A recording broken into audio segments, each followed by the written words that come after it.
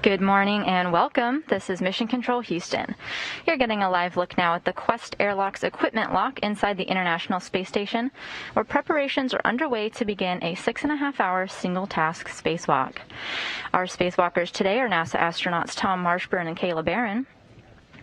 They're just now on the other side of the hatch in what's known as the crew lock. When they come into view, Tom Marshburn will be wearing the suit with the red stripes, and Kayla Barron will be wearing a white striped or unmarked spacesuit. They are not visible on screen now.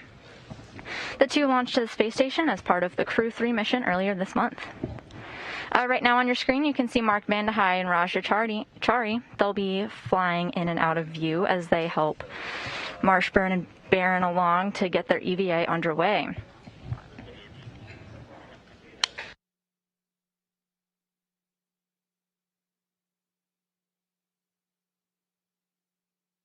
Mark Bandahai on your screen now in the pants, while Rajachari is wearing the green shorts.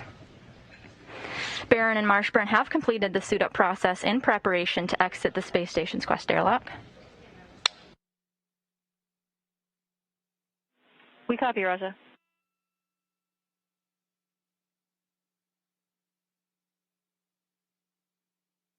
The task they'll be completing today is to replace a faulty communications antenna system.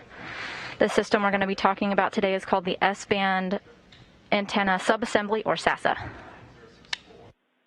Airlock Houston on 1. In 1 minute, you'll be hot mic'd on Space to Ground 1.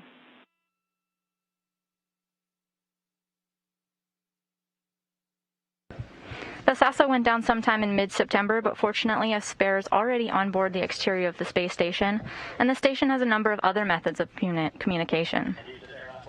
You are complete with through step 76. Wilco.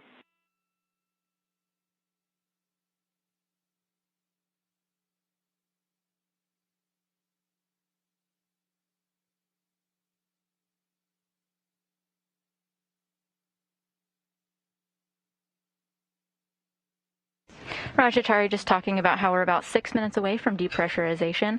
Again, astronauts Kayla Barron and Tom Marshburn are kind of on the other side of the door there in the crew lock, getting ready for depressurization.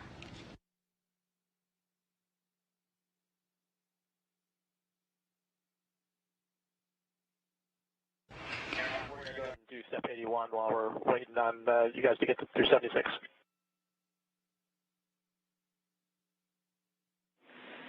Copy, we're good with that. Our spacewalkers today are running ahead of schedule. We expect to get out the door a little early.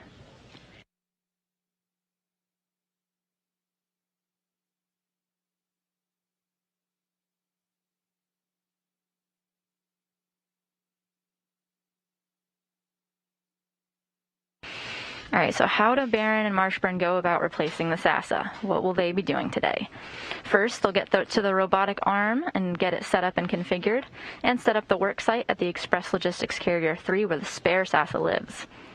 They'll then remove the failed SASA on the station's Port 1 truss and stow it temporarily. They'll retrieve the spare and install it. They'll then stow the failed SASA where the spare once was on the Express Logistics Carrier. Serial number 0020 and 0022. Copy, good numbers, Raja.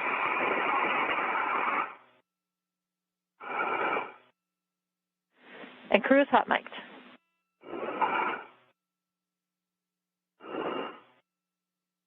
Finally, they'll conclude their EVA by cleaning up their work site, and since the spacewalkers are getting an early start this morning, they may have time to do some get-ahead tasks. Have fun out there.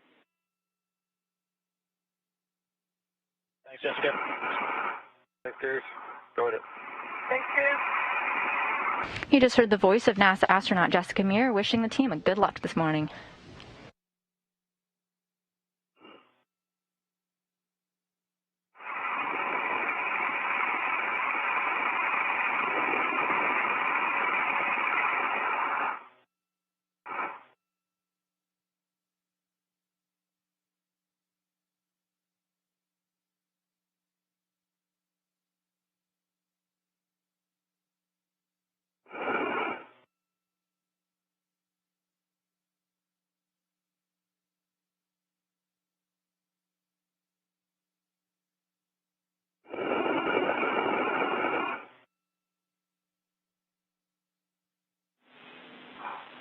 Airlock for Raja, you have a go for steps 77, 78 through 79.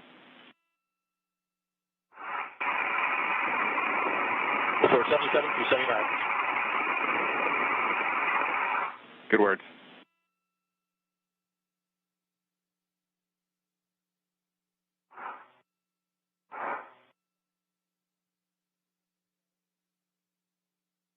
All right, Kayla, you can check that the depress pump power switch is off. The depress pump power switch is off. Or the depress pump enable LED is on. Depress pump enable LED is on. Airlock, we're waiting for your go on step 80.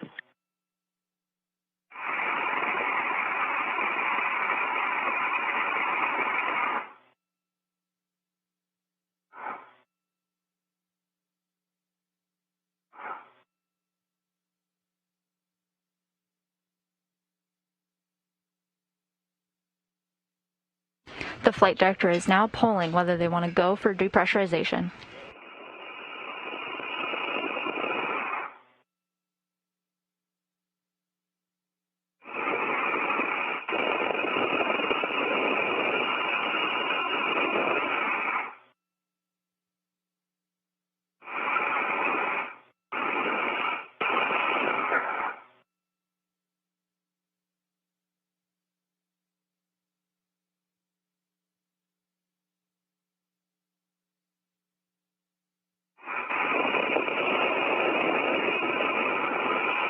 Then airlock on 1, just waiting on your go for step 80.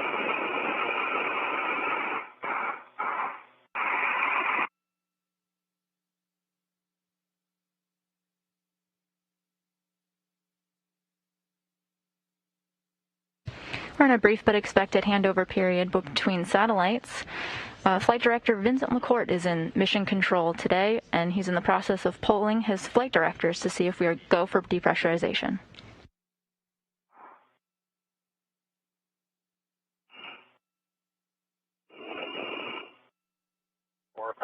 Yeah, I'll just move my head back and made it fast.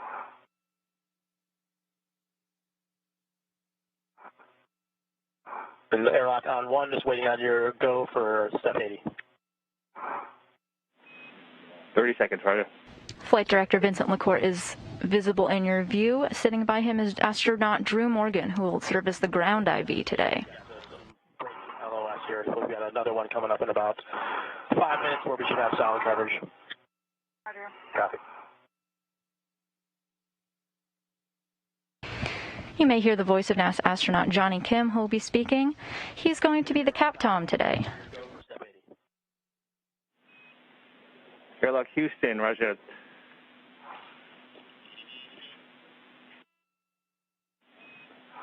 You have to go for depress, step 80. You go for the crew lock depress guard, step 80.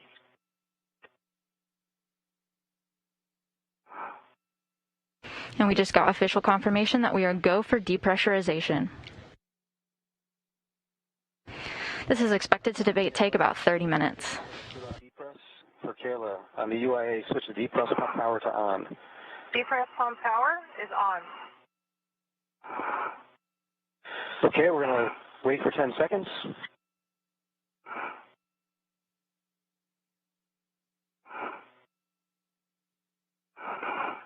Kayla, switch the depress pump isolation valve to open. Expect an alert tone. Depress pump man ISO valve is open. Okay, for both of you, Tom and Kayla, check your DCMs to monitor the suit pressure gauge is less than 5.5. If it ever gets to greater than 5.5, we're going to stop the depress and talk to Houston. 1 copies. 2 copies. When the crew lock is at 6, expect an alert tone. Copy. Roger.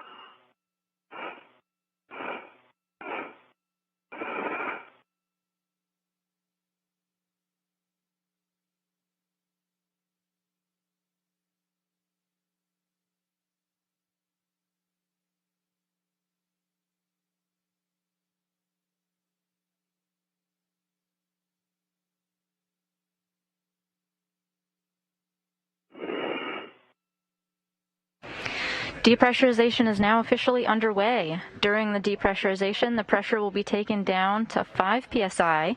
Then they'll pause and do a system check with Mission Control Houston and a suit check to make sure there are no leaks. If all goes well as expected, depressurization will continue down to vacuum. They'll do one more check and receive a go to turn their suits to internal battery power, which is the official start time of the spacewalk. The PSI of the crew lock is now about 12.2 and steadily going down.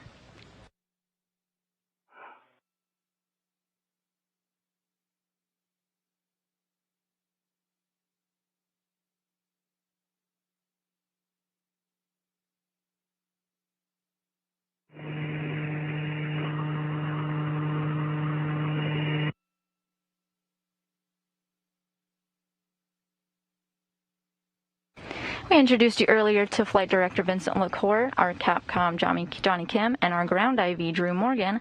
Another key player in today's operation is Art Thomason, the EVA officer overseeing this mission. EVA stands for Extravehicular Activity, which is a fancy way of saying spacewalk. The two may be used interchangeably during the coverage this morning. Thomason gives a more detailed animated view of the steps Barron and Marshburn will take to complete today's operations. Let's take a look. For US EVA 78, both crew members will be working together to replace a failed S-band antenna. EV1 will be Tom Marshburn, wearing the suit with the red stripes. EV2 will be Kayla Barron, wearing the suit with the white stripes. EV1 will lead out by going up to Cedar Spur and translating on to Face 1. There he will begin setting up the robotic arm. EV2 will follow the same path initially, translate up to Face 1, and then continue zenith past the failed S-band antenna and out to Express Logistics Carrier number 3.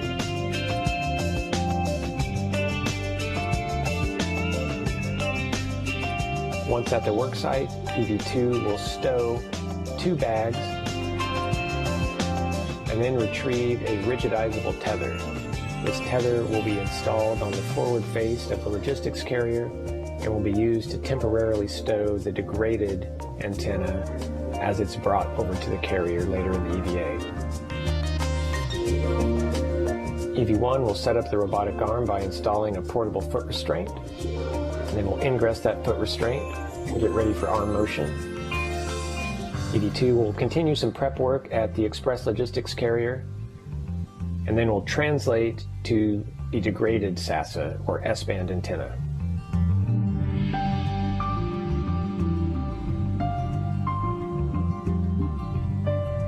EV1 will then provide guidance to the robotic arm to get him to his next work site,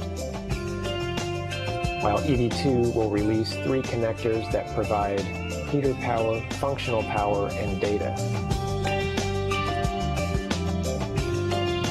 EV1 will put gimbal locks in place.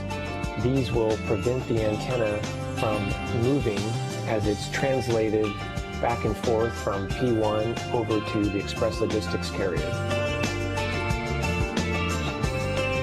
These 4 bolts will then be driven by the pistol grip tool. EV1 will then have the robotic arm rotate him around to the handrail side of the S-band antenna, while EV2 releases the stanchion bolt that secures the antenna to structure. Once that bolt is released, the crew will work together to free the antenna, and EV1 will translate on the robotic arm to Express Logistics Carrier number 3. Both crew members will work together to temporarily stow this S-band antenna and that rigidizable tether. They'll then begin to prepare the spare so that it can be brought over to P1. They'll remove a thermal blanket, stow that out of the way. This provides thermal conditioning for the unit. They each have 2 bolts each to release, and they'll be using a special tool called a right angle drive in order to gain access to those bolts. EV2 will then get into position to drive the 2 remaining bolts. pistol grip tool will be used for that as well. These are called the mast bolts. There's a soft dock to overcome. Once that is overcome, EV1 will gain control of the spare unit, and then we'll ride the arm over to the P1 worksite. Once at the P1 worksite, both crew members will work together to soft dock this, where it will be temporarily held into the truss, while EV2 drives the stanchion bolt that will secure it in place. EV2 will then reconnect the three connectors that provide heater power, functional power, and data. EV1 will release the 4 gimbal locks. At this point, the antenna will be free to track satellites to allow good communication between the space station and the ground.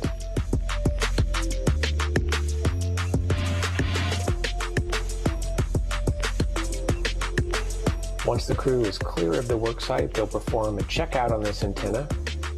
Both crew members will then head back to Express Logistics Carrier number 3.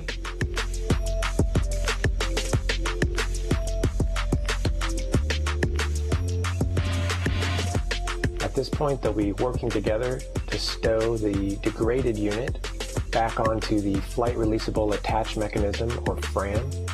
This is the way that these ORUs, or orbital replacement units, are brought onto the space station. This one has heater power that helps to keep it alive. EV2 will drive 2 bolts to secure it to structure. These are called the mast bolts.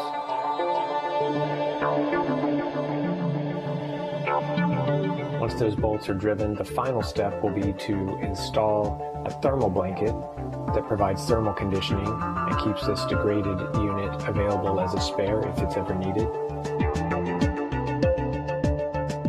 EV1 will then back away from the work site on the robotic arm and head back towards the truss. EV2 will then gather the bags and tools at the work site and stow those on her body restraint tether.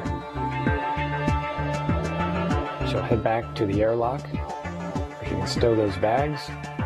Meanwhile, EV1 will be getting off of the robotic arm. He'll remove the portable foot restraint and he'll return it to the starboard seat of cart. This is where he picked it up at the beginning of the EVA.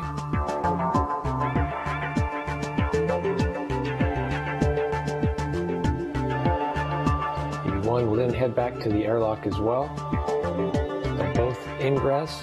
And this will conclude US EVA 78.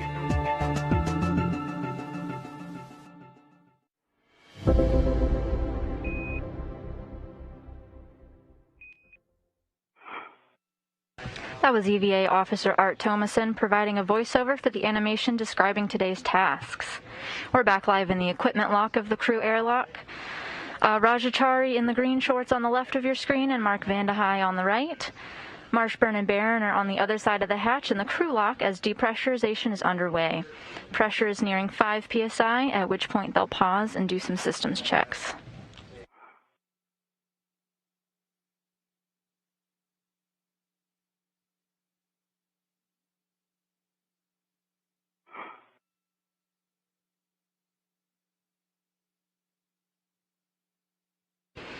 This will be the 245th spacewalk in support of space station assembly, maintenance, and upgrades. It will be the 5th spacewalk for astronaut Tom Marshburn. He completed 24 hours and 29 minutes of spacewalking time in his previous 4 EVAs. It'll be Kayla Barron's first spacewalk in her career. This is the first spacewalk of Expedition 66, which began back in mid-October, and today's operation will ring in the 13th spacewalk of 2021.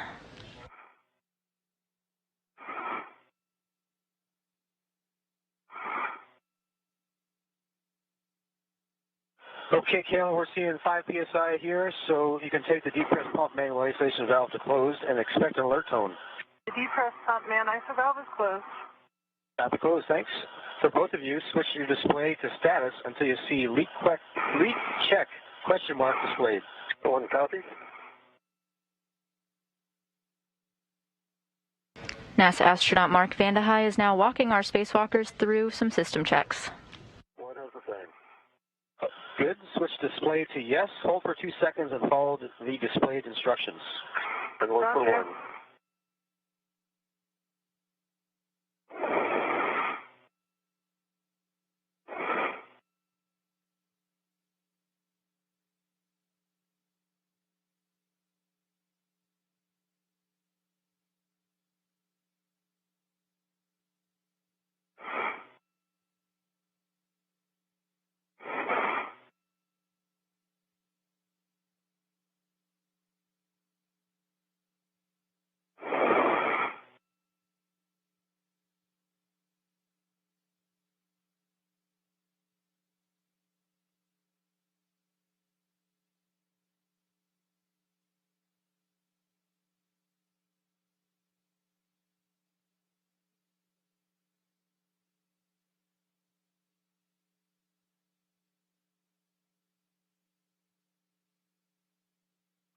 EV2 has leak check complete. Set O2 actuator to EVA. One has the same. Okay, I think, did you both please tell me that your O2 actuators are in EVA after the leak check's complete? In work. That's affirmed and going to EVA.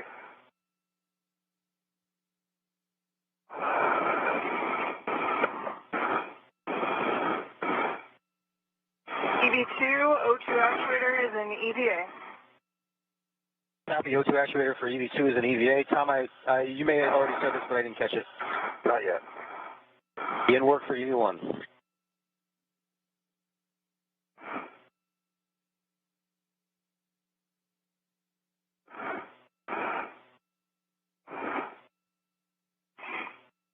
I'll get my switch now a little further.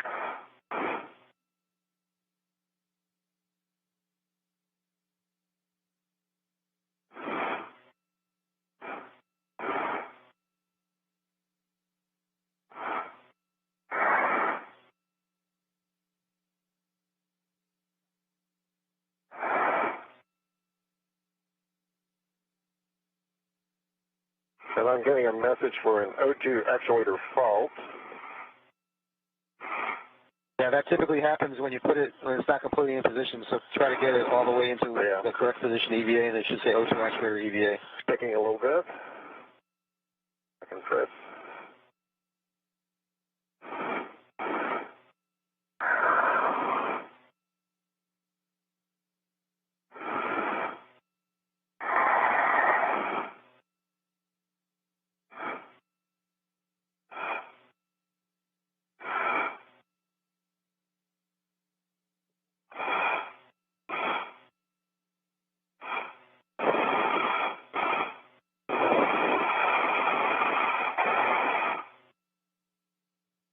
The spacewalk was originally scheduled for Tuesday, November 30th. However, the evening before, NASA received a debris notification.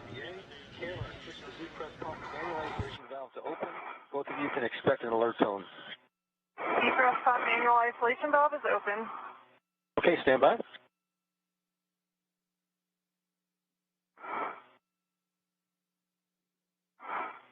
Okay, the emergency MPEV over here is open. For both of you, monitor the suit pressure gauge stays less than 5.5. Copy. Copy.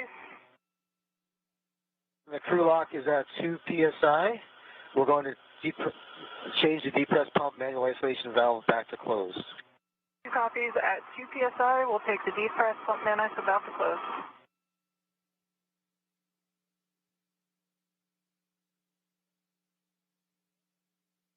That was astronaut Mark Vande Hei communicating that the checks were good.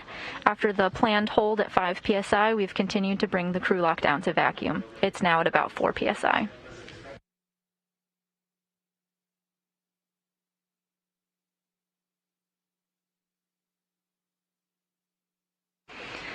NASA originally had planned on the spacewalk for Tuesday, November 30th, but the evening before, NASA received a debris notification for the International Space Station.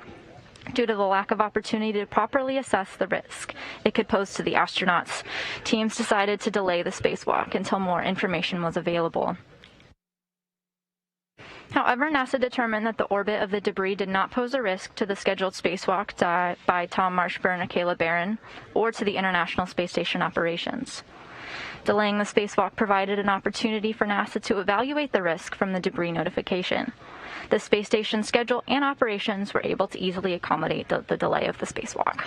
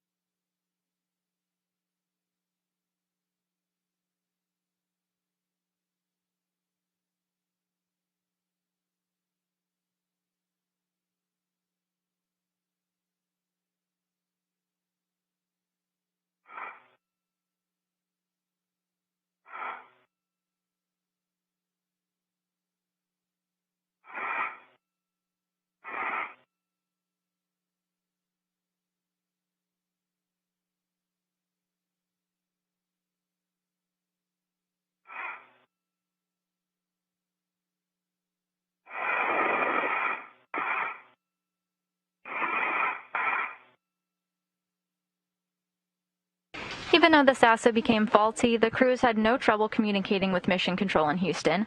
The International Space Station has several built-in redundancies, so in the event that something happens, they always have a way of communicating with the crew.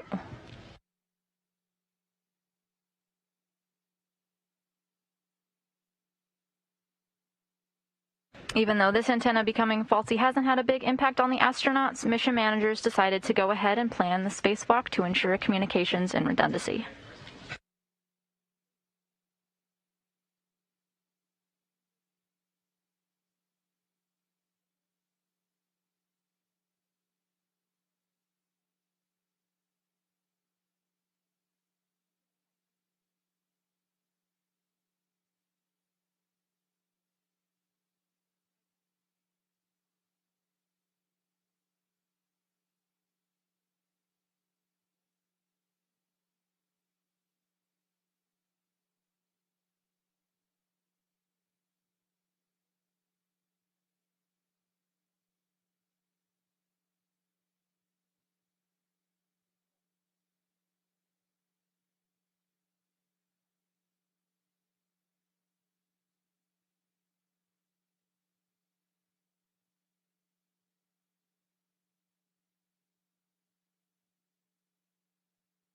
Okay, Kayla, we're seeing the crew locks at 2 psi. Go ahead and change the depress pump manual isolation valve.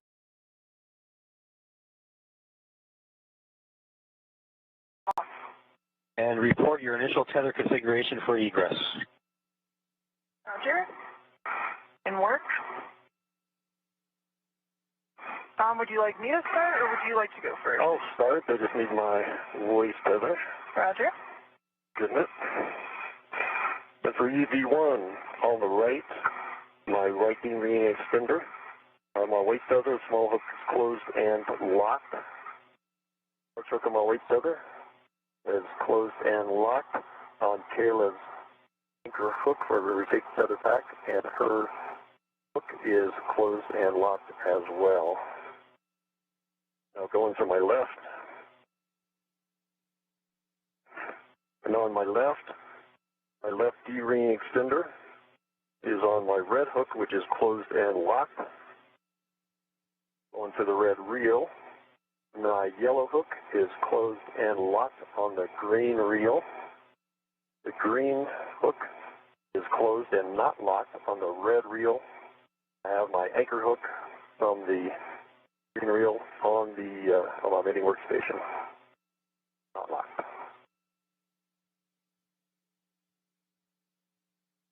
Roger. And for EV2, I have a single waist tether. It is connected with the small hook to my right D-ring extender That's gate closed, slider locked. My waist tether large hook is attached to the airlock D-ring extender. That's gate closed, slider locked. My red hook is attached to my right D-ring extender. Gate closed, slider locked. My red reel is unlocked. My yellow hook is attached to my green reel. Gate closed, slider locked. My green reel is unlocked. My green hook is attached to my red reel, and my green hook is unlocked. And my anchor hook, as Tom reported, is attached to his waist tether large hook.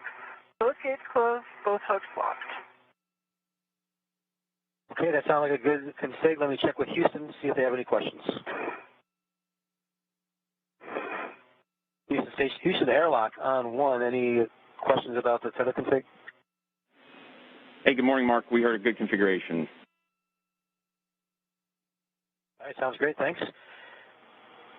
And for Hila and Tom, when the crew lock EPDT is about 0, you can expect an alert tone. And let me know when the EV hatch delta pressure shows less than 0.5 psi. Copy. We're showing 1.2 right now, and same on the gauge.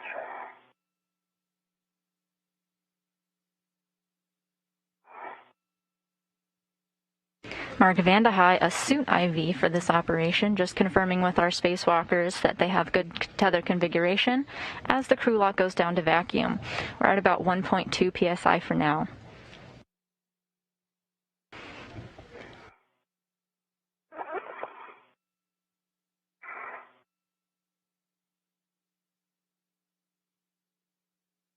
Earlier this morning, Barron and Marshburn completed a pre-breathe exercise.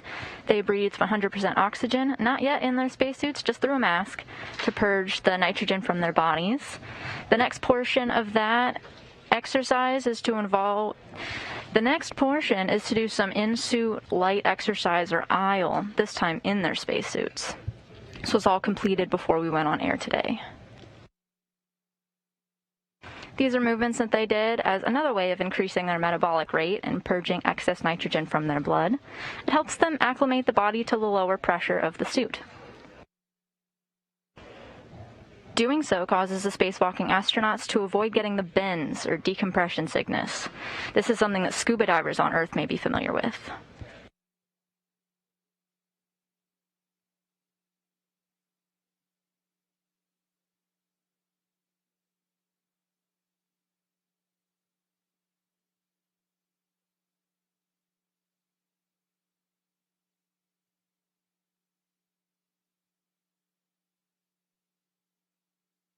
We're talking now about the PSI, or the pounds per square inch, in the crew lock. It's currently at about 1.1.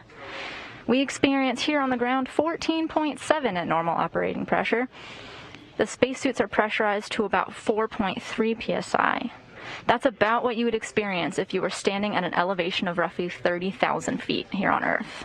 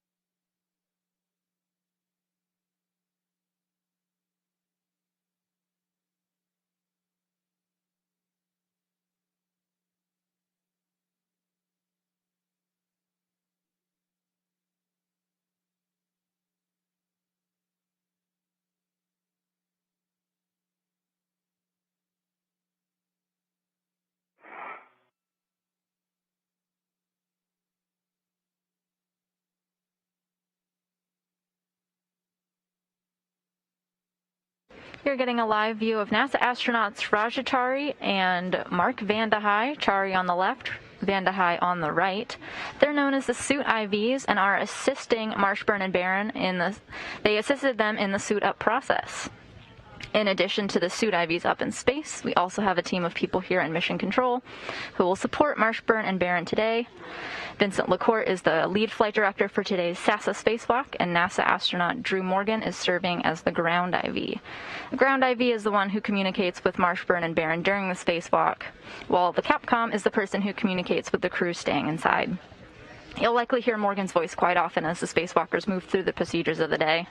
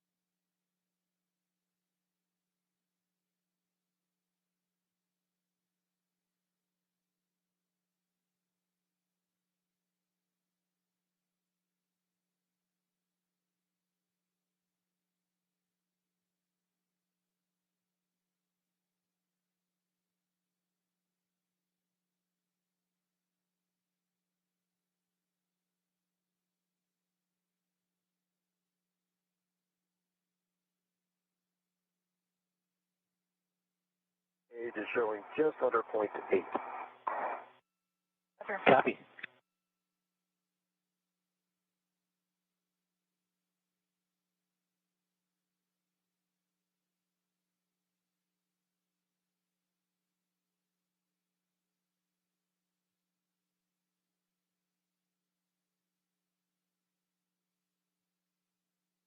Of course, we can't forget about European Space Agency astronaut Matthias Maurer.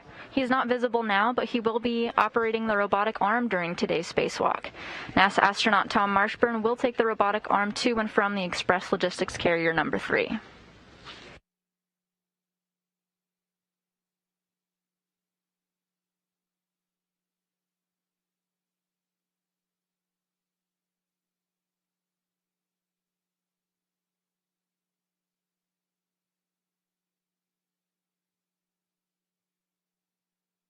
Depressurization is still underway, the crew lock sitting at about 0.7 psi.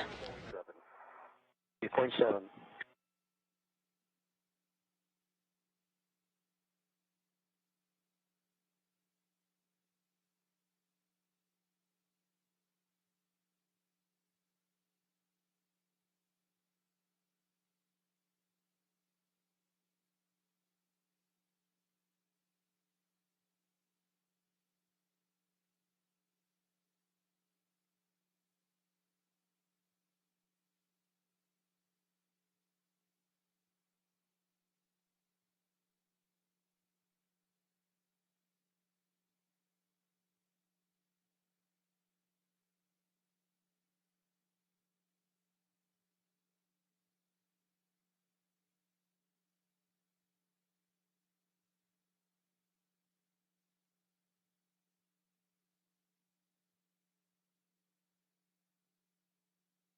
Rajatari on the left of your screen was selected to be an astronaut at the same time as first-time spacewalker Kayla Barron. They were both selected to the Astronaut Corps in 2017 and are a part of the Turtles astronaut class. They are both the first of their class to fly to space. Gauge is showing 0.6. Copy, 0.6.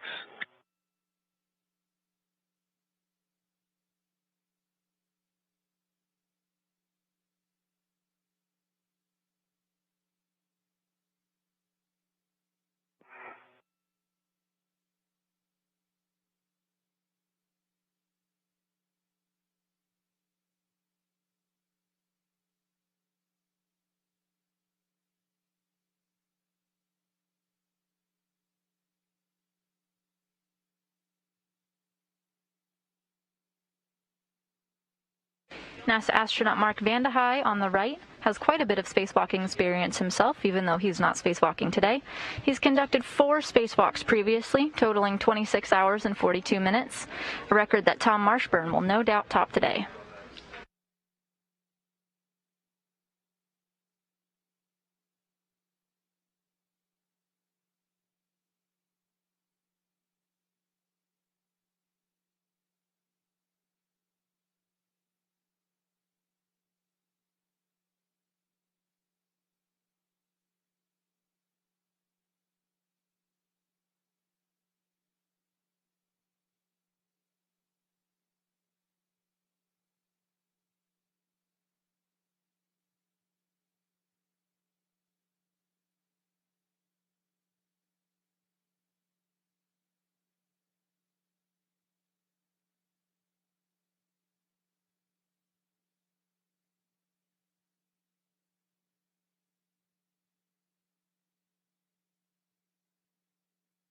We will be taking your questions throughout the 6.5-hour operation today. So if you have any questions about the spacewalk, spacesuits, or the replacement of the antenna system today, head on over to Twitter and submit yours using hashtag AskNASA.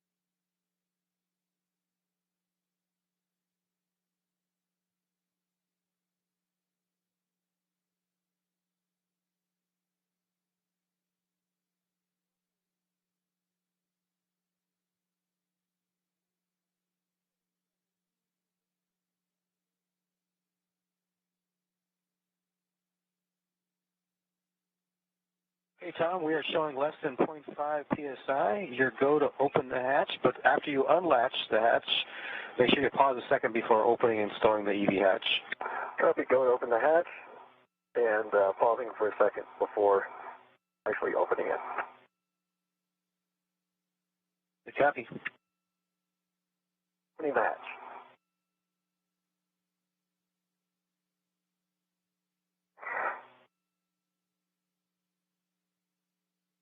Latch is unlatched, pausing, and opening the hatch.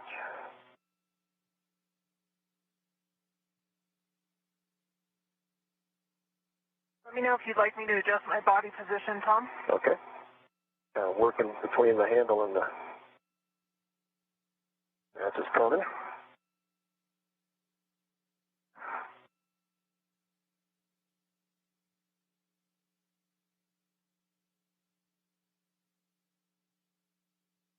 Hey, Tom, let me know when you've got that hatch stowed. And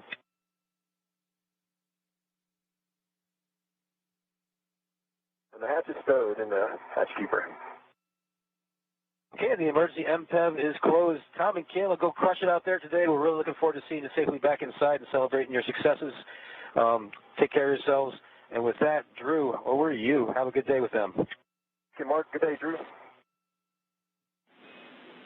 Hey, thanks, Mark, Raja, for getting us to this point. Tom, Kayla, good morning. We are all very excited to be with you. We are in the post-depress portion of the Q card now, and with that, on your DCMs, if you would switch power to battery, stagger your switch throws, and you can expect a warning tone with that. Good work. Standing by.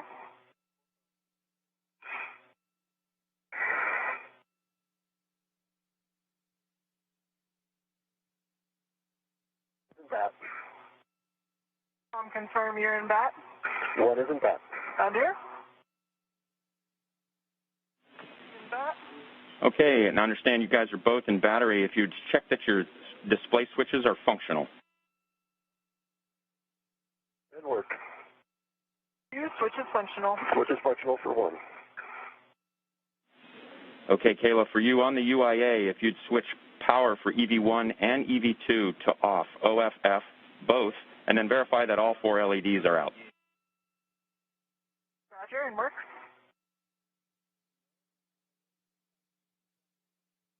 Power for EV1 and 2 is off. All 4 LEDs are off. Okay, copy. And then on your DCM, you can disconnect your SCU from your DCM. Disconnecting. Work for 2.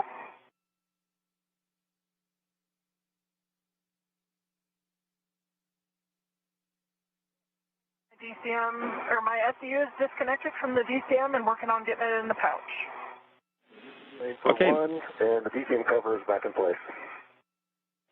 Okay, copy. You guys are working the covers and the DCM covers as well as the SUs into the pouch.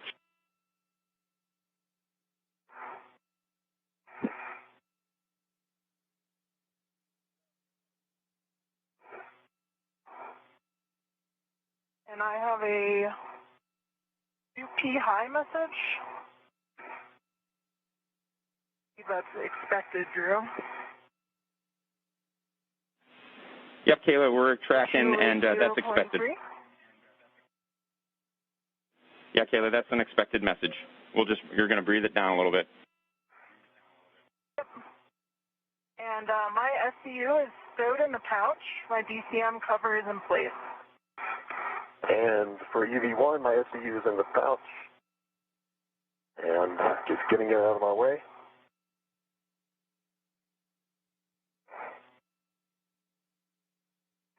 All right. Okay, it sounds like you're both in a good configuration there. That's complete for. Yeah, good. That's complete for 1. Okay, copy. And then, Kayla, if you could take the depress pump manual isolation valve to closed. The depress pump man ISO valve is closed. Okay, all right, then if you guys would both check your TCVs, and we're going to take those to max hot, and that's toward your head. Good work. At 5:15 a.m. Central, the 13th spacewalk of the year, and the first spacewalk of Expedition 66 has officially begun. Copy. Let's switch your waters to the on position. That's toward your body. Water is on for 1. EV2, water is on. The spacewalkers are ahead of schedule. They are originally scheduled to begin on the 6 o'clock hour. They are about an hour ahead.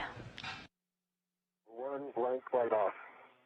For EV2, DCM is blank, light off. Okay, copy. You guys can set your TCVs as desired if you just give us an estimate of where you're setting. For 1, setting of 7. 6. And for 2, I'm also going to start out at 6. Okay, copy both. If you would check your suit P gauge and let us know what you see. Suit P gauge for 1 is 4.2. For 2, it is 4.4 and slowly decreasing.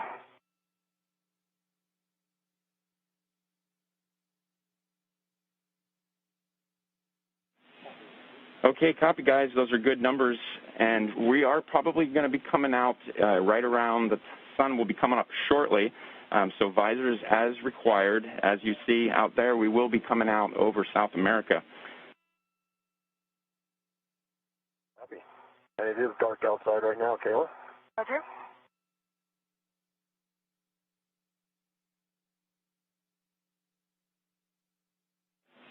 Okay, Tom, you are go to open the hatch thermal cover, and you can just release that hook from the D-ring and then attach it to that stowage tether point that you see there. And if you just make sure that you cinch the straps so you see about 6 lines. That didn't work.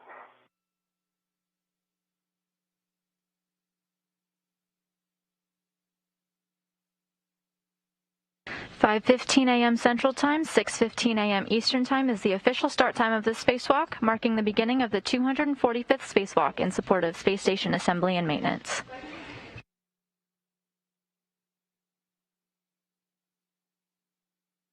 Barron and Marshburn are expected to spend about 6.5 hours replacing a faulty communications antenna system called the SASA on the Port 1 truss structure. Ground IV Drew Morgan told the spacewalkers to expect an orbital daytime.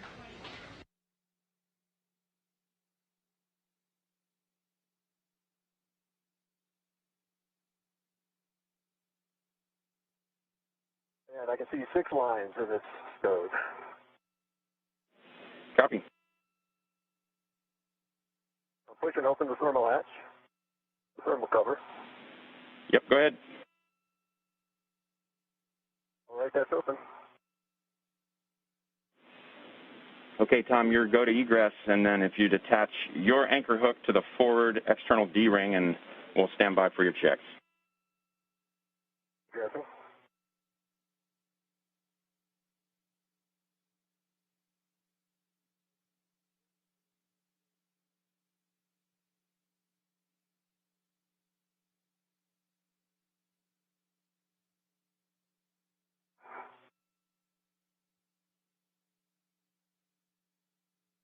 UV1, I've got my anchor hook closed and locked on the forward external airlock D-ring. Copy that, Tom, and your go to connect Kayla's now to the aft external D-ring, and we'll stand by for those checks. Copy. You may hear our ground IV Drew Morgan refer to the astronauts as EV1 and EV2. Tom Marshburn is designated EV1, while Kayla Barron is EV2. Tom is wearing the suit with the red stripes, while Barron is wearing the unmarked suit.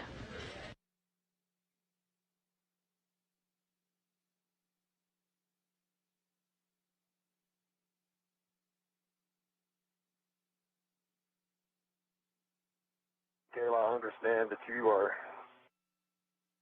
safe inside for right now. Yep. I waist tether in where it was. Copy. The airlock D-ring extender. Okay, Kayla, your anchor hook, EV2, closed and locked on the aft external airlock D-ring. Roger. I'm working on getting out of your way. I am getting in position to transfer you crew lock bag number 1 on your go. Copy. And Tom, we hear you guys both in good tether configuration. You can give Kayla a go to release your waist tether at any point, and I understand you guys are working the bag, so we'll stand back from that. Know you guys have a plan, and we'll stand by.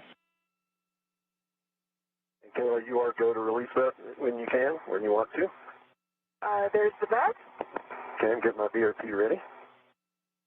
If you take a close look at the top of your screen, you can see Tom Marshburn, NASA astronaut wearing the spacesuit with the red stripes, being the first one out the door. Remove the airlock rat. Okay, copy that.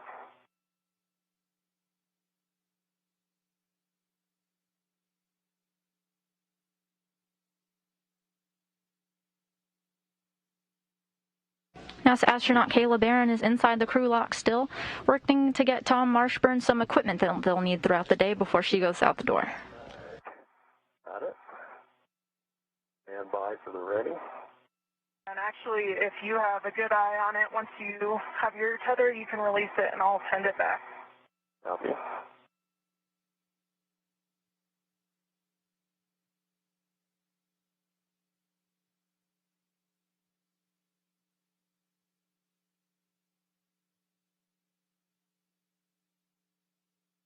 My ret is on. Roger. Looking to release yours. Standing by.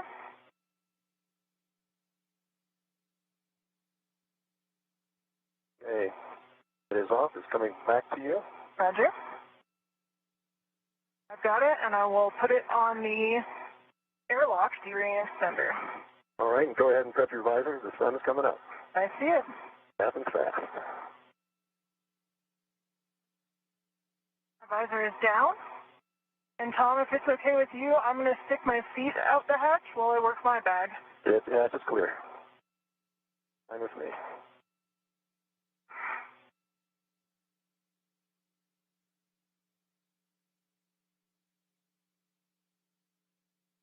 definitely need that visor down. Mine is down.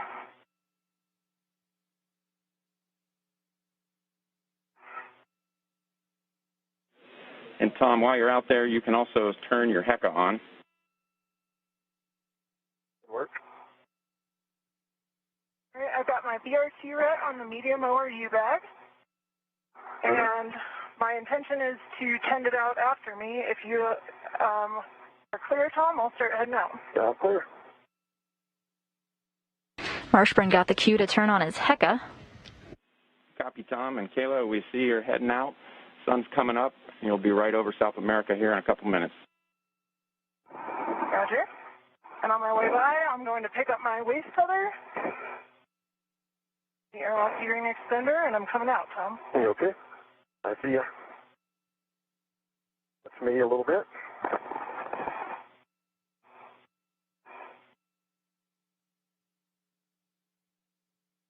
Take a close look at the top of your screen there. You can see NASA astronaut Kayla Barron making her way out to her spacewalk, first spacewalk of her career. Got my waist tether down, and I'm going to start working on getting the medium ORU bag on my BRT. All right, we copy. Okay.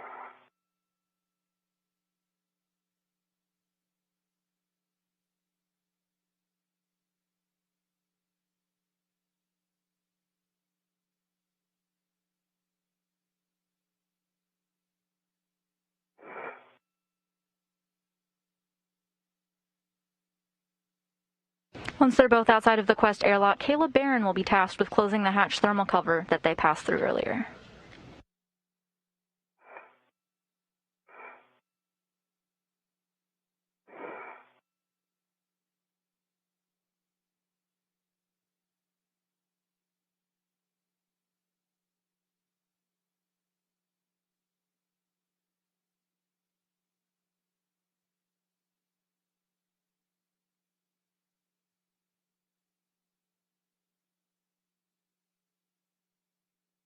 Try to trend my tether to the other side of the bag here.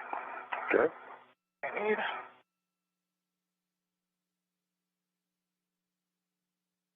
No.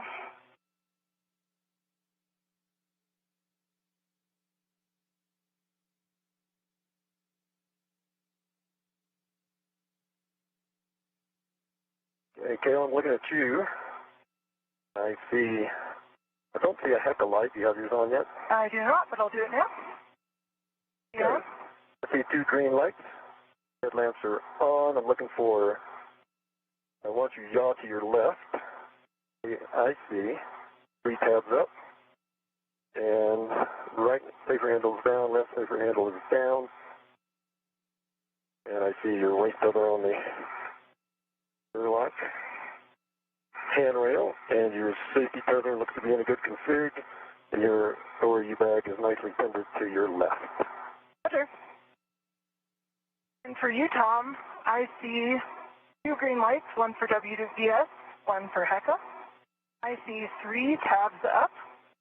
I see 2 safety handles, compression safer handles down. And I see your crew lock bag nicely off to your left there on your BRT. And your tethers look like they're in a good config. And my baseline HAP check is complete. My HAP is dry. And for one, my HAP is dry as well.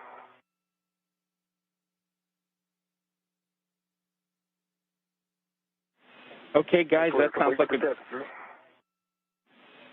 that sounds like good buddy checks. And we heard the HAP baselines. If you just take a peek at your gloves, let us know how they look. And then we've budgeted some time for translation adaptation. Take it as you feel like you need it. And we'll stand by here quietly, and you guys let us know. And for EV1, my gloves, unchanged from previous, they were pristine. And for EV2, I got a good baseline glove check. They look great. Okay. Okay, Kayla, and if you wouldn't mind just closing the hatch thermal cover, and if that doesn't stick to the magnet, you can also use that wire tie that's right there staged on handrail 0554. Work. Barron is now being tasked with closing the hatch thermal cover that they passed through. They just completed buddy checks. Those are conducted periodically. Like the magnet's working well through. All right, that's good news. We'll stand by for translation adaptation. Roger, in work.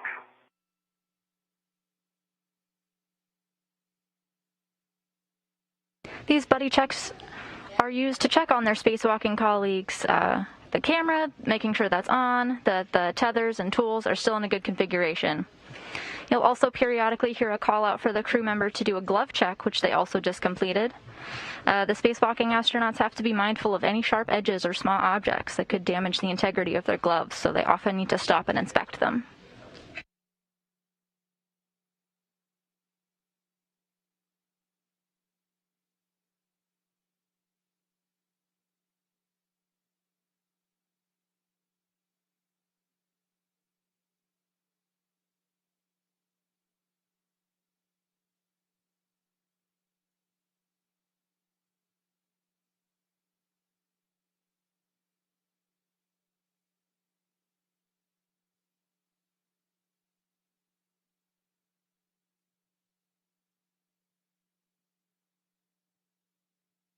They also got the cue to turn on their HECAs. This stands for High Definition Extravehicular Activity Mobility Unit Camera Assembly. It's a fancy way of asking the astronauts to turn on their HD cameras. This allows us to sometimes see the operation from an astronaut's point of view. You'll know we're taking the HECA cameras when you see number 22 in the corner. This means you're seeing the spacewalk through Tom Marshburn's eyes. The box. Copy that, Tom. We got caught in a handover there. You'll see a number 16 on your screen when Kayla Barron's HECA views are on display. And we reported that we're good to go if you guys are, Drew. Sorry about that, guys. We got caught in a handover there, but yes, you guys are go to start your translation out. I know you guys know where you're headed. You're headed out to the starboard CETA cart, Tom, and you can let us know where you decide to put fair leads at the base of the CETA spur. And then, Kayla, you're heading out to ELC3, and we'll check in with you when you get to your green hook. We do have a couple cautions and warnings to read to you. Copy. Roger, and for 2, can you confirm I'm heading zenith at mile marker 8420? Affirmative, Kayla. About the time that your feet are over PMM, you'll be looking for mile marker 8420, and that's where you'll head zenith. Roger.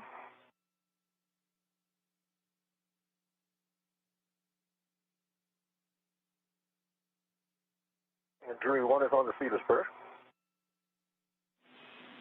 Copy, Tom. Putting down that base fair lead. I'll stand by at the circular handrail until you're fairly in, Tom. Okay.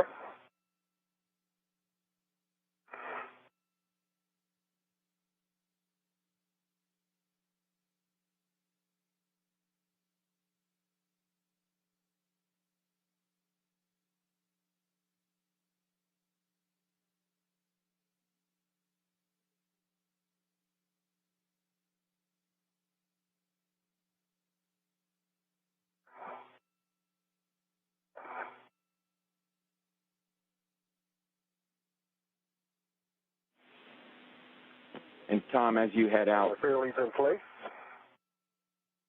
Andrew. Copy, Tom. And your first action will be just temp stow in your crew lock bag. And that'll be about in the area where you see the tip lee. Okay, copy. I'm coming up behind you on the toolbox there. Right, I'm heading up the CETA spur. Roger. Fair lead's in place. I see it. It looks great. The astronauts are now headed to their respective workstations outside of the space station. Kayla Barron will take a path to the one that you see in blue here on your screen, to the external logistics carrier number 3, where the spare SASA is mounted. Tom Marshburn will take the shorter path in red on the bottom third of your screen to Canadarm2, the robotic arm. Once configured, European Space Agency astronaut Matthias Maurer will control the robotic arm and take Marshburn to the worksite. Base 1. Copy that, Tom. And I can give you a specific mile marker if you're looking for, but I think if you look out there to in front of you, you'll be able to see where the lee is. All right, copy. Looks like we're getting our first helmet camera of the day. You can see the number 16 in the corner, indicating this is NASA astronaut Kayla Barron's point of view. She's on her way to the external logistics carrier number 3.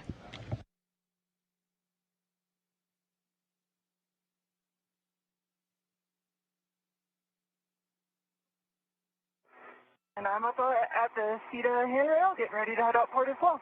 Okay. I'm going to let my safety tether kind of bend below you. Looks good to me. Copy. Good eyes on it.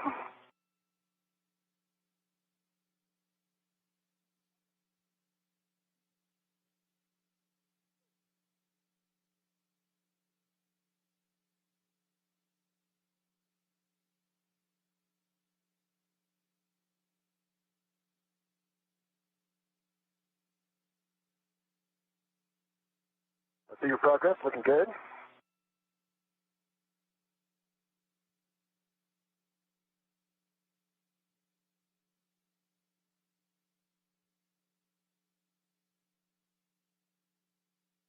Barron will actually pass by the faulty S-band antenna.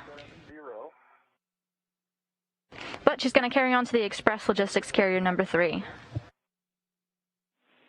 Copy that, Tom. And we think it's probably going to be about mile marker 8670. Anywhere in there is good for your kulak bag. Copy. Here's the NTA. I see 8670.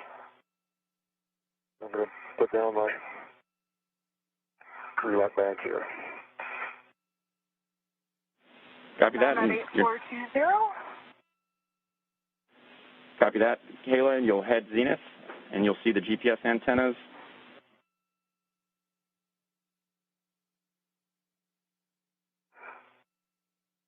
I see them, Drew. Okay, and the next thing to look for is the FPMU, and then you're looking for a handrail at the base of that, 3613, for your green hook. And as you place your green hook, I'll give you those cautions and warnings. Roger. Listen.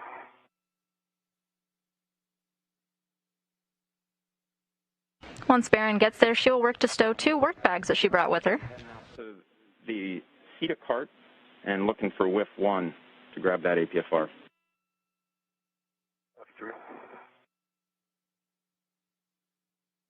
She'll also get out a tether and install it to the ELC3. It'll be used later to temporarily stow the faulty SASA.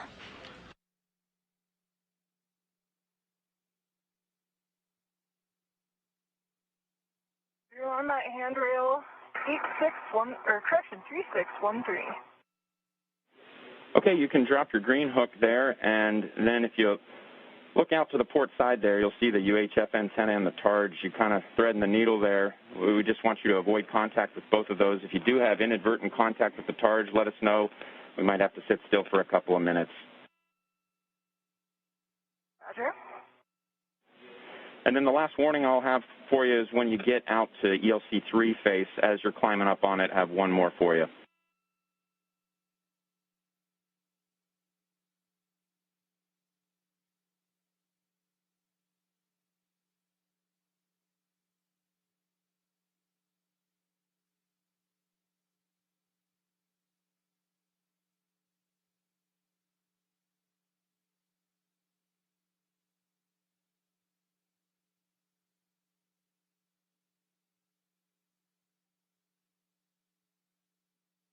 The kulak bag is 10 stowed right there in front of the NTA, and I'm heading further outboard.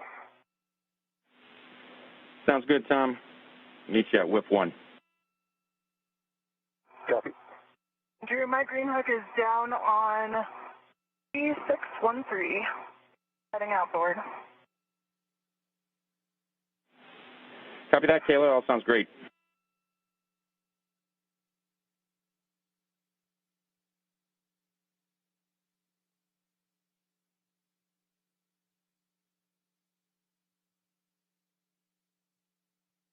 We're now getting live views from helmet camera number 2 belonging to Tom Marshburn. Okay, Tom, and it's there on that WIF-X with number 1. Your call whether that APFR, if you want to try to tend it back or put it on your BRT, and then you'll bring that back to the arm. Okay.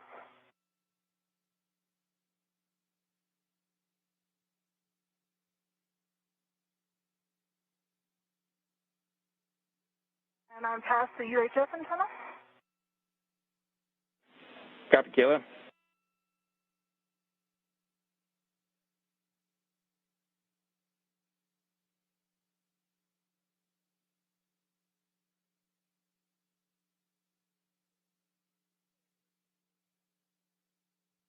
You can see the word CETA on your screen. This stands for Crew and Equipment Translation Aid. Marshburn will stop here to set up the robotic arm. This involves installing a portable foot restraint and using it to get himself situated inside the robotic arm. The portable foot restraint is stored here on the CETA. Once installed and with the go from a flight director, he'll be ready for motion at the controls of Matthias Maurer.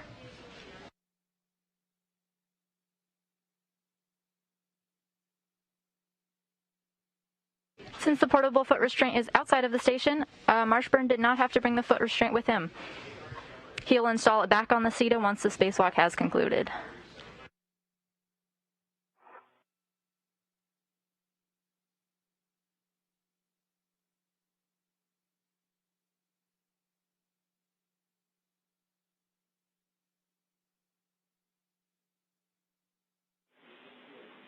Hey, Kayla, in one of our camera views, we thought we saw maybe your D5 camera was hanging a little low, and we just wanted to have you check to make sure it wasn't snagged on anything. Okay. Thanks for the check, though. Copy that.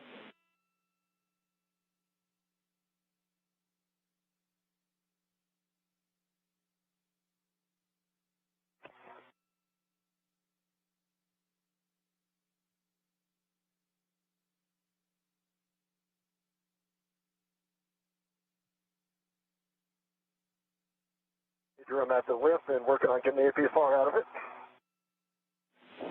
Copy that, Tom. And I am approaching the base of ELC-3. Okay, Kayla, this is just that reminder about the TSYS.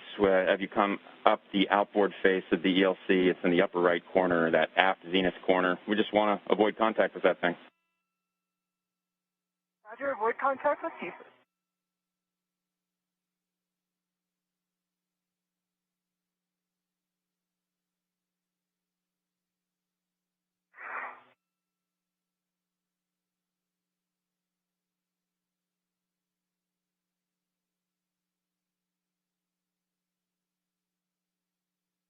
I'm on ELC-3 heading Venus. Okay, you're exactly where we had hoped you'd be. You're doing very well. I know that you've got your checklist there of items that we're going to go through. We want to get that medium ORU bag, crew lock bag staged. I can give you any additional words that you require there. Then we want to move that MUT ball stack MUT over to 8708, and we'll catch up with you after that. Okay. I've got what I need, and I'll check in if I have any questions. And Drew, I'm definitely out of black on black for the APFR on the WIF, but the paddles are not depressing currently. Working on getting the APFR out. Copy, Tom, checking.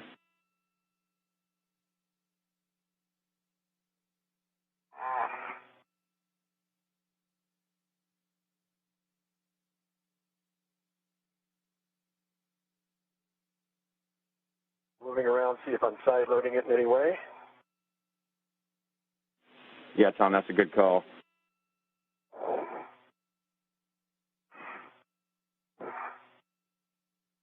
NASA astronaut Kayla Barron is now tasked with stowing 2 work bags that she brought out with her. She'll also put out a tether and install it to the ELC-3. It'll be used later on to temporarily stow the SASA.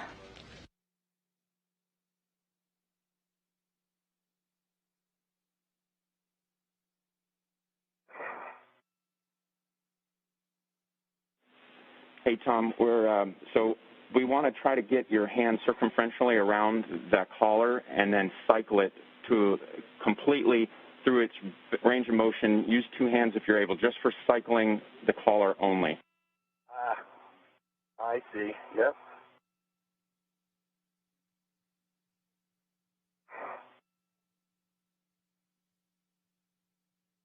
Did get a little further that time. Paddles are depressing now. You're getting a live look now of NASA astronaut Tom Marshburn as he configures the portable foot restraint, all in preparation to go onto the robotic arm. And it's free. Thanks a lot. A lot tighter You than bet. the pool.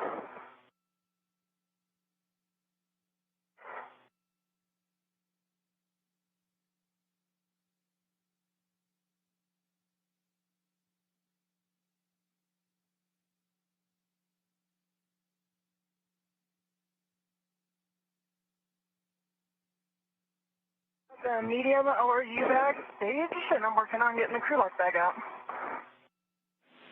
Sounds great.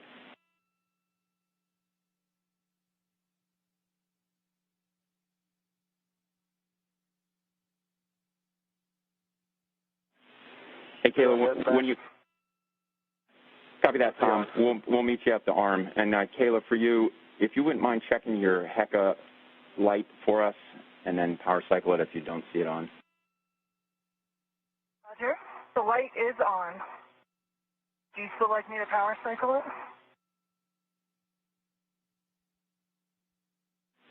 Checking.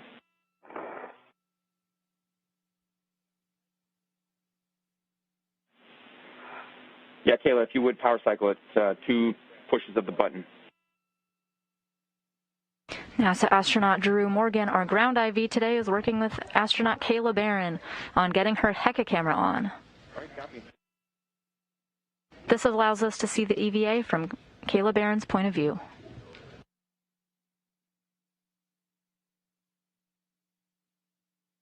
If you're just joining us today, 2 NASA astronauts are on a spacewalk outside of the International Space Station. They'll be working with the SASA, or S-band antenna subassembly. Setting up for the ECA to publish. Roger, I'm doing well out here, and I'm just going to execute worksite setup for the cup checklist page. Already on the ground. I'm ready for the arm movement. All right, we're ready. We'll stand by. Maneuver to GCA to publish APFR install position. Try again, Drew. We're ready. We'll stand by. Okay, copy, Roger. I'm ready for the GCA to publish for the APFR install. Copy, Drew. You said stand by. No, you guys are go. We will pull out, and while you guys work this, Kayla knows what she needs to do, so the comm is yours.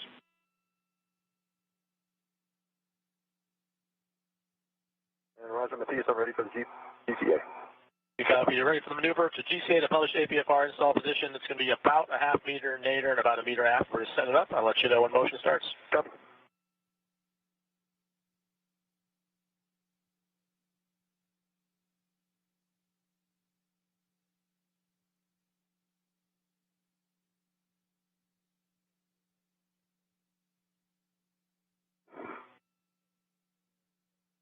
Your motion, Tom.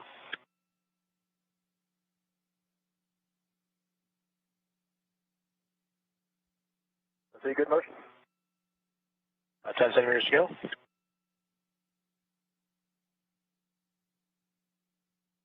And here comes your station aft motion. Copy. Good motion.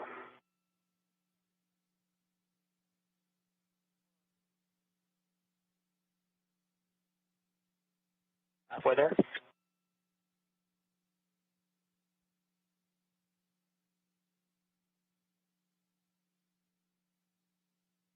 Centimeters. You're getting a great view now of Canadarm2, the robotic arm that will be used for today's operation. GCA. GCA complete. NASA astronaut Tom Marshburn will take the robotic arm to and from the work sites. Copy. And I copied, I believe it's Papa 6, Drew. Yeah, that's good readback, Tom. Yep, that's a good, and so install at 12, and we expect that probably pitch and yaw are already set, but just, we'll take a confirmation of that once you're installed. Yeah, I can confirm that the pitch is good, and I'll check on the rest in a moment.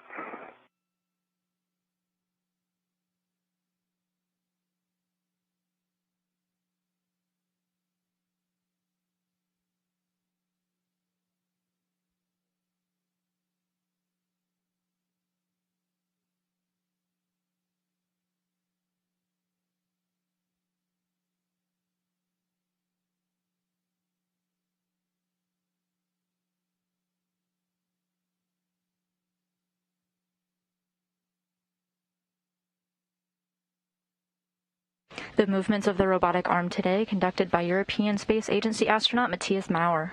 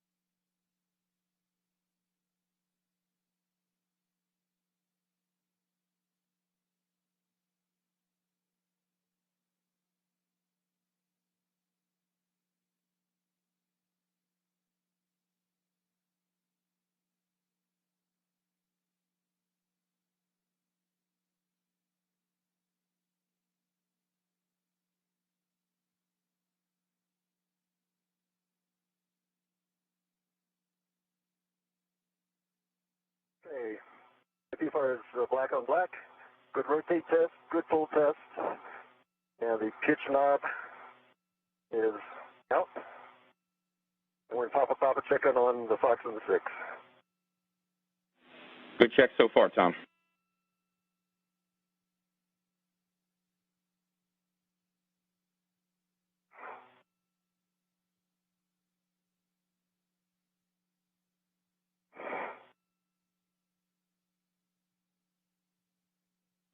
And Kayla, we did get your HECA back, so your actions were successful. Thank you. Sure.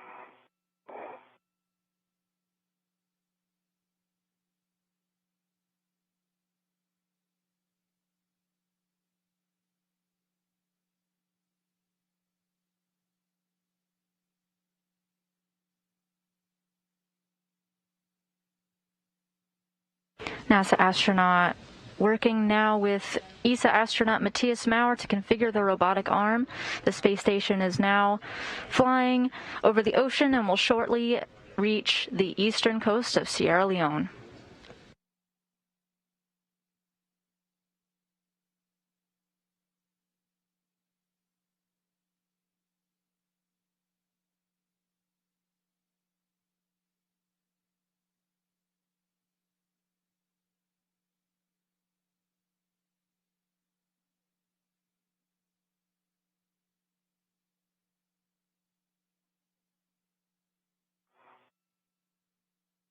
Okay, Fox and 6 are confirmed. Okay, Tom, that sounds like your APFR is in a good configuration, and so we'll have you retrieve your crew lock bag and put it on your BRT, and then I'll be ready to talk you through your tether swap to the arm. Okay, copy that. And just for SA, I've got the ball segment stage on 8708. Moving on to the next test. Setting up for the stanchion mount bolt. Looking good so far, Kayla. While I'm here, I'll get the quarter turn fastener. Copy that. You're going for those 3 quarter turns.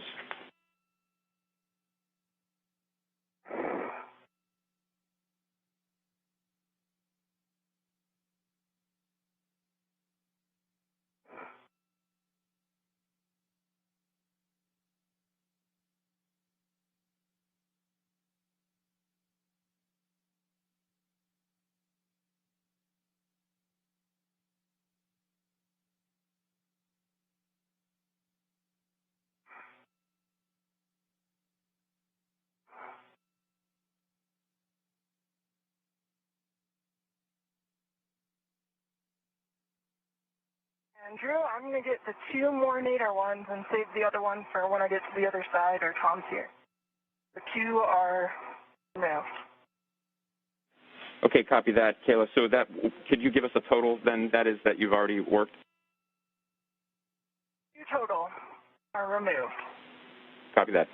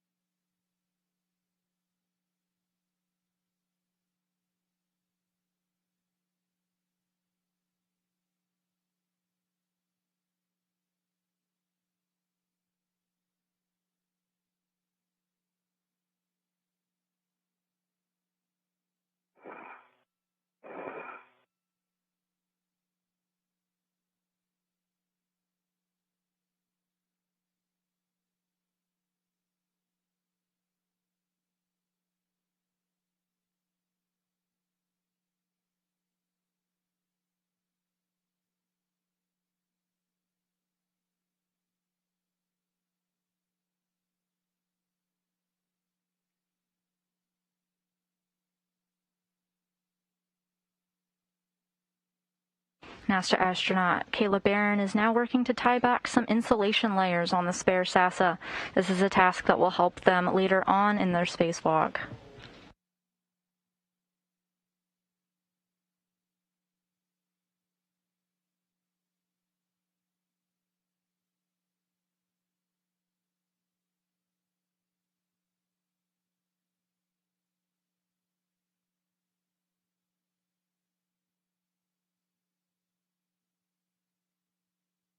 Drew, I got good PGT checks, Cal complete, and I'm ready for PGT settings for the stanchion mount bolt uplock.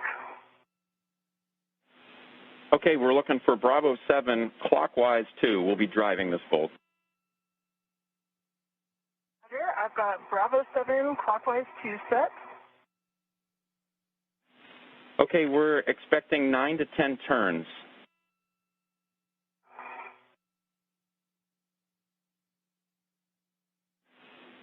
And we expect it to. The socket.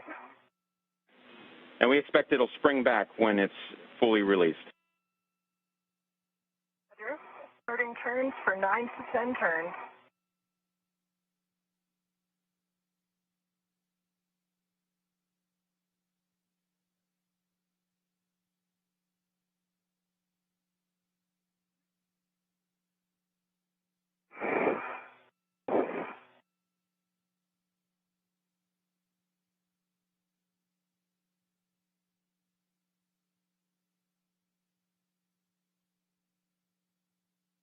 And I've got 9 to 10 turns.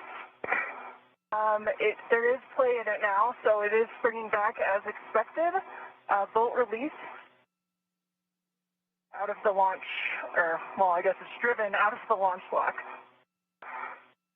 All right, that's great news. And you can go ahead and stow your PGT, and then you can start working the rets and adjustables.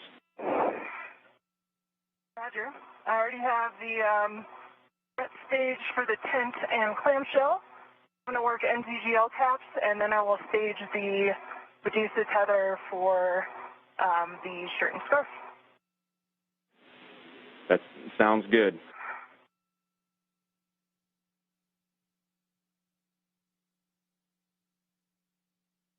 You're hearing the voice of NASA astronaut Kayla Barron as she communicates to our ground IV Drew Morgan about some tasks at the ELC-3 that will help prep the spare SASA to be moved.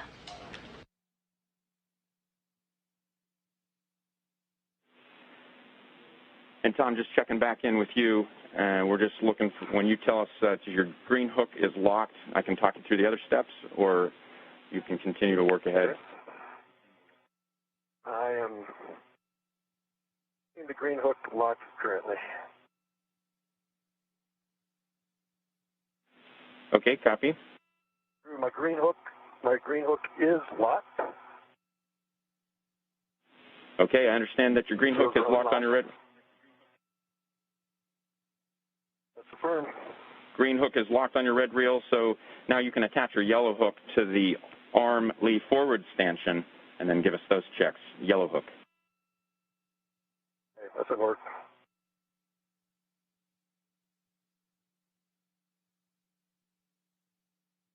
As NASA astronaut Kayla Barron preps the spare SASA, you just heard ground IV Drew Morgan checking in with NASA astronaut Tom Marshburn as he configures the robotic arm.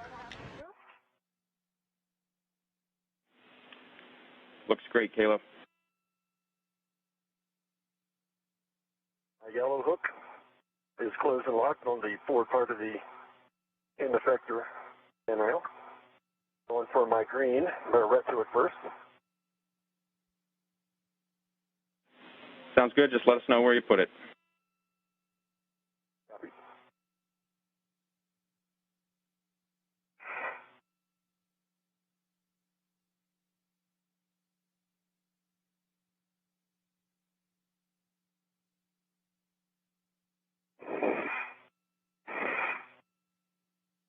We're starting to get some Earth views down below. The space station is currently passing over the western coast of Mali.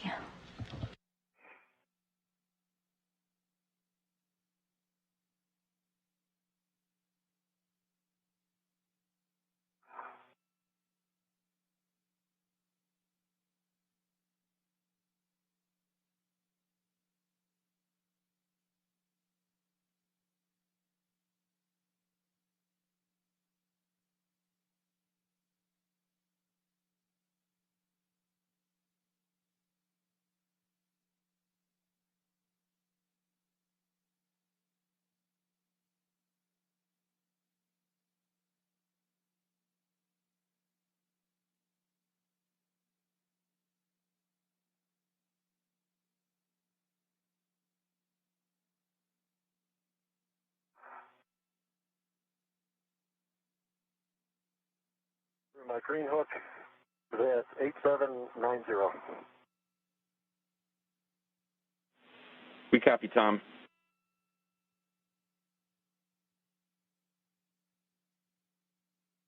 And Drew, I'm complete with staging the MLI tether.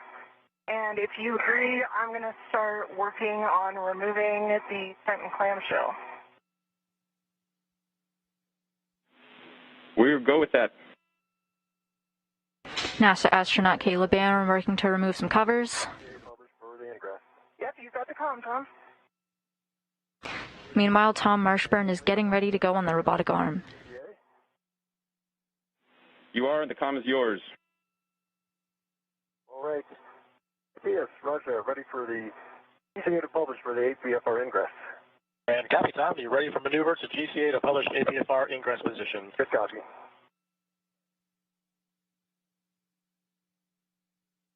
And this movement's going to be about a half-meter zenith, and if you could just keep an eye on that ingress aid for us, Tom. We can't quite see it in the camera, so just the T-handle looked like it was kind of close to a handrail. As we move zenith, just let us know if it gets too close. I can move it a little bit, stand by one. I'm going to move it a little bit away from it.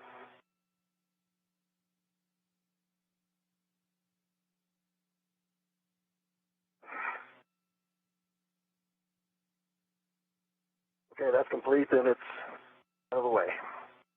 Great, thanks. Well, I'll let you know when the motion starts. Copy.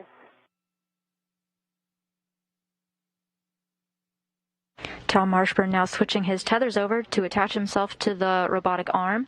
Soon he'll get into the foot restraint where Matthias Maurer can take him to the worksite.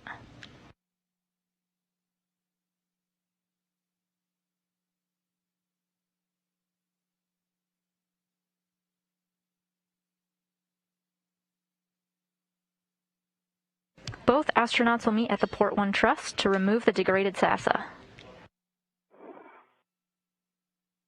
10 centimeters.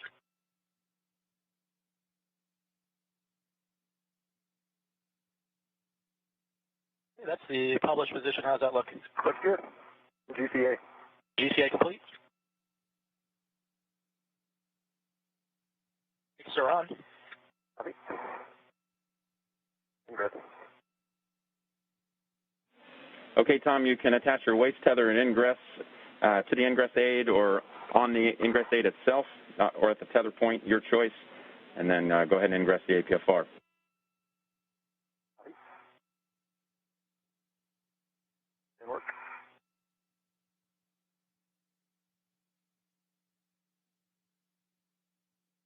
Astronaut Tom Marshburn is visible on screen. You can tell it's him because of the red stripes on his spacesuit.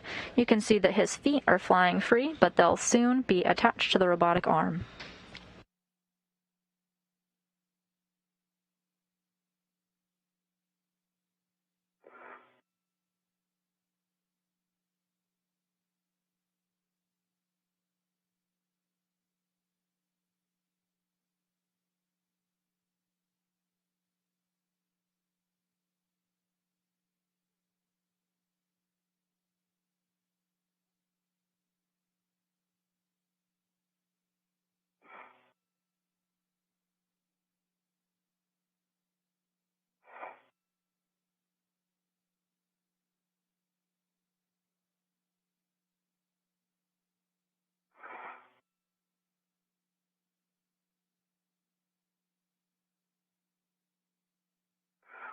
Okay. And for Tom, I'm ingress. I'm ready for the maneuver. Okay, Tom, we would just have you check your tools and tethers are clear. Ingress 8 is pulled in close to you. Tools and tethers are clear. Ingress 8 is in close. Okay, then you can work with Raja and Matthias and go to move it to the gimbal back off position. Yes, Roger, ready for the maneuver. For maneuver to gimbal back off position, brakes are coming off. All right, this will be about a 2-meter forward move. We'll let you know when motion starts. Copy.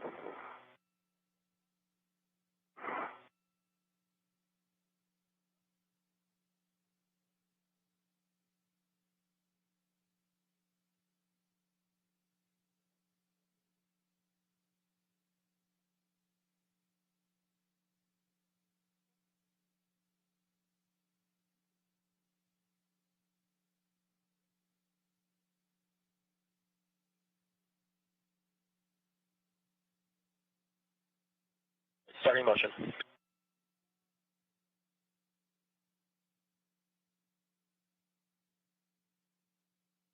Very good motion.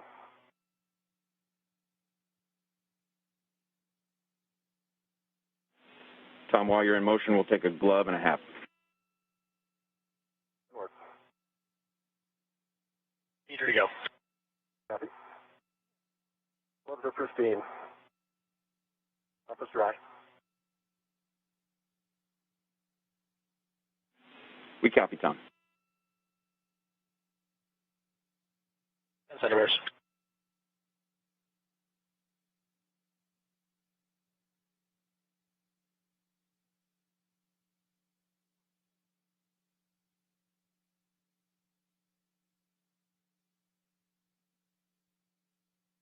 And we're setting up a show cast for you, Tom.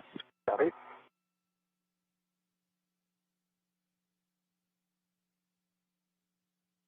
How's the shroud going, Kayla? Good. I got the clamshell removed and it's headed back towards the high pressure gas tank as we hoped. Okay. And I am working on tents as we speak. Nice work.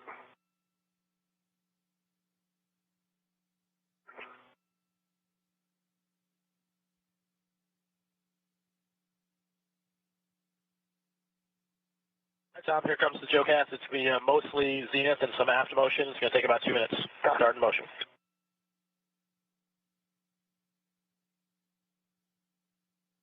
Very good motion.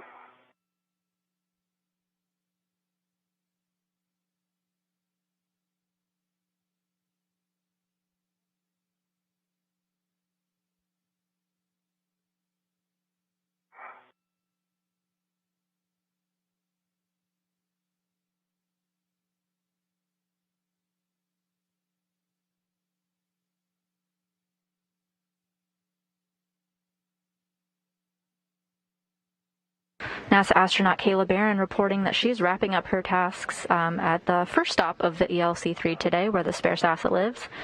She's removed some multi-layer insulation.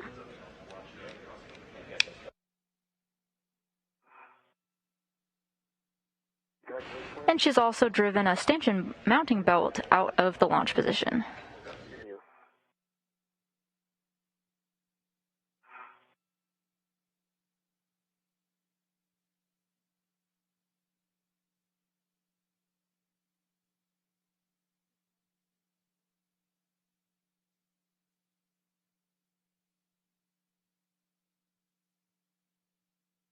Just wrapping out.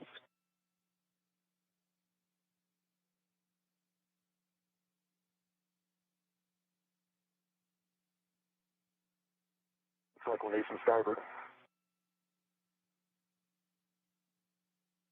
We're setting up some cameras, and they'll be ready to maneuver you to the GCA to publish gimbal position. Okay. I'm ready for the maneuver to GCA.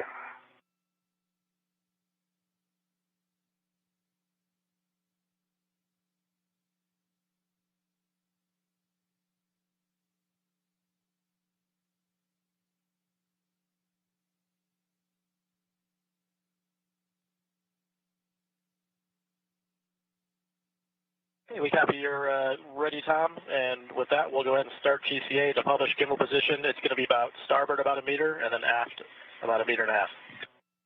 Okay, start GCA, and let's start with what you just said. All right, starting motion. See good motion.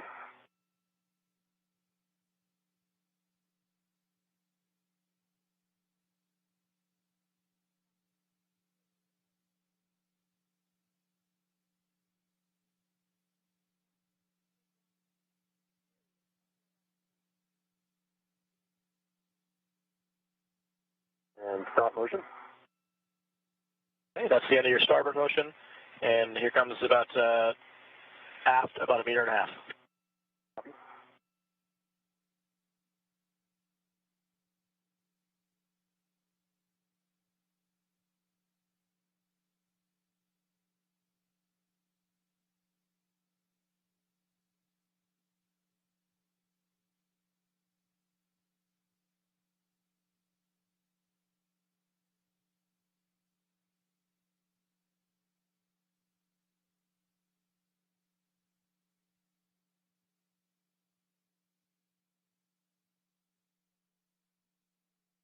I copy that. See if I can work with this here. And I do need starboard about another 10 centimeters. We're in a brief but expected handover period between satellites. We expect to get our live views of our spacewalking astronauts back soon. That motion. Okay, that motion stopped. And in GCA. Copy, GCA complete. And brakes around. Copy. Working the gimbal lock bolts. Okay, we're with you, Tom. Let us know how it looks to you.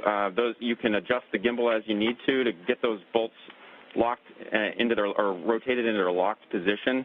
And once they're engaged, we want you to push inward on the base of the antenna to ensure that the septum is seated against those spacer blocks. We do have a caution here for you that we don't want you to use more than 7.7 pounds of force, because that can actually dislodge them, let the bolts rotate out of position. Okay. Just so you know, they are not easily coming out of the over that lip on the ramp. I don't want to put too much force on them.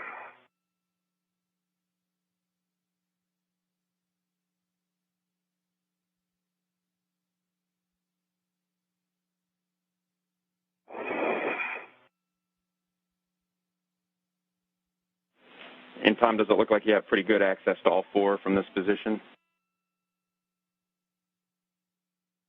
It does.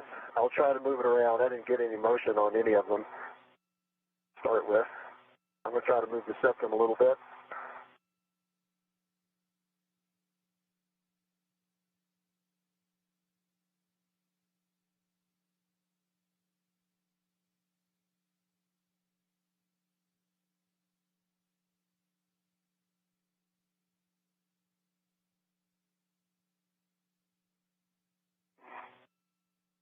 Okay, there's one for jiggling the septum.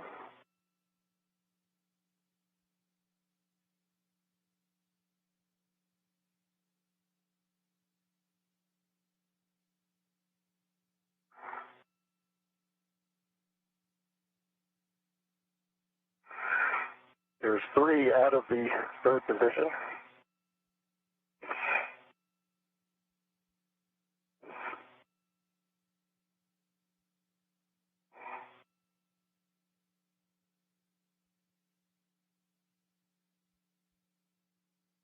And Drew, I have the clamshell and tent tethered down and tucked in, I think, sufficiently to allow me to translate across.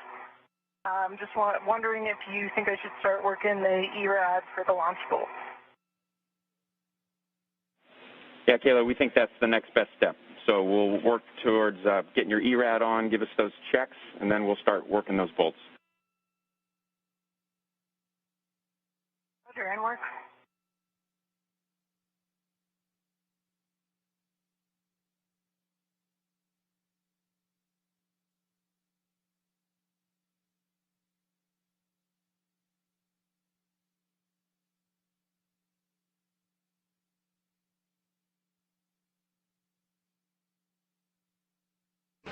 Kayla Barron reporting out that she has finished removing some layers of insulation from the spare SASA. This is after she drove the stanchion mount bolt out of its launch position. And now that she's working ahead of schedule, she's doing some tasks that was planned for the next time she was supposed to be here at this workstation. Just doing a little bit of tasks to get ahead.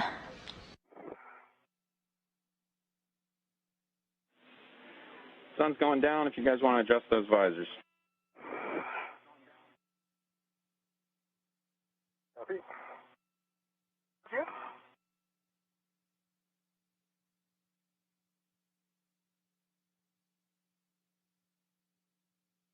Drew, I've got all 4 out of the unlocked.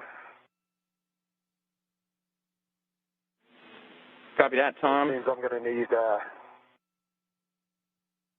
need a little more GCA, go one side than the other. That sounds good. You can Yep, I'm good. work with the team up there with Matthias and Raja, and we'll give the comm over to you. And it sounds like Kayla's good to go while she's getting her ERAD set up. And Drew, I'll start working on bolt 1, which is my right shoulder. So upside down, then I'll switch over to 2, 3, and then 4. We're getting them in the locked position, but not torquing them yet. Copy. You're just engaging them, but you're not actually doing the drive yet. So Matthias, Roger, ready for GCA? We are ready. Where do you want to go? 20 centimeters starboard and yaw left. Copy. 20 centimeters starboard and then yaw left. We'll do the starboard first and then yaw in there. Okay, brakes are off. Okay. And confirm station starboard. Starboard, that's affirmed.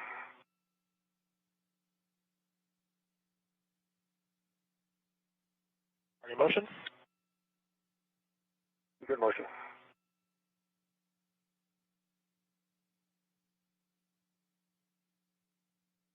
Centimeter. Stop motion. Stopping motion. I'm going to ask for a little station aft about 10 centimeters. Got my ingress aid. I've got to get clearance for tie gain. Copy. Station aft 10 centimeters. Good copy. I see good motion. Motion. Okay, there's your 10 centimeters. And now the yaw left, body yaw left, 30 degrees. Copy. Yaw left 30 degrees.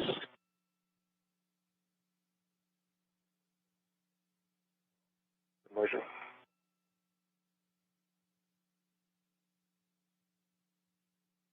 Okay, stop motion. We've got a handover coming over. Stopping motion, that's about 5 degrees.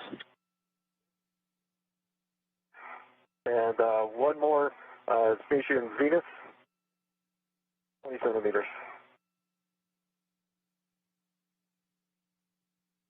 20 centimeters zenith. Good copy. Good motion. Stop motion. Motion. And NGCA. GCA complete. Copy. And wait for brakes on. Nice round. Copy. And Drew, I have the thread on my PGT with a good pull test. The wobble is now on the socket caddy, also a good pull test, and I am getting in position for the launch bolt. Copy, Kayla, and I we think got there's a hand over Kayla. Can I go ahead? Yeah, we're about 30 seconds to handover, so Kayla, we're going to have you do a glove and hap check, and we'll catch you on the other side of the handover. Roger, we'll stand by. And Matthias and Roger, I'm ready for a GCA back to the original position and then to the other side. Okay, so we'll undo what we did. That's going to be taking you about 20 centimeters later. We'll take out the yaw and then take you back to port. Good copy.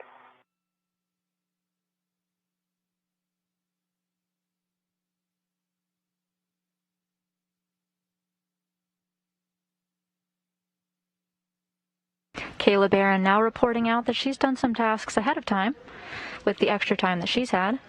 Originally, she was supposed to prep the spare SASA, head over to the P1 truss with Tom Marshburn, and then they would both go back to the spare together and work to loosen some bolts. However, since Barron is already at the spare SASA, she decided to do some tasks ahead of time. And I mean, just for the nadir part, so I'll take motion the yaw and the port. I can work on the other side. Okay, copy. Sorry about that. Brakes are coming back off. Here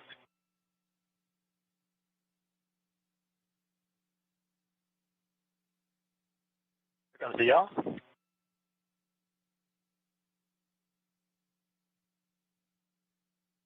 Motion. Okay, the yaw is back out. Here comes 10 centimeters station forward.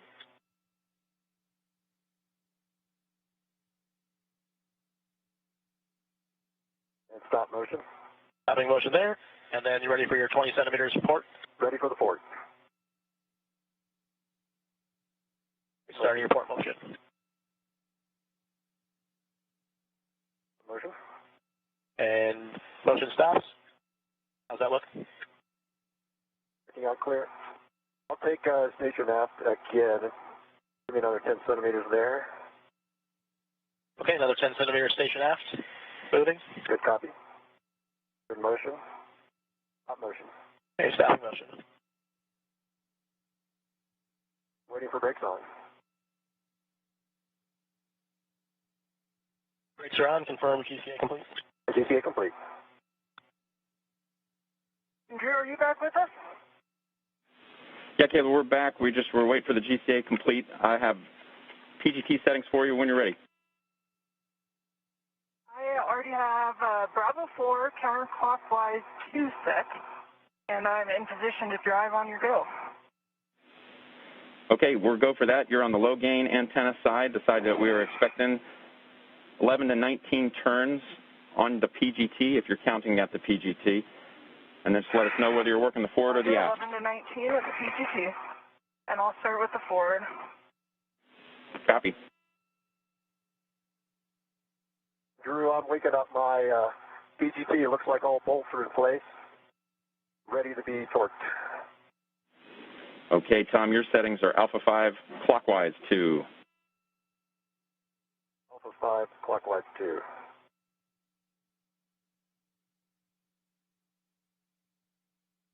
Barron reporting out that she's ready to work on the release of 2 launch bolts connected to the spare SASA.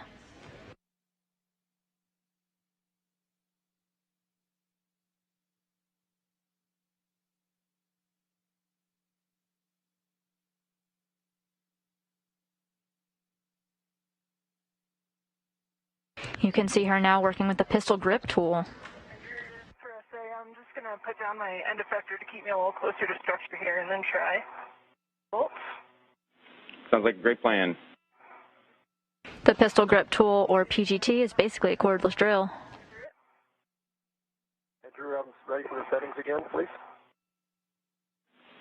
Alpha 5 clockwise 2, you're driving, and it'll only be 3 turns. Alpha 5 clockwise 2. All right, that's a good read back, and we're going to do these in order 1, 2, 3, 4. So we're starting at the bolt on your right side towards your head. 3 turns will take torque, turns, and light. Copy, you understand.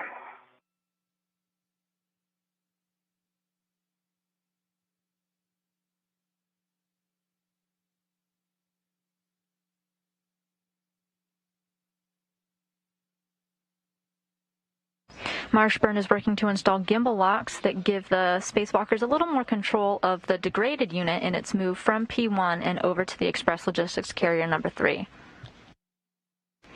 It just means that the communications antenna won't make any sudden unpredicted moves.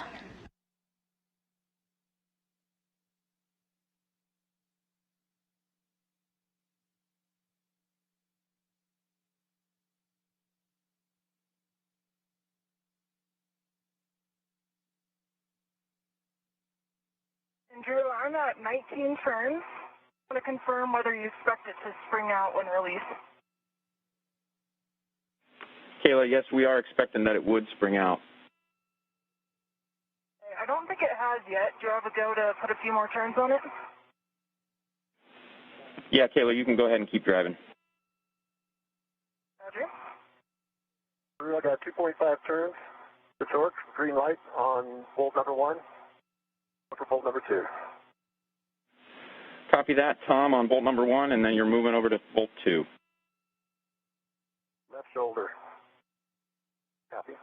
And Drew, the forward bolt has sprung out. That was 25 turns total, starting with the aft. Good words, and understand you're moving over to the aft. Drew, I got 2.1 turns, 2.2 turns, and torque to 2.3.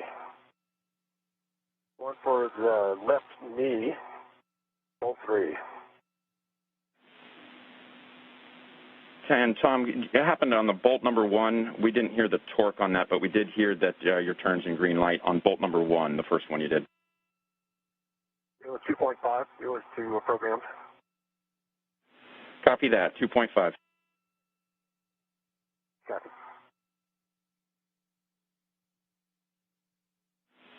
Stand by, Tom. Any back?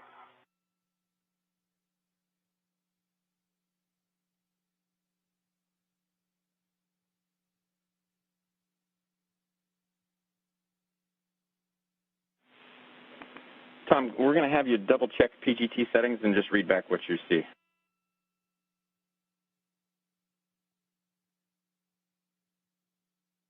I see. It was an Alpha 1. Thought I had an Alpha 2. Over to Alpha 2. Starting back with bolt 1. Tom, we're expecting Alpha 5. Bolt. Alpha 5 for you, Tom. I missed that. Copy, thanks. Alpha 5. Tom Marshburn now getting his pistol grip tool configured to drive 4 total gimbal locks. Again, this helps control the motion of the faulty Assassin unit. That one took 23 turns, 2-3.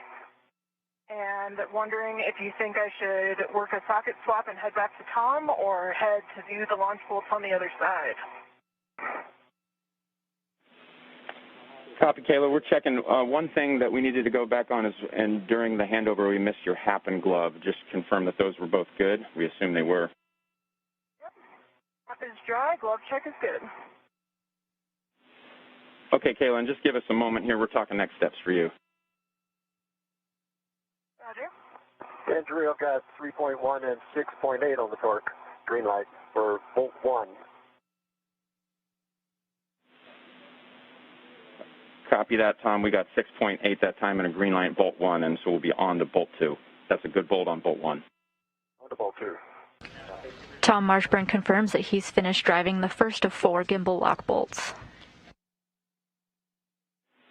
And Kayla, for you, we'll just have you go ahead and remove the ERAD from go back to your socket swap, go back to your original socket setup, and then we're going to have you head over to see Tom. When you come off of ELC, we do want to make sure that we get a check of your safer handles. Okay, that's all in work. Drew, I've got green light 6.8 and 1 turn on bolt 2.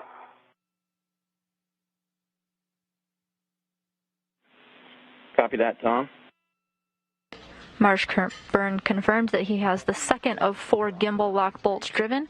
Meanwhile, Kayla Barron worked with Ground IV Drew Morgan to get her tools configured, and she'll start making her way over to the P1 truss with Tom Marshburn shortly. Bolting down, I got 2 more bolts to go.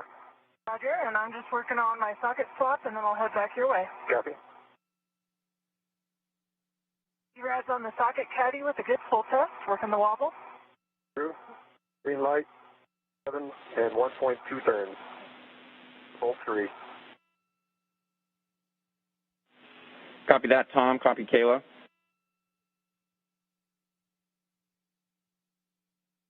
Go bolt 4.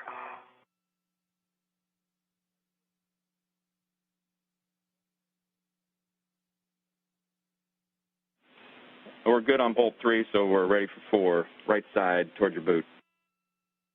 Okay. And that bolt is not all the way in the slot. It's stuck about halfway. Been working that one. I'm going to go and torque it down halfway there if you're all right with that.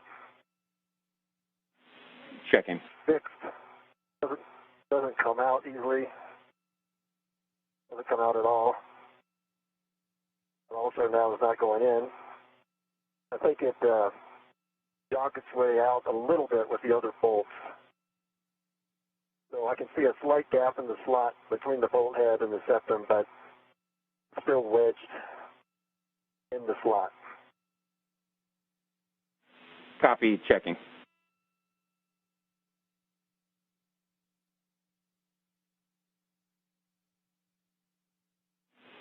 Tom, we're going to hold there for a moment and just talk about this and decide whether we're going to try to drive this one down at all.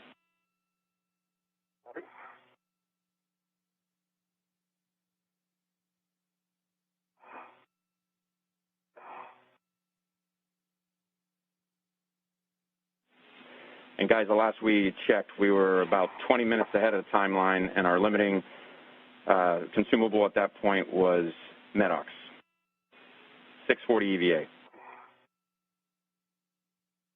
Roger.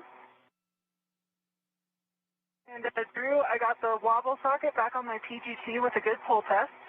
Both of my safer handles are down, and I'm going to start heading back towards Tom. Sounds great, Kayla. Great job, Kayla. Take your time. We're talking about this last bolt a little bit. Over. Yeah, Kayla, absolutely great that we are doing very well on time right now. Roger.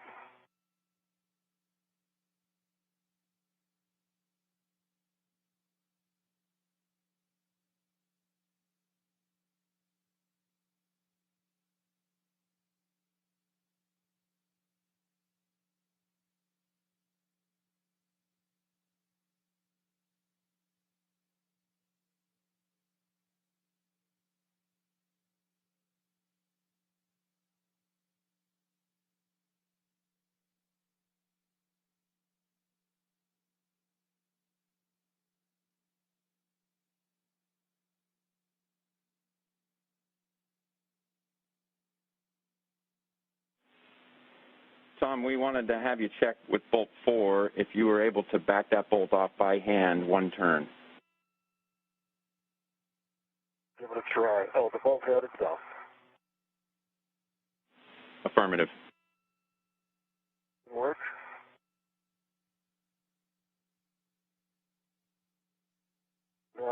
It is. The glove is just slipping over it.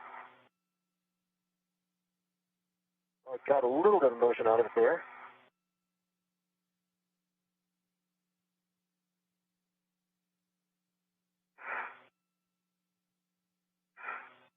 There's still my PGT and play with it here.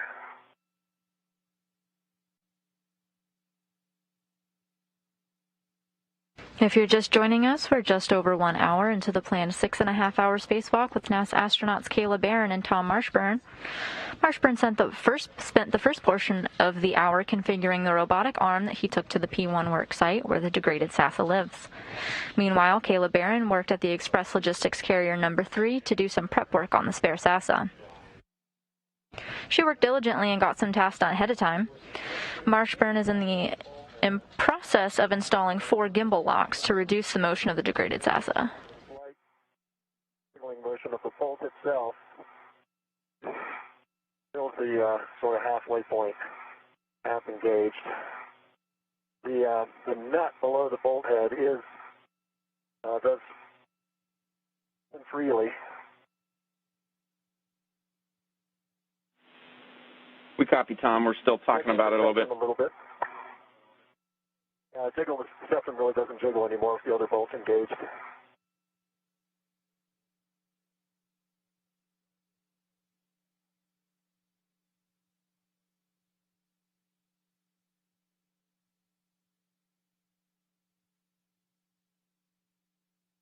I believe when I was working bolts 2 and 3, bolt 4 walked out just a half a bolt head width diameter. Yeah, we copy, Tom. And so what we're going to do is we're going to have you reset your PGT to alpha 1 clockwise 2, alpha 1 clockwise 2, lower setting, and then we're going to have you drive on that. Alpha, say again, setting.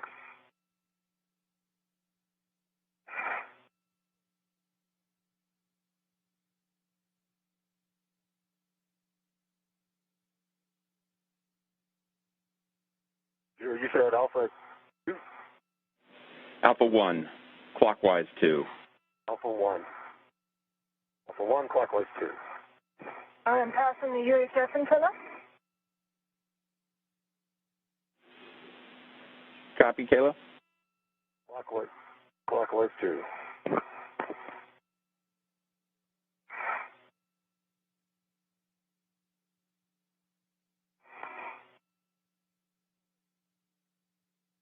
All right. 2.5 on the torque green light and 2.5 turns. 2.3 turns.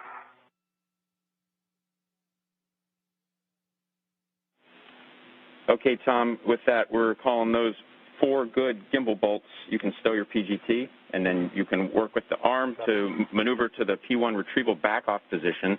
And before we do that, I just wanted to let Kayla know that once you get there, Kayla, you can start to work those electrical connectors, P2, P3, and P4, and give us the words on the backside. Roger, that can work now. I tell them what's to come. All right, thanks. And Matthias and Raj are ready for the maneuver to the back-off position. My tools and tethers are clear. Copy, brakes are off, and copy, you're ready for the maneuver to the P1 retrieval back-off position. It's going to be mostly ISS forward and port motion, and we'll also take out a little bit of what we did on some of that GCA. I'll let you know when we're ready to start. Copy. That's a good copy for me. Marshburn reported out that all 4 gimbal locks have been installed to reduce the motion of the degraded SASA as they both work to move it to the ELC-3 shortly. Barron is still making her way over to the P1 site to help Marshburn remove the degraded SASA, and Marshburn is working with the crew aboard the space station to get into the right configuration to do this.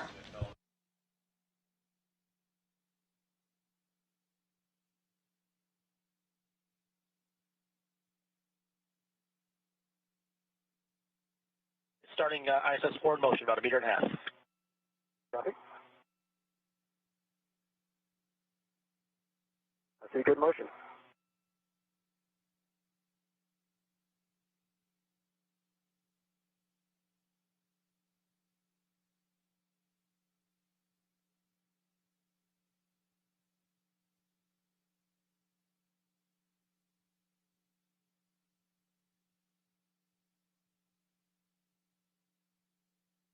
Centimeters.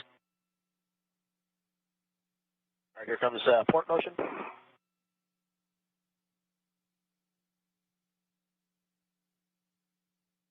Good motion.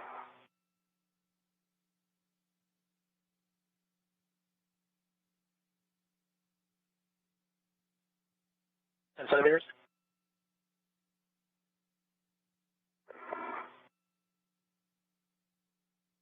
Here comes a little bit of nadir motion.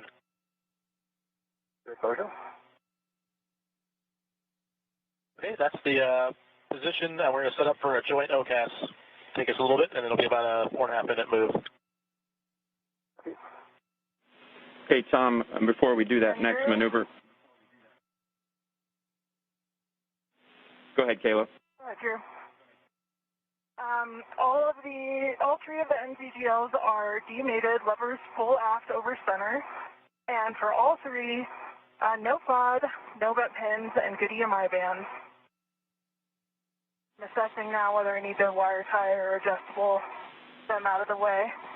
Copy that, Kayla. It sounds like those are good checks. And then once you assess whether or not you need to wire tie, then we'll have you move towards the BRT handrail 3618. And Tom, for you, before we do this next maneuver, we got a little checklist of things we wanted to run through with you when you're ready. I'm ready. Okay. Tom, we're going to have you check your tools and tethers are clear, and your ingress aid is stowed, pulled close to your body. Probably keep your visor up because it's going to be nighttime for a couple more minutes, and then check your glove heaters. Okay, good call on the glove heaters. My tools and tethers are clear, and the ingress aid is pulled towards me. The visor's in a good position. Okay, set your cooling if you need to, and then verify your heels are secured. Think heels out this entire time. And then a glove and hat for us. Cap is dry. And gloves are still pristine. Happy on the cooling, I'm good. Fun bit of history here. Back in 2007, Expedition 16 astronaut Rick Mastracchio and Clay Anderson relocated the S-band antenna subassembly from P6 to P1, where the astronauts are working now. Thomas, we mostly taken you aft and then zenith. Good motion. Back in 2007, Mastracchio and Anderson reported having the same difficulty that Tom Marshburn had with that fourth bolt.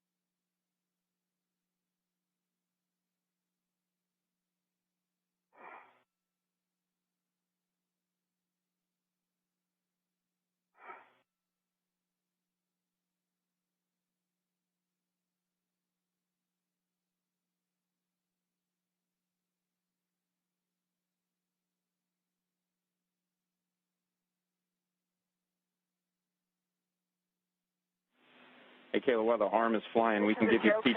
Correct. Yeah. Okay. Drew, I've got Bravo 7 counterclockwise 2 set. I think if I understood the procedure correctly, I can break torque now and then stand by for Tom's go to continue. Yeah, Kayla, those are good settings, and you have a go to brake torque, one turn only. Okay, brake torque, one turn only. You can hear now that the astronauts Tom Marshburn and Caleb Barron will be working together on this step. Marshburn will tether the SASA before it's set completely free with the release of the stanchion bolt that Barron is removing. This is the one that attaches the antenna unit to the P1 truss structure.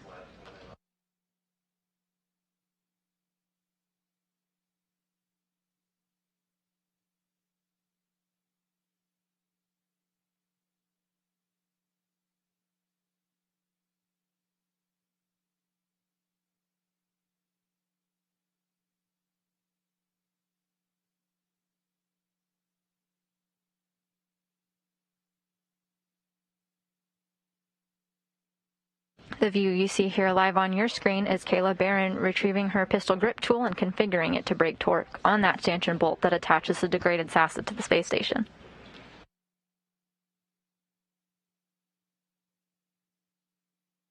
Andrew, I believe torque is broken one turn. I just want to confirm I was fully seated on the bolt. A little hard to tell because it's in the, I'm stanching out pretty deep there. Check checking the PGT steps. Yep, and torque is broken, Drew. Copy that, I Kayla. was on it originally.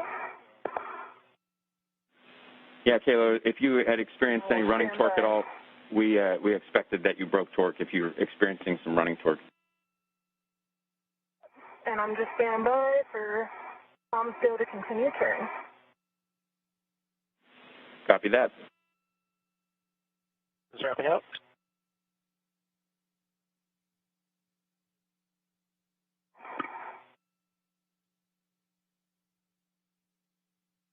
All right, Joe gas is complete, and we are ready for maneuver to GCA to publish P1 retrieval position. And I am also ready for the maneuver to publish. Will you give us just a second to set up the maneuver, and we'll let you know when motion starts. Copy.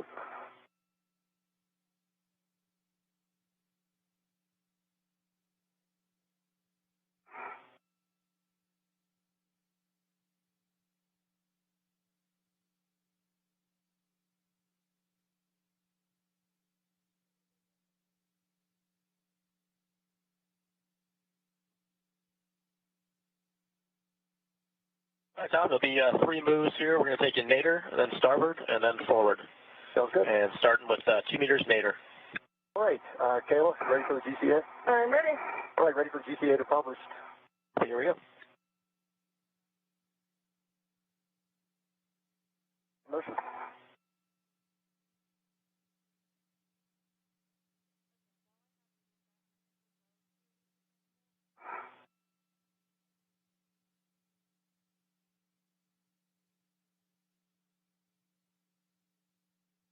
And Tom, with the nighttime and the camera views, we don't have the best clearance of your head in the, so just obviously keep us informed. Will do.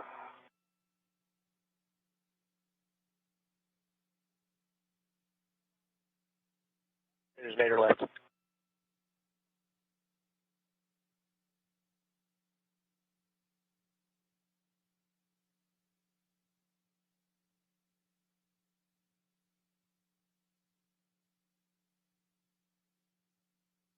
Here comes a little bit of starboard motion.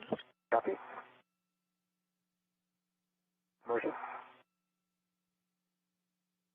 Okay, and then here comes a meter ISS forward. Copy. Yeah, sorry.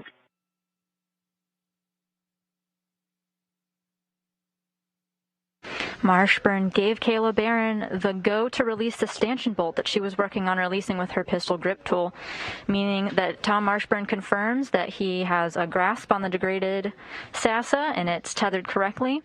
Meanwhile, the astronauts aboard the International Space Station gave a go that they are ready to move the robotic arm.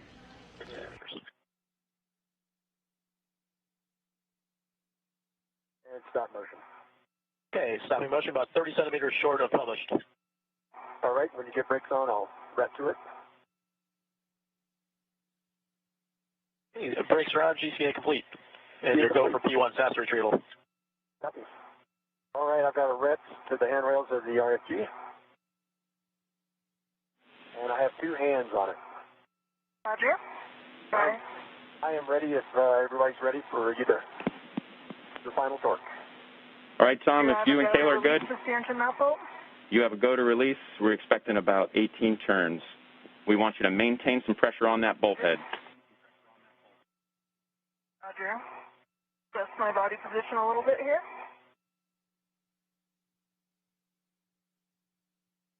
Starting turn.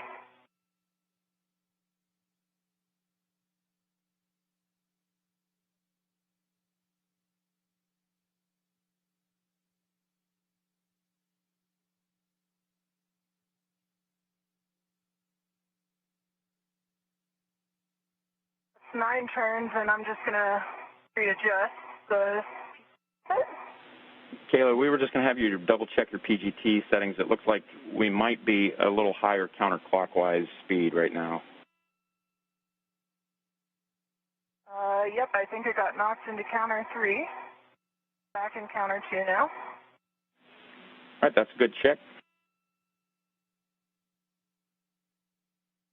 The degraded unit is in a position known as a soft dock. It's connected to the space station, but only that stanchion bolt is keeping it in place. Kayla Barron is working to remove it.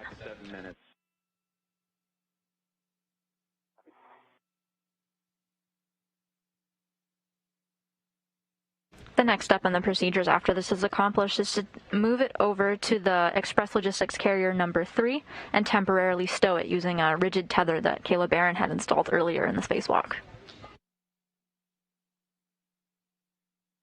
Drew, could you say again total turns I'm looking for here?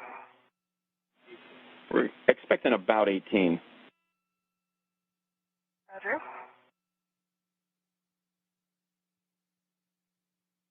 There's 18. Did it spring out? We do expect it to spring up. A little light tugs. Roger. That count could be a little off, Drew, because it's kind of difficult to tell if it's fully seated. But I'm going to get it back on there and then some more turns.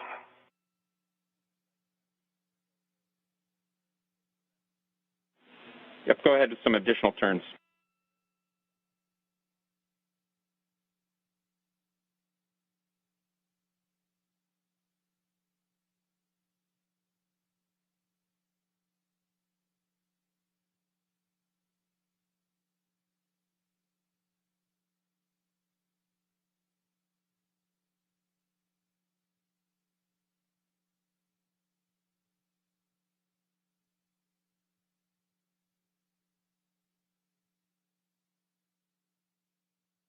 Okay, it is released. Keys removed. I'm going to stow that. And then give me a chance to just reposition myself, Tom. Okay. Just have light touch both hands. All right, that's... Kayla, that sounds good, and we're just going to have you pull axially as close as you can to the center of gravity down there, and light touch from Tom as he's already commented. Copy. Tom, could you please pull it away from the stanchion mount? It looks pretty straight. Coming a little way. I think I got arm motion, not stanchion motion. The gap's increasing. Okay, I'm going to continue to pull. Yep, keep going. One. It might be side-loaded. Okay, I'm going to pull it, rock it a little bit towards me. Yep, that's looking great. And It's removed. It's removed by 2 hands and a ret on a free degraded SASA. Great news. Oh, nice. Teamwork. The degraded SASA is now officially free from the International Space Station. Happy your go for the maneuver to ELC-3 temp stow back off position. I am ready coming for off. maneuver. Copy. They just got the go to move it over to the Express Logistics Carrier number 3. It will ride along the robotic arm with Tom Marshburn to the work site. Still the need to restrain the NZGL. The corridor is clear. Copy that. No wire tie needed, and then we'll meet you out at ELC-3. Roger, heading that way now. I'm taking a look at you real quick, Kayla, since we won't see each other for 7 minutes. We have a chance. I see you. Holding the SASA. If each other really looks good. Thanks. Heading out board. I'll see you out there, Tom. Yep, see you in about 7 minutes. Enjoy the ride. All right, Tom, you ready for motion? Ready for motion. We'll start in GCA. It's going to be about 1.5 meters aft, little port, and then 2 meters in, kind of back to where you started from a little bit ago. Copy. Start in motion, aft.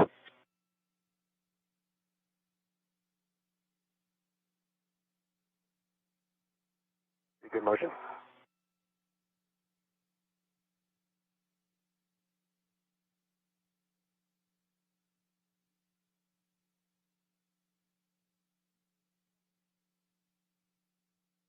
And 7 meters go.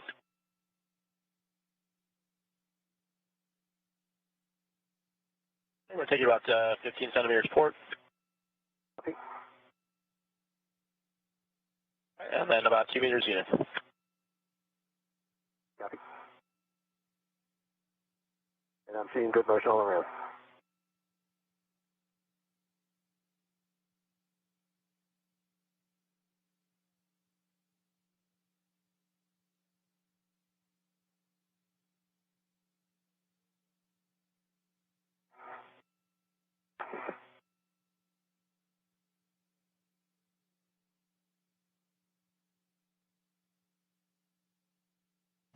You're getting now the helmet camera views of NASA astronaut Kayla Barron as she translates back to the Express Logistics Carrier number 3.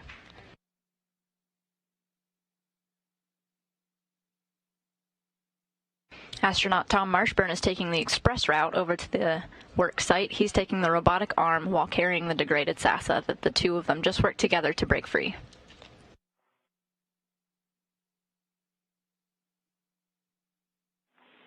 Hey guys, the sun will be coming up, and we're about 50 minutes ahead on the timeline. Roger.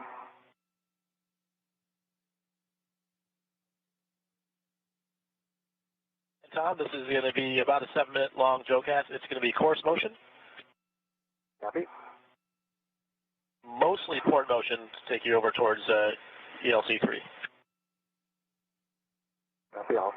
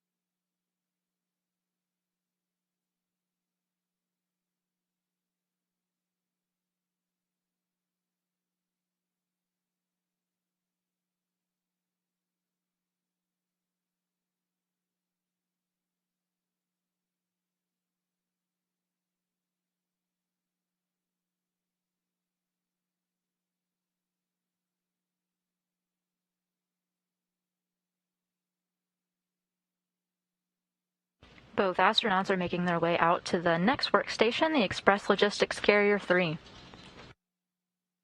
Their next task is to temporarily stow the degraded SASA.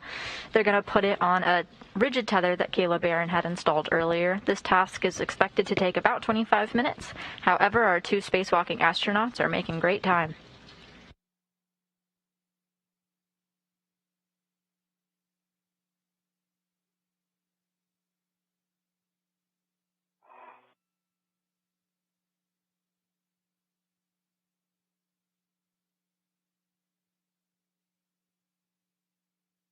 A third of the way through the move. Copy.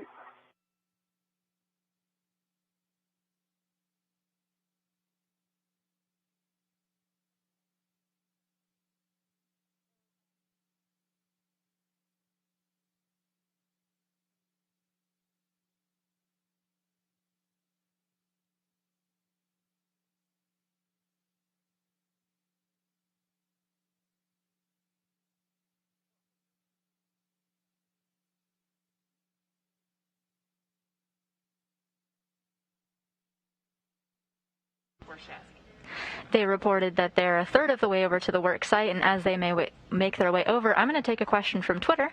We have a question from Shazzy, who asks, are they always hooked connected to the ISS during spacewalk? That's a great question, and the answer is yes, they are always tethered to the space station. You may often hear the Capcom or the ground IV working with the astronauts working on tether configurations. For instance, earlier, Tom Marshburn had to get his tethers from the space station and onto the robotic arm. However, in the unlikely event that they become untethered, Marshburn and Barron both have SAFER units on. SAFER is a shorter way of saying Simplified Aid for EVA Rescue. If you're familiar with the jetpack, the SAFERs are not too far off. They're worn during spacewalks as a precaution only, and they're only used if an astronaut were to become untethered from the space station. In this unlikely situation, the astronaut would use their SAFER to propel themselves back to the space station, just like a jetpack. See you there. Getting the side all nice and prepped.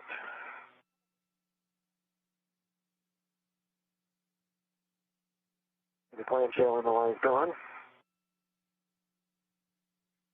You gonna about the clamshell, Tom? I can just see that it's off. Yep, it is. Yep. It's working down there.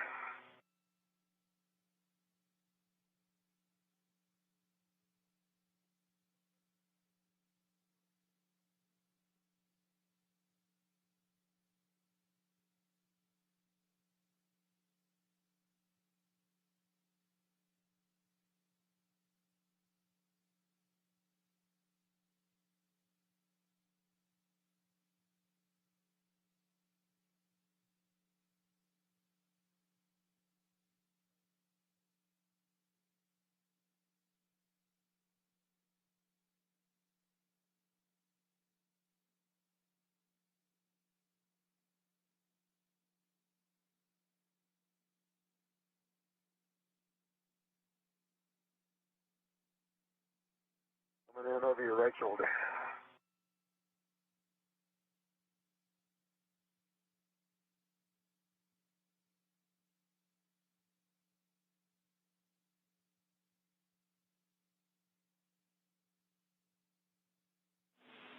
Hey, Kayla, we've got a photo request for you. Yes, sir.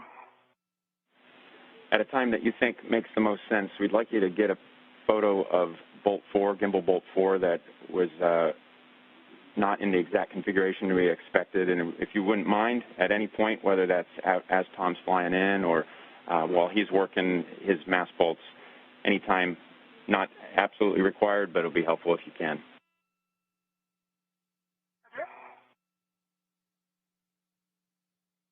You just heard the voice of NASA astronaut Kayla Barron. It will be her first spacewalk, while Tom Marshburn is on his fifth.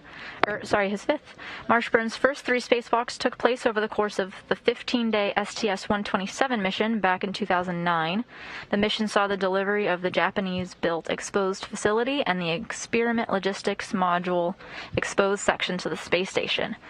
The 4th spacewalk of his career occurred in 2013 when Marshburn worked with Chris Cassidy to mitigate an ammonia coolant leak.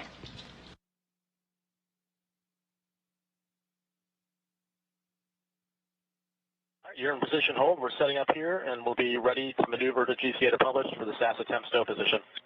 Copy. Kayla, do you want me to hold it up to you for a picture or just wait till later? Is it currently gimbal Bolt 4 on my side? Yeah, let me give it a shot. Yeah.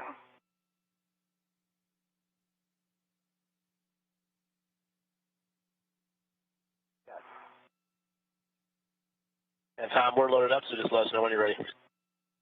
Okay. Ready for the GCA to publish? And starting GCA will be about 2.5 meters later. Copy. Not sure if I got it there. I'm going to get a little closer to you right now. Good motion. Good motion.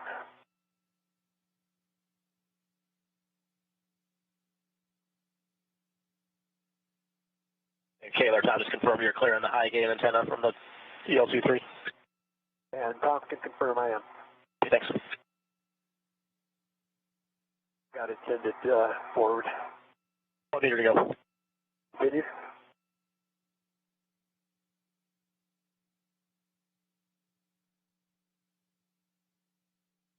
Stop motion.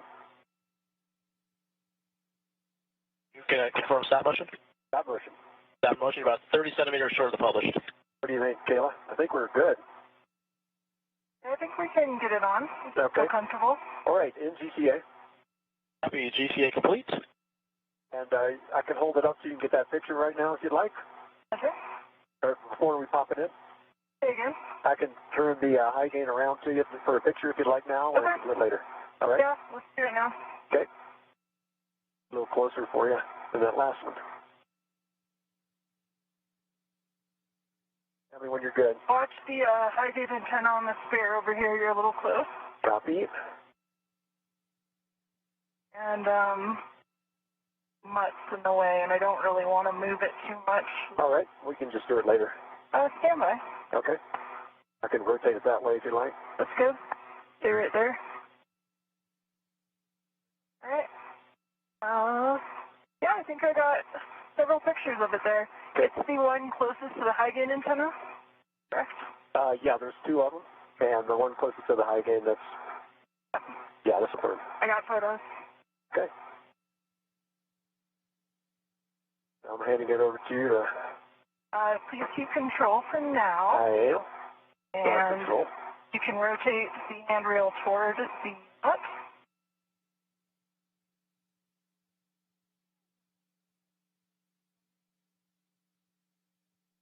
And let's see.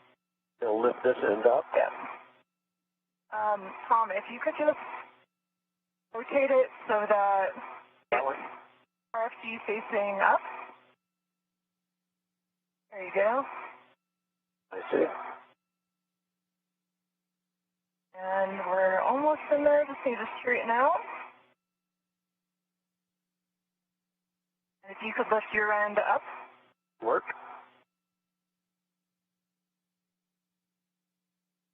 And but further, your end needs to go toward forward and up a little bit. That's looking pretty good. The jaws aren't fully, the pedals aren't fully popped out. There they go. And I'll lock them now. And let me put my RET on it. All right, I still have a hand on it. No RET. Roger. All right, I've got an independent RET. It's a large, small RET from the handrail of the degraded SASA to the ELC3 grid, and paddles are jaws closed, paddles out, and locked. So you have to go to remove your RET, Tom. Copy. It's really stable on there. And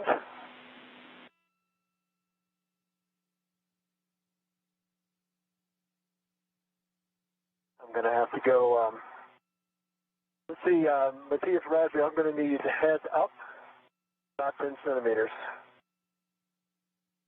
Okay, good clearance.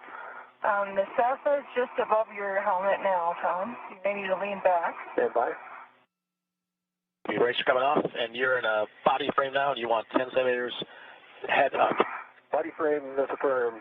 Got good clearance, and 10 centimeter heads up. Copy, starting motion. Good motion. And stop motion. Stopping motion. Looking for brakes on. You're hearing the voices of Tom Marshburn and Kayla Barron, and as Tom communicates to the operators of the robotic arm, Matthias Maurer and his backup Rajachari, he's giving commands so he can hand off the degraded SASA to Kayla Barron, who will work to stow the SASA on the Express Logistics carrier. Ready for the GCA to publish to the spare site. Be ready for...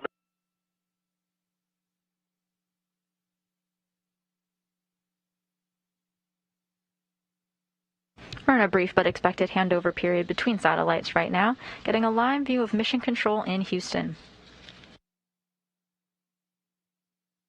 First, we're going to take out we give you 10 centimeters body down. Copy.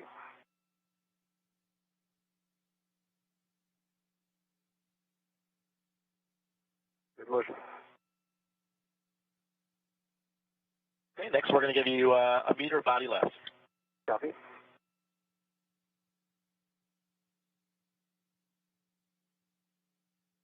There has been a lot of back and forth between the work sites. Kayla Barron first starting off in her original position coming out of the Quest airlock, heading over to the Express Logistics Carrier 3. She then went back to the P1 truss where Tom Marshburn was to help remove the degraded SASA. They've both now gone back to the Express Logistics Carrier where they're stowing the degraded SASA. Fortunately for their next step, they're going to stay here at the Express Logistics Carrier and retrieve the spare. If you remember earlier, Kayla Barron did a lot of tasks to get ahead on this activity. 10 centimeters. Ramping out. Okay, that's the published position. How's that look? I'm going to need, be looking, maybe another 10 centimeters. Well, actually, let's stick with that. Body forward, 20 centimeters. Got good clearance. Copy, 20 centimeters, body forward, moving. English base is clear. Motion.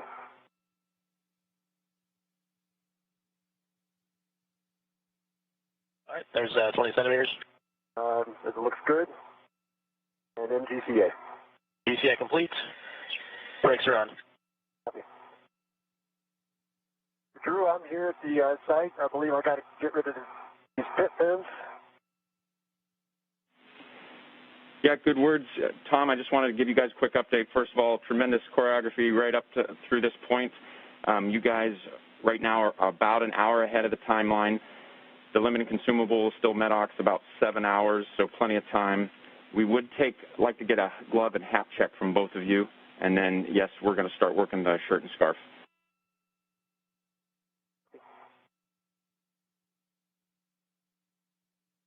ED1, half is dry. Gloves remain pristine, unchanged from dress. And my half is dry.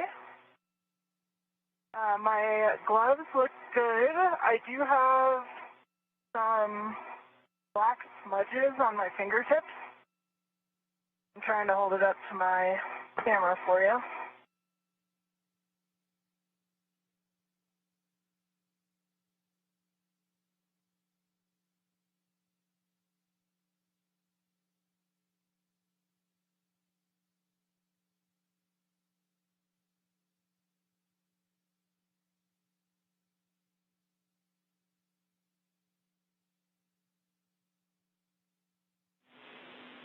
We're checking, Kayla. Seeing that?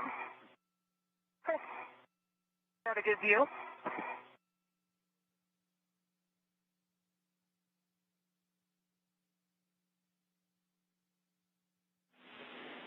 We're going to continue, Kayla. We see them, and we are good with that. Okay. And Tom, I see you found the tether. I did. We're now approaching the 2-hour mark out of our planned 6.5-hour spacewalk. NASA astronauts Tom Marshburn and Kayla Barron working diligently on their task of replacing a degraded communications antenna system. They're now about an hour ahead of schedule.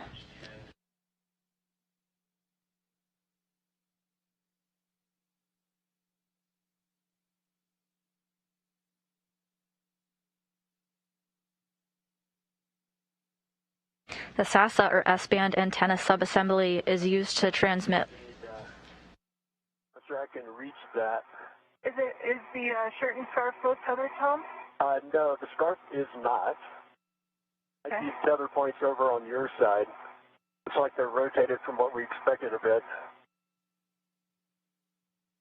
Okay. Do you want to pass the adjustable through to me? Yes, we can work that. I just can't. I got to be careful because I got the Logan antenna near me. Yeah.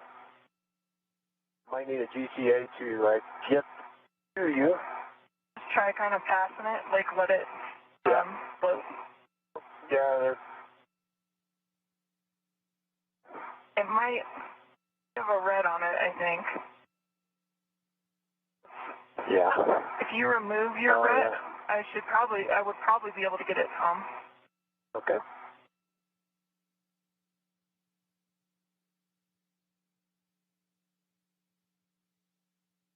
This antenna is used to transmit low-rate voice and data between the space station with the flight controllers on the ground here in Houston using S-band radio frequencies. I'm just going to take a second to make sure the ret cord. This ret appears to be locked out, Tom. Is that intentional? It was. It was helping me out a lot. I want to consider unlocking it once I get this on here. My worry is that it could snarl. Yeah, I'm going to tend it out here, keep it straight. And did you remove it from the tether point? I did. Okay. Yeah, I have to get over there, at least to be able to throw it to you.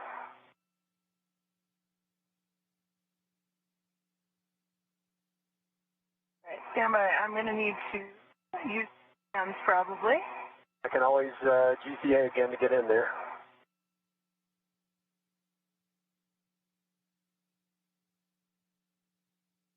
Barron and Marshburn now communicating back and forth, working on the best way to stow the degraded SASA to the Express Logistics Carrier 3. This degraded SASA was on the P-1 Trust, and it got moved here to the space station's Express Logistics Carrier. All right. Why don't I try to GCA in there? I can get it, Tom. I'm just going to need to put a BRT down, I think. Okay. Just because I need two hands in order to prevent the tether from moving, and I don't want to run into the Logan antenna. It's just off to my side.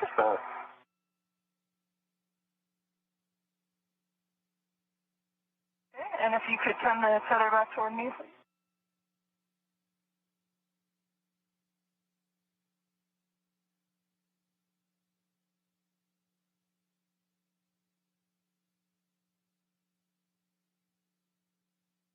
The scarf is now tethered, and are you able to reach a tether point on your side? I am. Now, I'm not, the tether point that was in the picture, I'd like to make absolutely sure that it's not another. If we could confirm there's only two tether points for the scarf.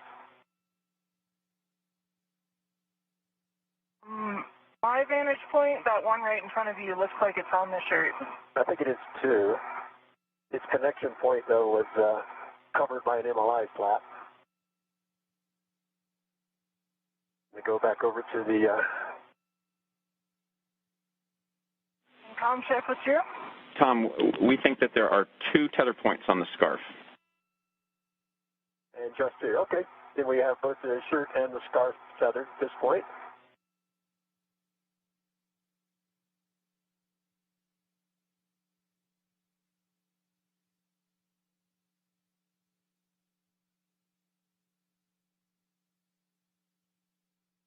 Tom, if you could just stand by for 1 second. Got me. Not working against you. Because of the way the tether is now routed, we're just going to have to slide the scarf off the end of the high gain antenna. The shirt and scarf you hear them referring to is basically a thermal blanket covering the bulk of the communication system and its skinnier neck. Okay, there's some... You need to release the Velcro on your side, and then we'll just slide it off forward. And then it will be clear. Okay.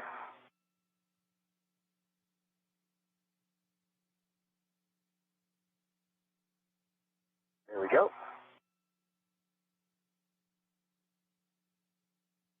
Clear, Tom? Not yet. There we go. All right.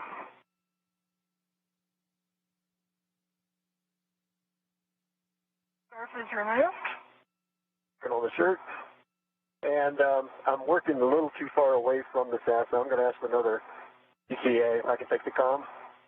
Go ahead. Yeah, Matthias, Roger.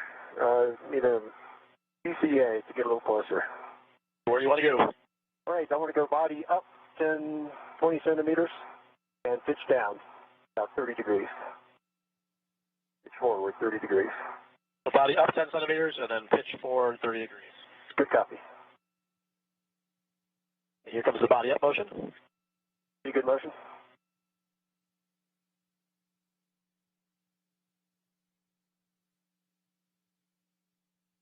Oh, yeah, here comes pitch forward. And stand by. Standing by. Give me another 10 centimeters body up. Another 10 centimeters body up. Good Start motion. Be good motion. And stop motion. Stopping motion. And then here comes the pitch forward. Don't need to pitch forward. This is good. So hold off on the pitch forward and end GCA. Stay complete. Brakes are on.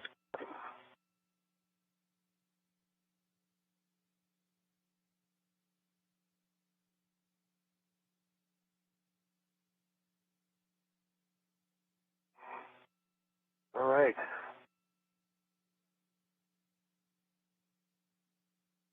I'm going to pull the MLI away from you as you back out. Feel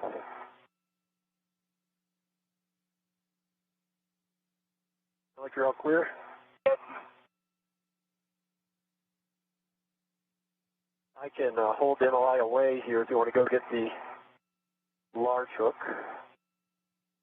Just stand by one, Tom. Okay.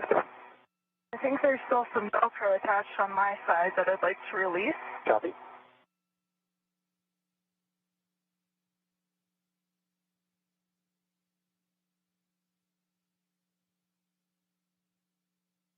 And I can ret to it if you want me to hold it out of the way and just move the large hook over. Yeah, that would work once you get it off. Okay.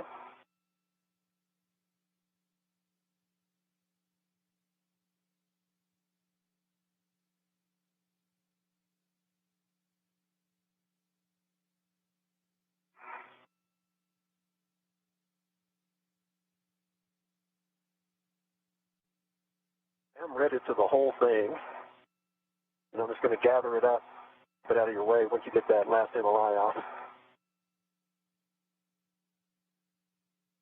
I understand how it's routed on this side, so I can get it out to you. And I think that was the last little piece there. Looks like it. Yeah, I've got a good hand on it. Before we suck in your workspace, if you want to move that over, and I am ready to do it as well.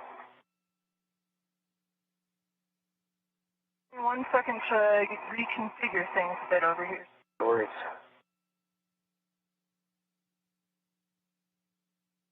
Looks like a face full. I'm grateful we're not trying to put that back on. It's a lot of Velcro. In very specific places. Barron and Marshburn had worked to temporarily store the failed SASA right at their current work site. They'll come back once they've installed the new unit to do a more permanent stow of the degraded SASA.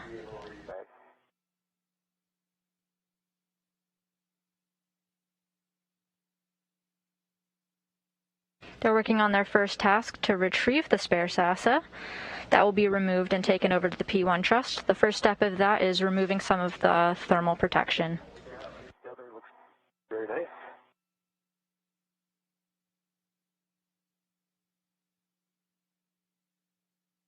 Tom, I'm just going to take a second to put down my VRT. Sounds good. Just so I have two hands when I'm trying to pack. Yeah, get yourself all set. I'm going to, once you're good and I let go of this, I'm going to, let's see, ask for another GCA to get the launch bolts. I should be ready in just a few And moments here. And Drew, could you confirm, once Kayla's stuffing the MLI, I can start setting up to release the launch bolts on my side? Yeah, Tom, we want you to get in a good arm position for that, and then we'll configure your PGT with the ERAD whenever you're ready. Copy. I'm working the large hook now, Tom. Okay. Marshburn just communicated with Ground IV Drew Morgan that he's ready to configure his ERAD, or Enhanced Right Angle Drive. This is a tool that is used because the bolts are not necessarily in an easy position to get to. Hook attached to the medium roll U-bar. You have a go to release your tether. Making work. He has 2 launch bolts that he'll be working to release. Okay, it is released. It's all coming over to you. Roger. And if I can take the comm for a moment, I'm going to GCA. Yep, you have a go to take the comm. Copy. And this is still locked out. And on the PS and Roger, ready for a GCA, body down. Copy, body down. Do you want to go back to where you were? That's a good copy, and hey, firm, I really need body down 20 centimeters. All right, 20 centimeters body down. Starting motion. Good copy. Good motion. In stop motion. Copy motion. GCA. GCA complete. Brakes are on. Copy. Going for my ERAD.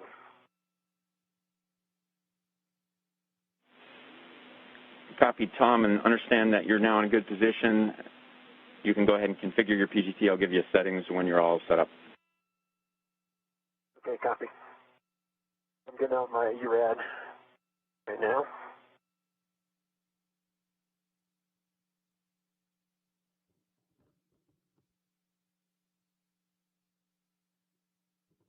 Ground IV Drew Morgan getting ready to give Tom Marshburn some heads up on tool configuration, giving him the settings for his pistol grip tool to get ready to release 2 launch bolts. I'm grateful we put the adjustable on the bottom of the bag. Definitely helping me out. And I'm just working on trying to get it all in here.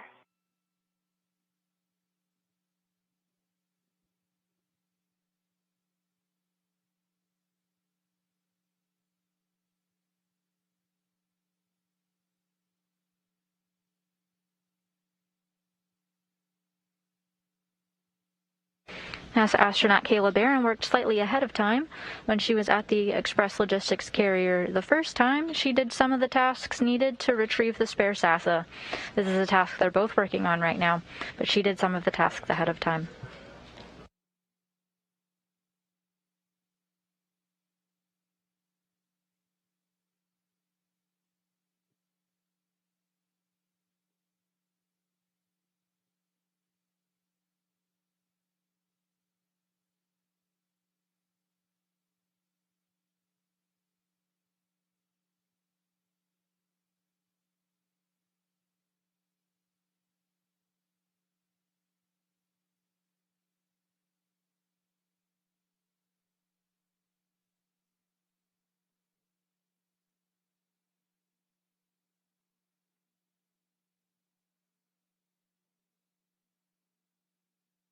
My 6-inch wobble is on my 210 of my right adjustable with a good full test. Copy.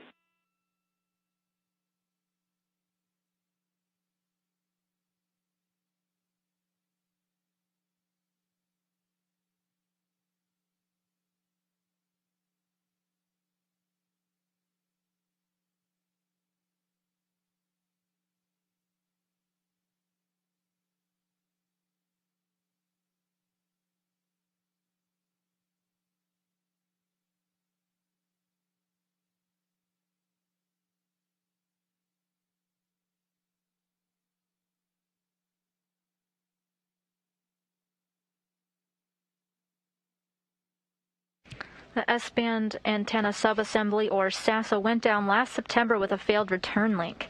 This means that Mission Control was able to send data up to the space station, but the antenna lost its ability to send signals back to Earth through NASA's Tracking and Data Relay satellite system. Because the space station has so many built-in redundancies, we are still able to communicate with the International Space Station from the ground, even without the SASA. The station also has high-rate Ku-band uplink and downlink capability that relays video, and the station has other low-rate S-band systems as well.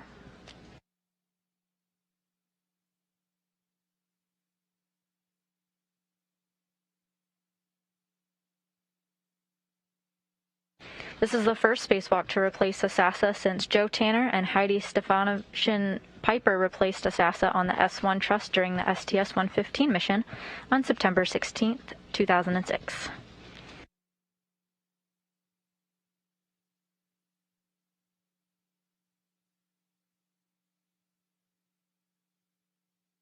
And the ERAD's on my PGT with a good full test. Copy, Tom. We're going to configure your PGT to Bravo 4 counterclockwise, too. As Tom Marshburn gets his tools set up, you can see views of the Earth peeking through the right side of your screen. The International Space Station just is crossing over the ocean at the moment, right off the coast of Brazil. And I've got the shirt and scarf sewed in the medium ORU bag. That adjustable across the bottom was a game changer, so excellent suggestion, Tom. Awesome.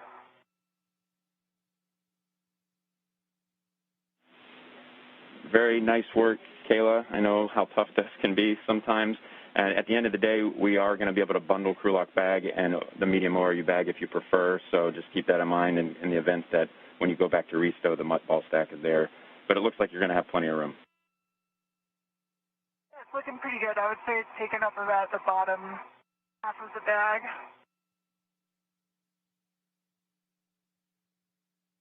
And Drew, say again, settings, I'm in Bravo. Bravo 4, counterclockwise 2.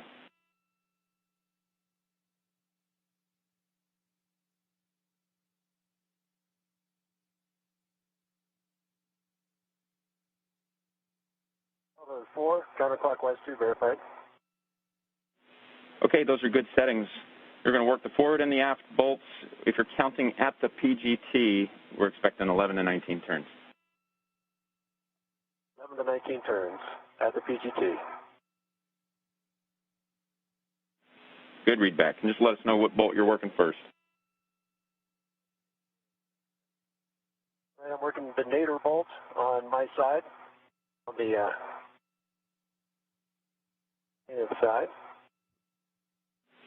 Copy that. Starting. All right.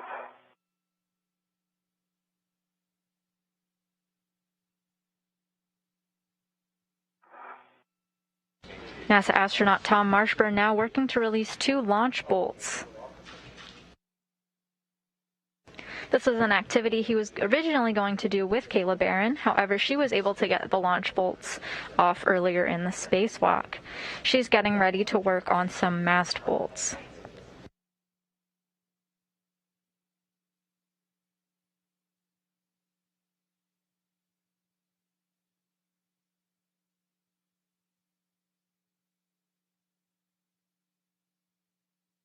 Removing these mast bolts will release the spare SASA. 19 turns. And this is until it pops out, correct? I don't expect the torque. Yep, but we're going to pop out. We expect it to spring out. Kayla's all took a little more than 20 turns. Okay. It's not springy, but it did come up. So I'm going to put in some more turns. And I've been working on getting in a good position for the fast bolt. I've got Bravo 2, counterclockwise 2 steps.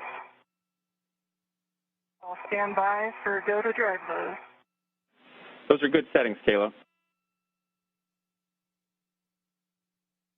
It's advantageous that Kayla Barron got to work on releasing her launch bolts ahead of time. As it turns out, it took one more turn than expected on the pistol grip tool. The ground IV Drew Morgan was able to communicate that with Tom Marshburn, who's working on his now. That's cool. And copy 5.5 to 9 turns. And Drew, the nadir bolt on the zenith side is out in springing. It was 24 turns. Torque was 8, maximum torque.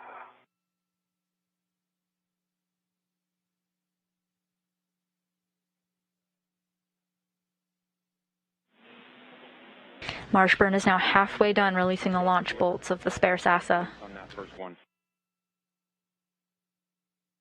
Happy working the second one. Will be the zenith one on the zenith side. Copy that.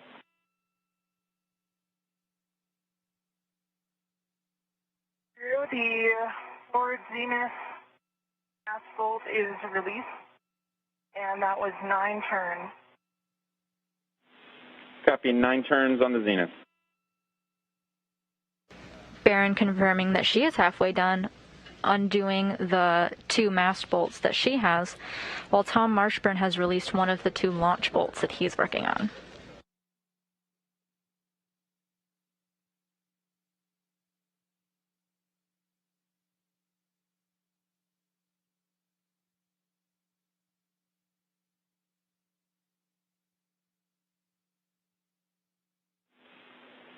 Kayla, can I just go ahead and get a glove and hat and a safer check from you? I can tell you now my half is dry. I'm going to wait on gloves and safer until after the bolt because I'm already in a good position with my hands full. That works. And, all right. And Drew, that was 44 turns. popped out. And 10 was the highest work there. Okay, copy that, Tom.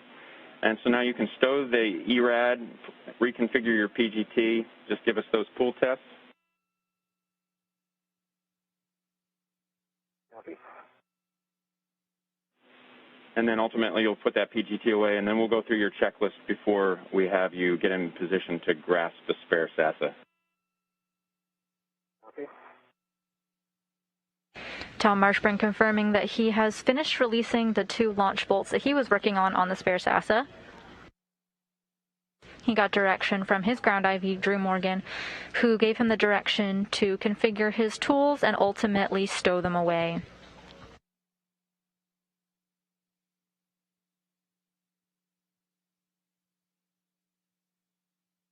With these steps complete, we're almost ready to remove the spare SASA and move it over to the P1 truss. Question for you. Go ahead. Looks like on the plate that the RFG is mounted to, on the opposite side of the RFG, there's an MLI, a piece of MLI. Is that supposed to be there, or was that supposed to be removed?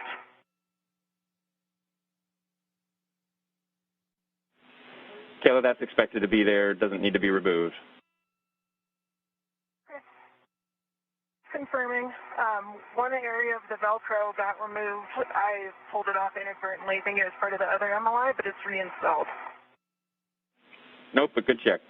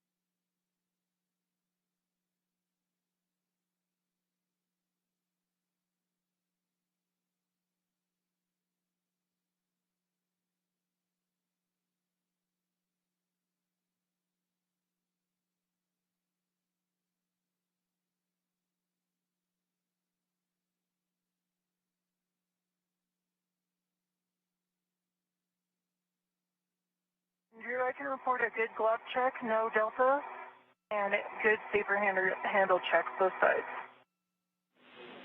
All right, perfect. Thanks for checking. ERAD is back on the socket caddy with a good pull test.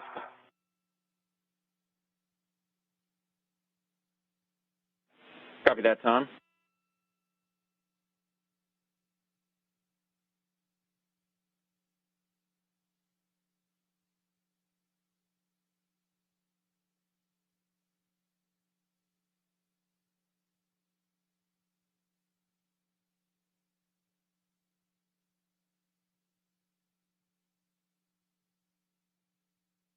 And my 6-inch is back on the PGT with a good pull test. Okay, copy, Tom. We'll get that socket caddy stowed and the PGT stowed, and then we'll go through your pre-SASA grasp checklist. Copy.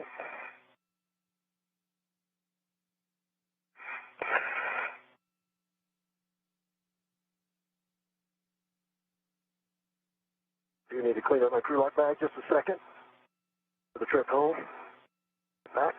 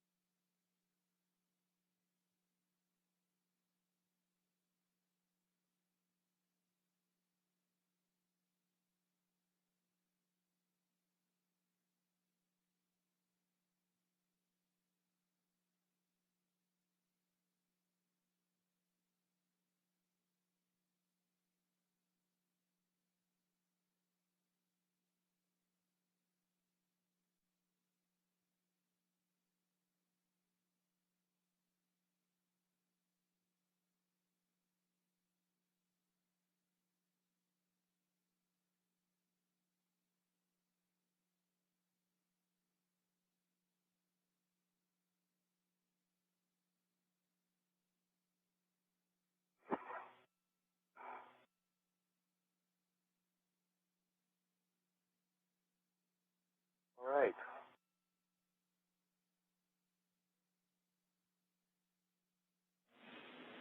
All right, looks like you got everything put away there, Tom. Back in a good position. I say firm. Okay, well, first thing we're going to... We'll need another GCA to get firmly onto the RFG. Yeah, Tom, I think we'll have you go ahead with that little GCA, and then we'll go through your checklist. Okay, copy that. I want to be able to help lift up. So, Matthias, Roger, I'll take body up in centimeters, 20 centimeters. 20 centimeters, body up. Good copy. Brakes are off.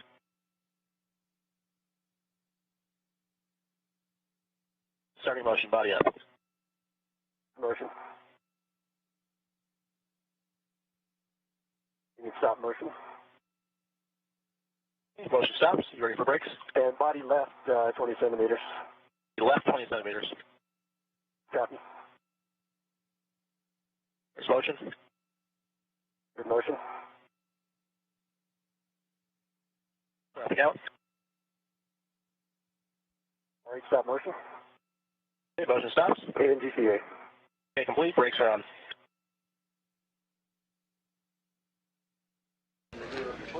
I just want to get maximum leverage. For those of you just tuning in, we're just about 2.5 hours into the Spacewalk with NASA astronauts Tom Marshburn and Caleb Barron. Hold in close to you. Adjust your visor as you need to. Sunset will be coming. It's Caleb Barron's first spacewalk of her career, and the duo is working to replace a faulty S-band antenna subassembly, or SASA, with a spare already aboard the station. Copy that. Clear. Others are clear. And then if you just, if your heaters are set and your cooling is good, then you can go ahead and ret to the handrail there. Complete. 5:15 a.m. Central Time, 6:15 a.m. Eastern is the official start time of this spacewalk, marking the beginning of the 245th spacewalk in support of space station assembly and maintenance. I'm still in Bravo 2, counterclockwise 2. Good settings. 5.5 to 9 turns to release.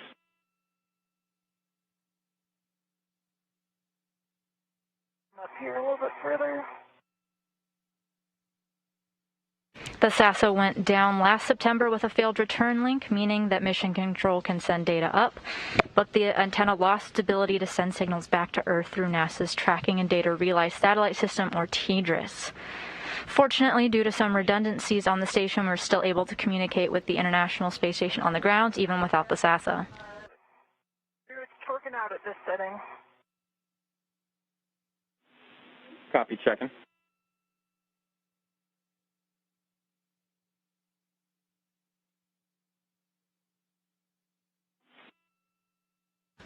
We found out about this faulty system back in mid-September, and it was actually really advantageous for us because it meant Caleb Barron and Tom Marshburn hadn't launched to the space station yet. They had time to train in NASA's Neutral Buoyancy Laboratory here and NASA's Johnson Space Center in Houston. It's a large pool that astronauts use to train for their spacewalks on the ground. Current setting is Bravo 7. Negative, Bravo 2. Bravo 2, okay.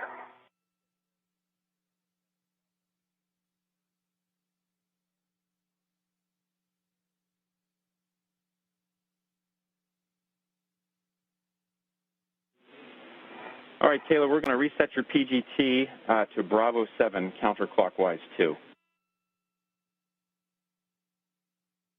Roger. Change my body position a little bit to support the higher torque.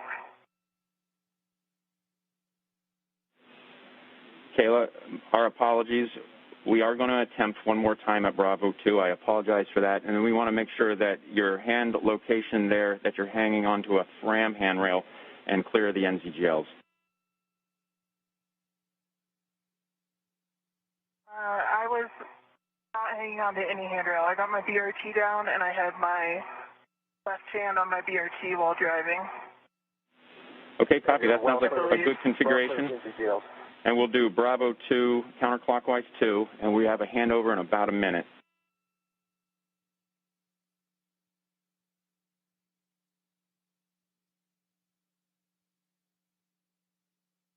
Turns. And it torqued out, but it also slid off the bolt head, so I'll try again. I come down and just make an adjustment here, Tom. Okay. Okay, Get my Kayla. hand in there to help hold that on. Go ahead, Drew. Hi, Kayla. Now we are going to reset to Bravo 7, counterclockwise 2, and we're going to try one turn only, and we have a handover in less than a minute. Roger. I'm in Bravo 7, counterclockwise 2, and understand one turn only at the settings. Good read back. We'll catch you on the other side.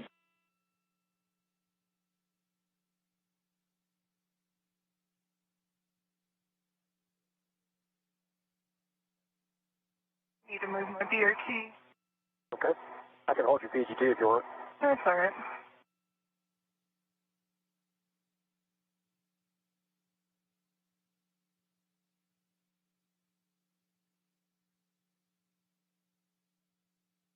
Just want to make sure I'm in a good position for the higher torque. Okay.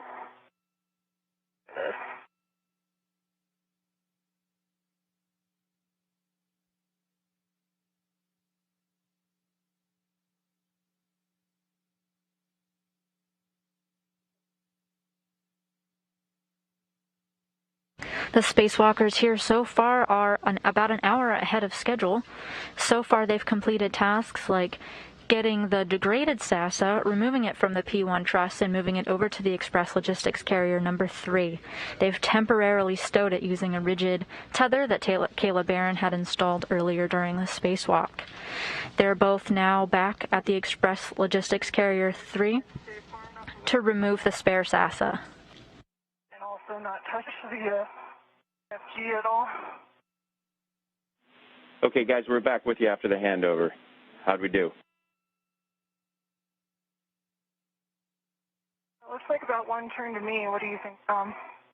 I saw some movement there. Yeah. Yeah, it's there we go. torque is broken. Definitely broken, yep. Still had to reposition, but looks like we got a good turn on it. Okay, Kayla, we're back with you, and we're going to reset now to Bravo 2, counterclockwise 2. Bravo 2, counterclockwise 2 is set. Fortunately, when the SASA went down back in September, a spare was already aboard the International Space Station on the Express Logistics Carrier. A new part did not have to be launched to them. 10 turns.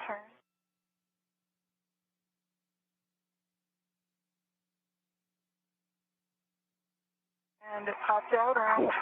Look at that. It's out of the softback as well. There's no soft We see it. there. That looks good. It's out. Good job. Thank you. And if you want, I can check your safer handles. I can just take a look. I did feel them a couple minutes ago, but I'll just check out. take a look if you can see them. If you grab something and pull your head down a little bit, I'll probably be able to see them. But if you're confident you got them, then, or maybe just roll one way. Okay, your left is down. If you roll to your left.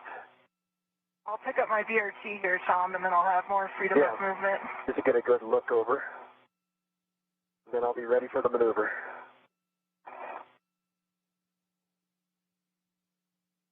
I'm going to press your PGT a little closer to you so it doesn't hang on anything. And safely handles it down. They're good. And Tom and Kayla, we have one check for you on the RFG box. Departing, then copy. If you would, Kayla, if you're able to see the RFG box, and just check the NZGLs on the what was on Kayla's left side of the NZGL, the RFG box, the NZGLs located there. If they look like they're mated or still. They are mated full forward over center. And on my side, I see the same. All right, those are good checks.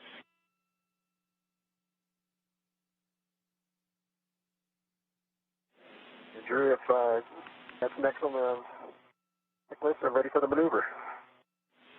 your go for the maneuver. You on the comm, and for Kayla, we're going to meet you back at the install location. You're heading that way now. Hey, Matthias, Roger, ready for the maneuver. Sounds good, Tom. We're going to undo what we did here with some of the GCA first. So we're going to take you right, down, and then aft, and then we'll set up the manual back-off maneuver. So taking you 20 centimeters body right first. Okay, copy. Sorry, I'm going to take your body out first, aft. Body out. Spacewalking astronauts Kayla Barron and Tom Marshburn have just finished retrieving the spare SASA from the Express Logistics carrier.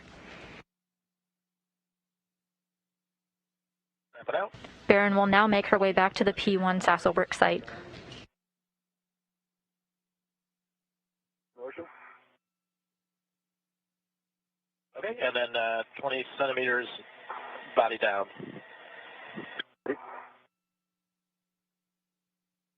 That is clear of all structure. Okay. All right, we're going to set up, we're going to change it back to the ISACS frame, and then we'll get the next maneuver going. Copy. Ready for the maneuver.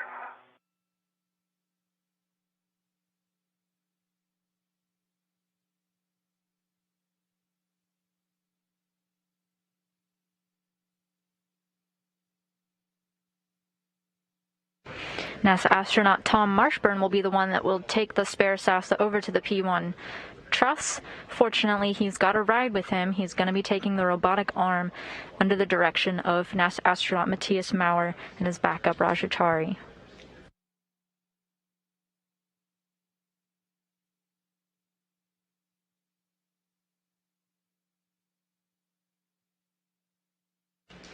Over the next few steps, they're going to install the spare SASA onto the P1. This is the same location where they took away the degraded SASA, and now they're putting a spare in its place.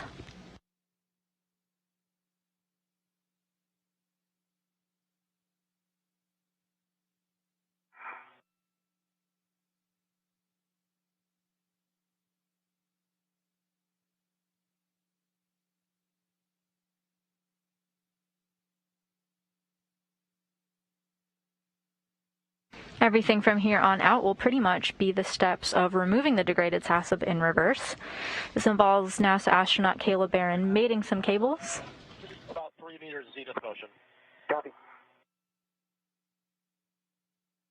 Motion.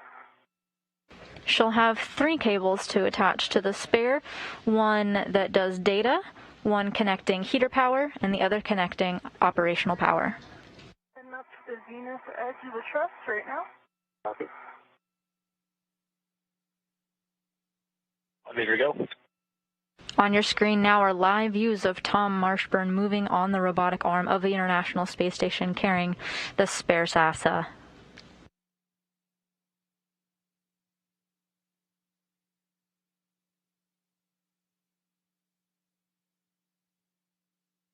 Wrapping out. As Kayla Barron moves to the P1 work site and Tom Marshburn hitches a ride over there on the robotic arm, the International Space Station is flying over Kazakhstan.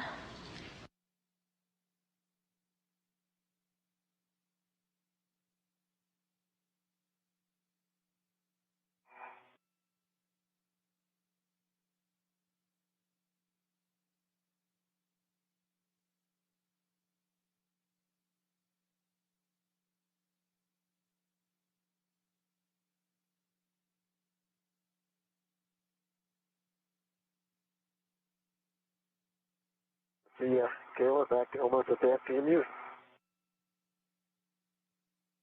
Hey, Tom, here comes the joke ass, about 7 minutes long. It's going to take you back mostly starboard, back to a place you've been before. Ready.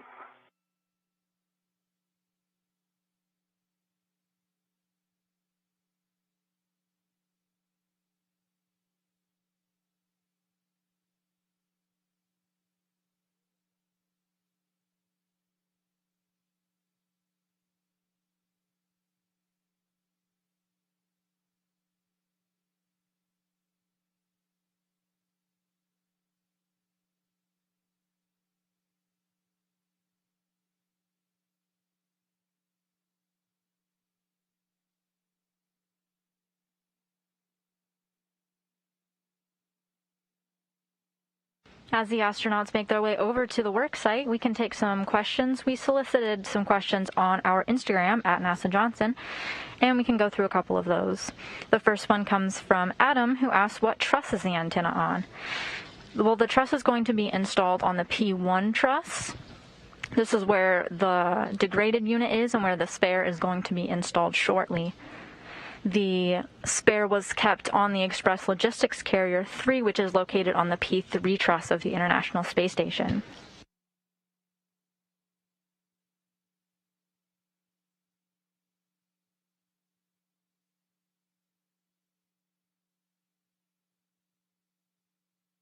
Another Instagram user asks, does one feel the cold from the outside and the heat from the sun? This is referring to when we're in an orbital nighttime and daytime. There's fluctuations in temperature.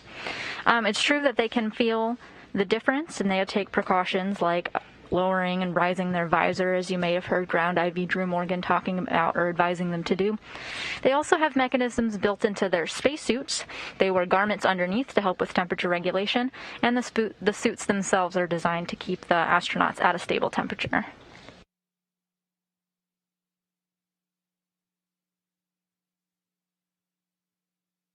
You doing, Tom? Doing good. Moving on to what's after.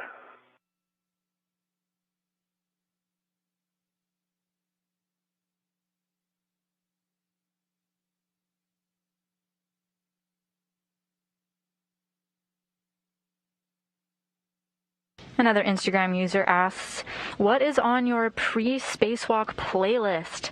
And while unfortunately our spacewalkers Tom Marshburn and Kayla Barron haven't clued us into what they were listening to beforehand, we do know that on their launch day, they listened to bands such as Guns N' Roses, Eminem, Nicki Minaj, Imagine Dragons, and so forth.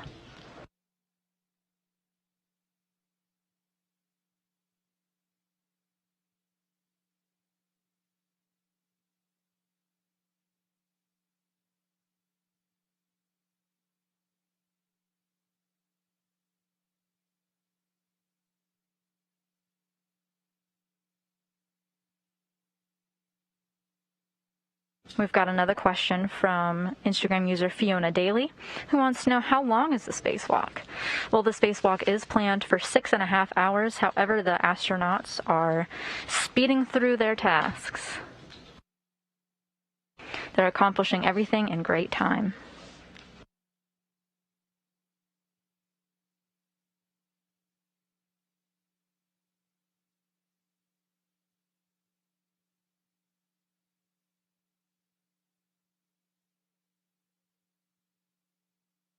Another user asked, how much time does it take to prepare for a spacewalk?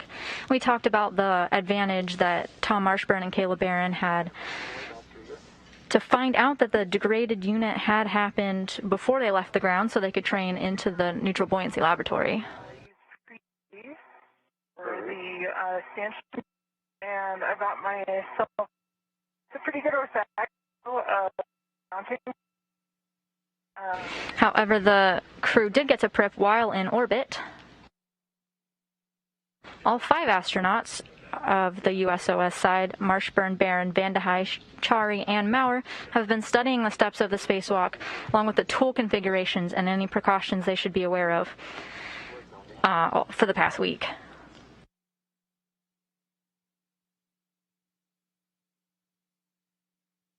Barron and Marshburn specifically, our spacewalkers today, prepared the equipment lock in the days leading up to today's spacewalk, doing tasks like getting their checklist and drinking water ready and inspecting each of their tools. This is all part of some preparations they did before the spacewalk. It also included some onboard verification fit checks where they tried on their spacesuits and made sure that they're comfortable and easy to move around.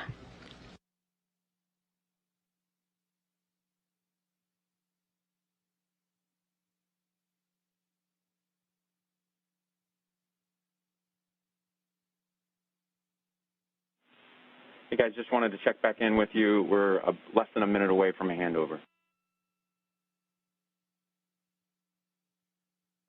Thanks. Roger.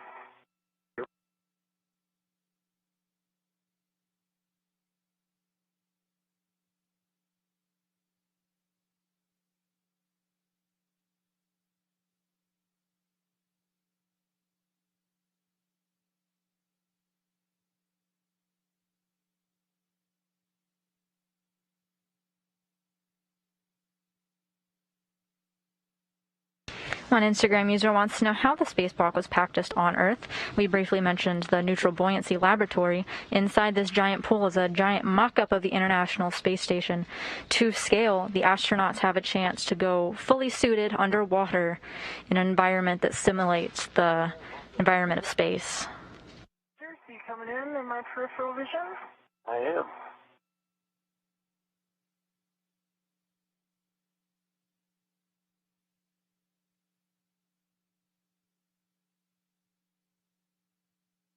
During this handover period, we've got another question from Astro Yesha, who wants to know what the rest of the crew is doing during the EVA. That's a great question. We've got Matthias Maurer from the European Space Agency. He's inside the International Space Station controlling the robotic arm that Tom Marshburn has been taking to and from his work sites. Raja Chari is alongside him, kind of serving as his backup.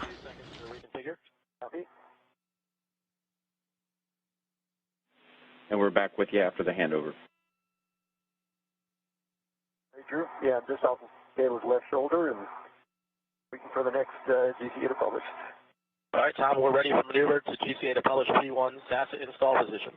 And I'm ready. So are you good? I'm also ready. All right. Start GCA. Copy. We'll load the values and let you know before we start motion. You're basically going to go about 2 meters nadir, just a little starboard, and then about 2 meters forward in that order.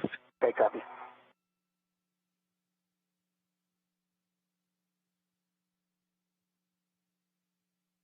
We still got the comm. Sorry, early call. And here comes 2 meters nadir motion.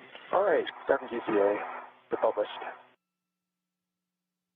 And with the night and the camera views, we can't really clear your head very well, so just kind of keep an eye on that, please.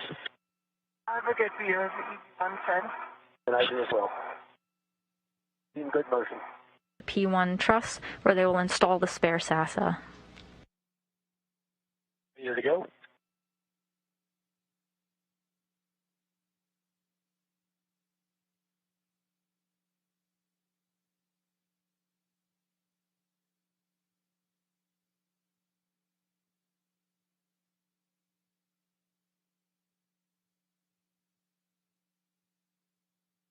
Centimeters.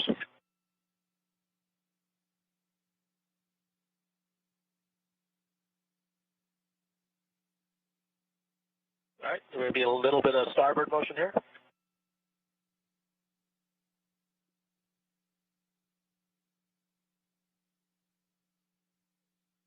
Centimeters to go.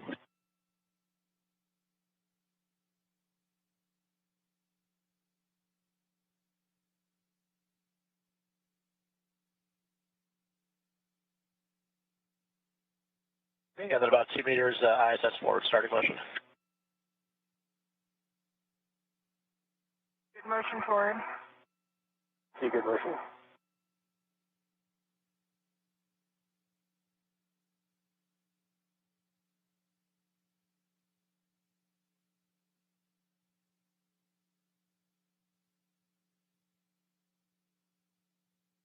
Centimeters to go. Kayla, just let us know if the ORU gets too close. You're good. You're clear. In order to install the spare SASA at the P1 truss, there's a number of tasks that they'll have to do. Kayla Barron will work to mate the cables for data, heater power, and operational power. Tom Marshburn will work to loosen the gimbals. If you recall earlier in EVA, he had installed these to keep the SASA in the locked position. Continue to publish. It seems like we're close.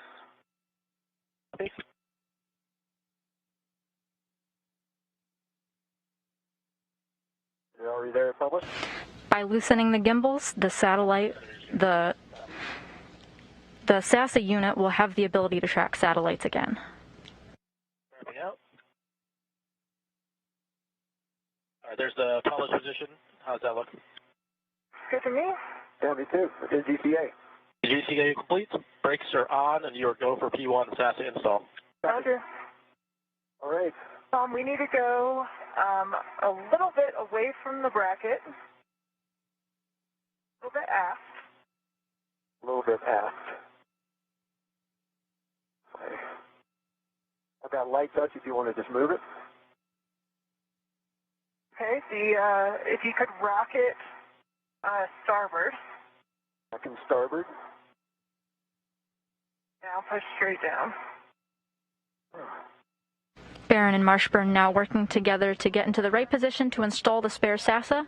This activity total is supposed to take about 45 minutes. Ready to get in position to drive the bolt? All right, I felt it pop in there. Yep, it looks great. It's flush with the plate. Great. I'm getting a little slight tug and it's not moving, so it's all good. That looks fantastic, guys, and we'll be ready to help you configure your PGT when you're ready, Caleb. Roger. Ready for settings? Bravo 7, clockwise 2.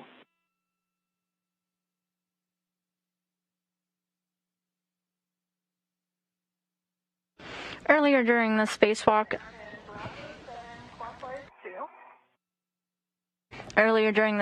Kayla Barron removed the stanchion bolt. That was the last stop to removing the degraded SASA unit. Now, one of her first tasks in installing the new one is driving the stanchion bolt again. She's getting her tool configured to do so now with ground IV Drew Morgan. A little better side load, but you're good now. Okay.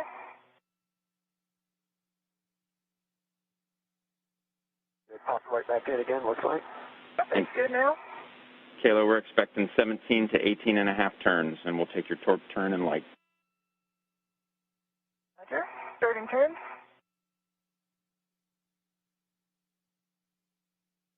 Your PGT moving. There's a side load there a little bit.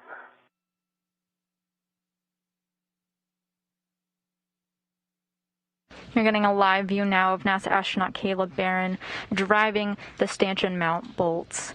Meanwhile, off-screen, Tom Marshburn is holding the SASA in place attached to the robotic arm. Work my way back down a little bit more.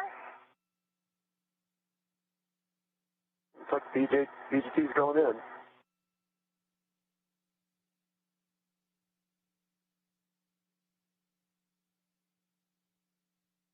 And 20 turns on your 22 turns now.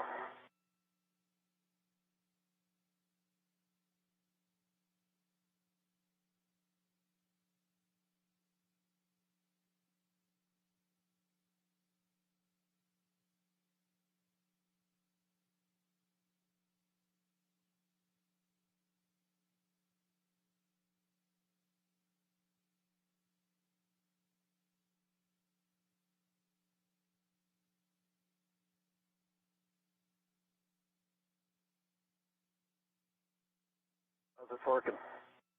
Yeah, it's still driving. I think,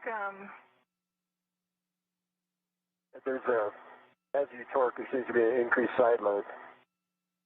the, body of the PGT interferes a bit, or the, mast itself interferes with the body of the PGT. Yeah. So it's kind of difficult to maintain a perfect position. Maybe I'll go light touch and maybe me on it. So there, I'm feeling some side load there. GT still turning though.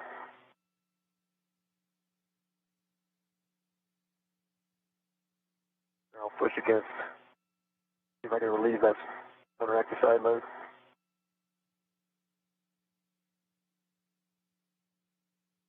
As NASA astronaut Kayla Barron works to drive those bolts, the International Space Station is flying over the South China Sea, headed towards the Philippines, and we are about 3 hours into our spacewalk. So I think I'm sensing there's a little bit of play in the off-dock position. And what I'm wondering is, I think, it came off, actually, the soft dock. What I'm thinking is maybe the bolt wasn't actually engaged in the threads, obviously, or else it wouldn't have done that. Can you push straight nadir? And push a little bit port. A little bit port. Yep. And back a little bit starboard, please. Now push straight stator into the plate. And if you can try to hold it right there. All right. I will try again. Counteract any side load.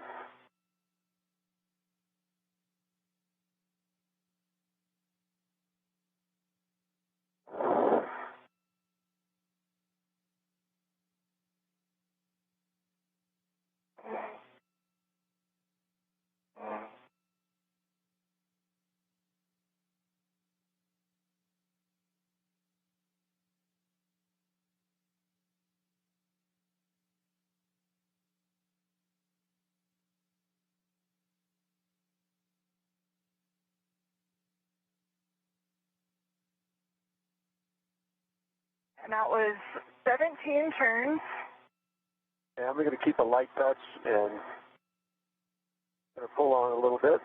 Can I finish my call real quick? Oh, sorry. Yeah. 17 turns, green light, 26 foot-pounds.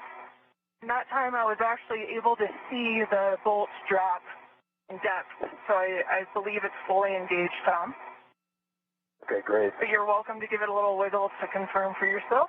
Sorry to on your call. Okay. We copy all, Kayla, and that sounds like a good install. Good install. Yeah. I concur. She looks good. Okay, great work. My rep. Great work. Yes, Tom, you can remove your RET, and Kayla, we're going to have you start to work the cables. Roger. NASA astronaut Drew Morgan, serving as our ground IV today, just gave the go for Kayla Barron to start working on the cables of the spare SASA. Tethers are clear, and then you can work with Raja and Matthias to move to the spare gimbal lock back off position. All right. Thanks, Drew. When she was removing the degraded unit, Out of the way, I've got good clearance all around. Ready for the maneuver. Copy, nice job wagging that thing down, and copy your go for maneuver to spare gimbal lock off, back off position. Give us a second to set up, and we'll get you moving. some kind words from Rajachari there. Your Honor. You're off. When removing the degraded SASA unit, Kayla Barron had disconnected 3 cables to free the degraded SASA in preparation to move it to the express logistics carrier. And now that the spare is in its place, she'll work to reconnect these 3 cables, powering data, heater power, and operational power to the spare SASA.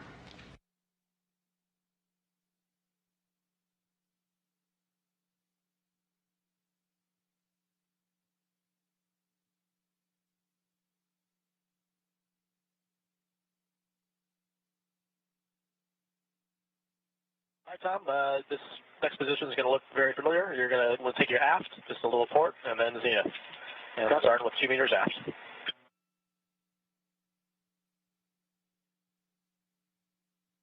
Starting motion. Good motion. For those just tuning in, we're talking about the SASA, or the S-band antenna subassembly. This is used to transmit low-rate voice and data between the space station and the team here on the ground in mission control using S-band radio frequencies. It went down mid-September with a failed return link, meaning we can send data up, but the degraded antenna lost its ability to send signals back to us.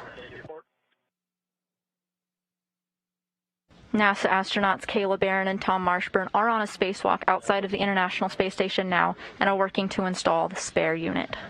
About 2 meters zenith, starting motion.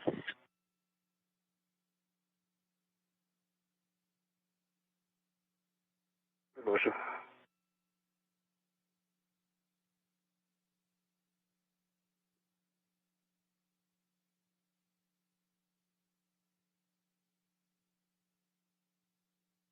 Set meters.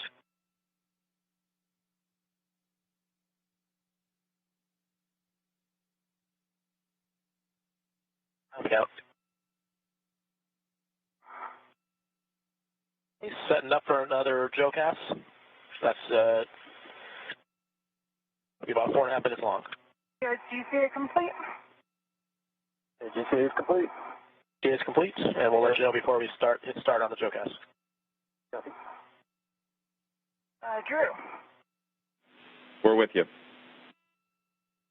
I have 4 in my hand, and I'm ready to mate to J4. The lever is full aft over center with good pins, no FOD, good EMI band. Go to mate. Roger, go to mate.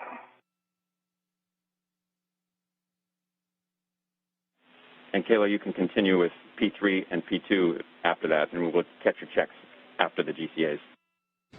What you see now on your screen are the connectors that Kayla Barron is working to get connected to the spare SASA. Copy.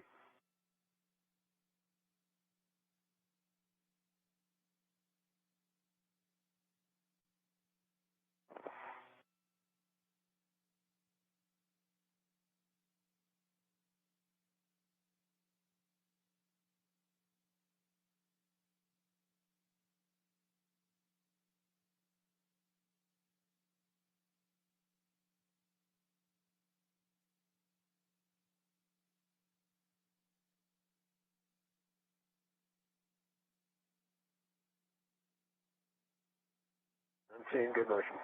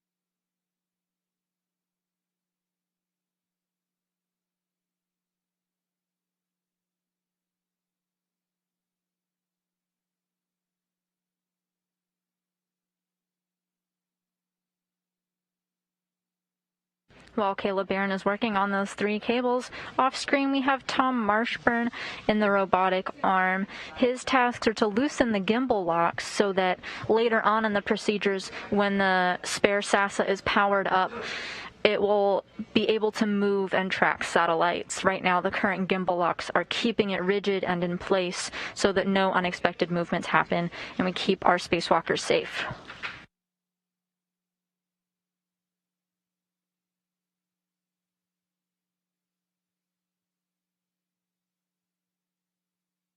About 2/3 of the way through.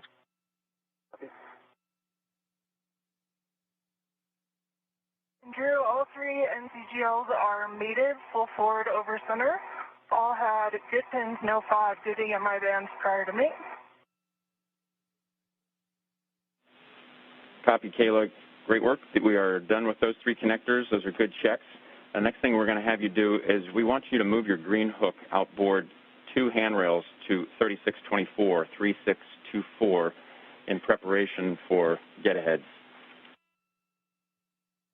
Roger, move green hook to 3624.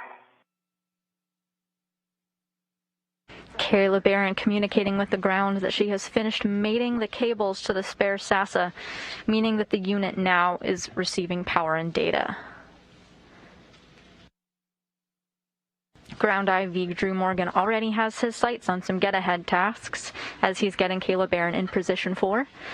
We're 3 hours into the spacewalk, scheduled to take about 6.5 hours, but we're already moving well ahead of schedule.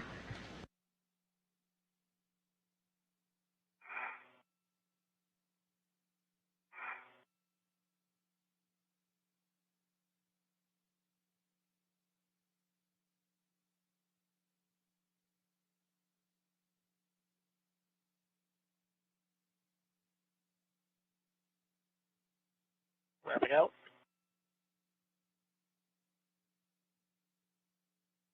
And there's position hold. We'll be setting up for a manual move next. Copy. And then look at it, hover to meter.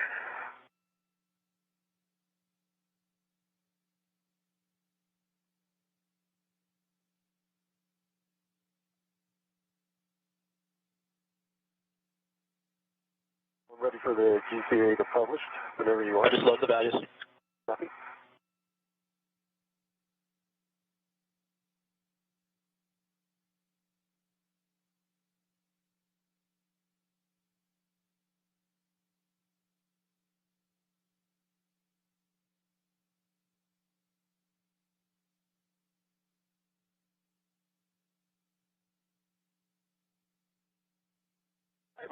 Tom, we're ready for maneuver to GCA to publish spare gimbal lock position.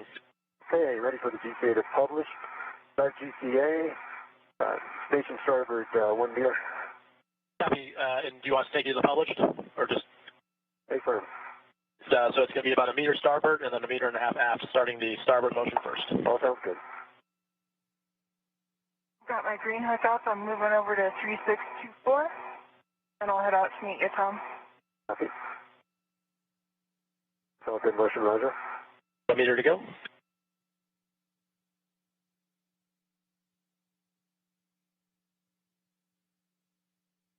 Motion. Okay, stop your motion. That's about 40 centimeters, about 0.5 meter short of the published for starboard. Okay, looks good for right now. All right, we'll give you about 1.5 meters aft then. Sounds good.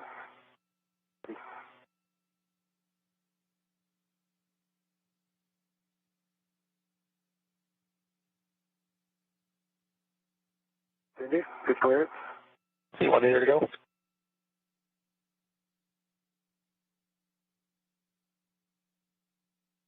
Cindy. Cindy. First.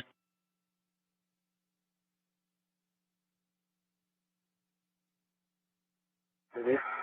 20 centimeters. And stop motion. The International Space Station is flying through an orbital nighttime, so the views are a little dark, but you can see the Canadarm2 with NASA astronaut Tom Marshburn attached. You're a little closer than original, so just make sure you've watched clearance as we slide to starboard. Okay, good clearance. He's in communication with NASA astronaut Raj Achari. Right now he's working to loosen the gimbals to allow the SAS antenna to track satellites and allow for communication between the ground and the space station.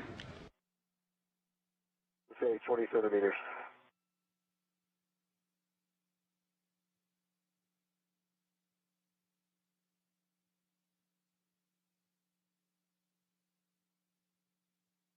Sorry, 20 centimeters, Zenith coming.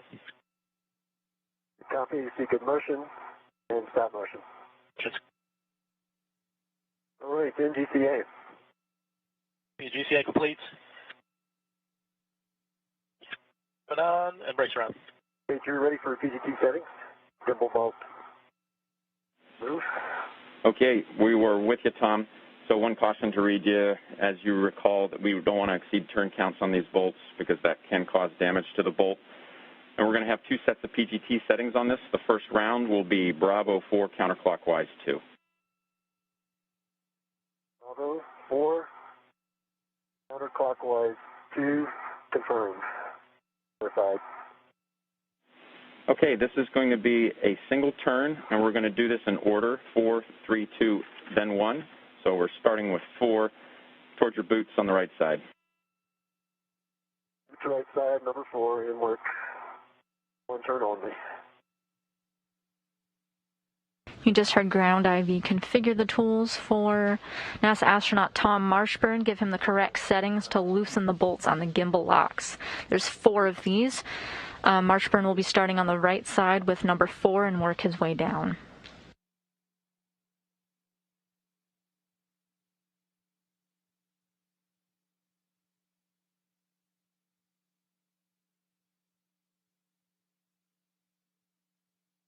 Once the spare SASA is installed and configured, as Tom Marshburn and Kayla Barron are working to do now, the EVA does not stop there. That's a good readback. After the install, they will head back to the Express Logistics Carrier 3 and permanently install the degraded SASA. If you recall earlier in the EVA, they brought it over there and temporarily stowed it. That after they've installed the spare, they're going to work their way back there and get a more permanent configuration. Working out at 4. The torque I'm reading. Check my settings. Not getting turns on the bolt. That's Bravo 4, counter 2, and it's torquing out. Copy, Tom. And one, we just wanted to confirm what bolt you were on. If you could use the head, foot, right, left coordinate to tell us which bolt you just worked there. The right foot bolt. Bolt for the right foot, number 4 in my memory. That's the correct bolt. We're just checking on the settings here.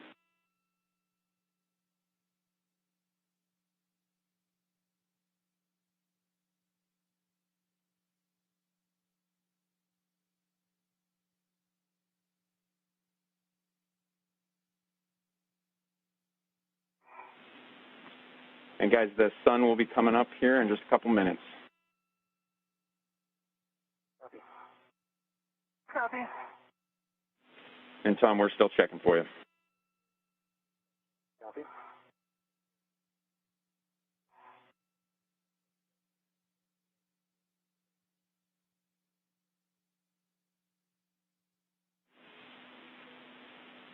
Okay, Tom, we're going to move now to bolt number 3. That's boot side to your left.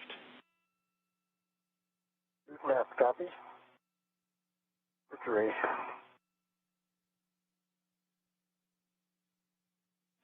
And this will be the same thing, one turn only. One turn only. Verified, Bravo 4, counterclockwise 2.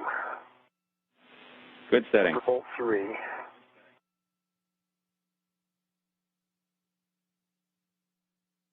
NASA astronaut Tom Marshburn confirming that he's completed work on the first bolt and is moving on to the second one. Meanwhile, the crew got a heads up that the International Space Station will be moving to an orbital daytime. It's currently in the South Pacific Ocean, getting ready to fly over New Zealand. All right, Tom, that's good news. We're going to move on to bolt number 2, and that is on Bolt number 2. left side toward your helmet. Marshburn now is on bolt number 2. Remember, Marshburn started with 4 and is working his way down to 1. Good reading.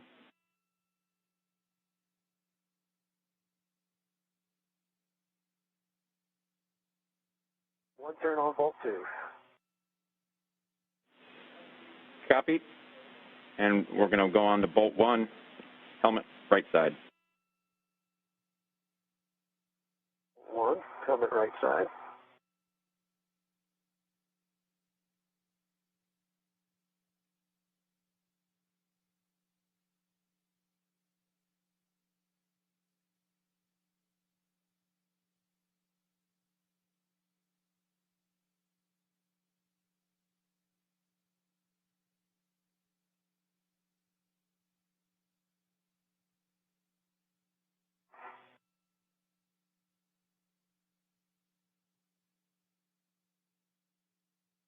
Because our spacewalkers today are making such good time accomplishing their tasks well ahead of schedule, the crew here is thinking about getting started on some get-ahead tasks. Turns on 1 or 4.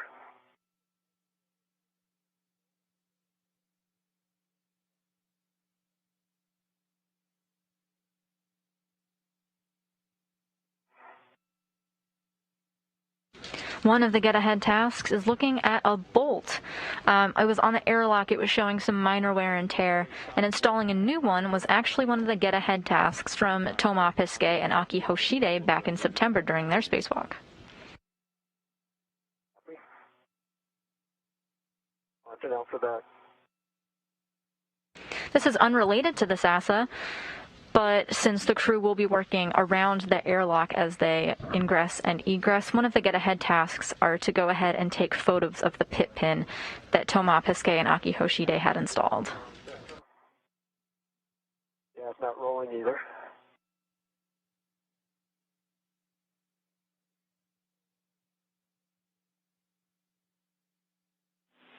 Okay, Tom, what we're going to do is stay with the original settings at Bravo 4, and then go back to bolt number 4, right side toward your boots, and we're going to try to do that single turn again.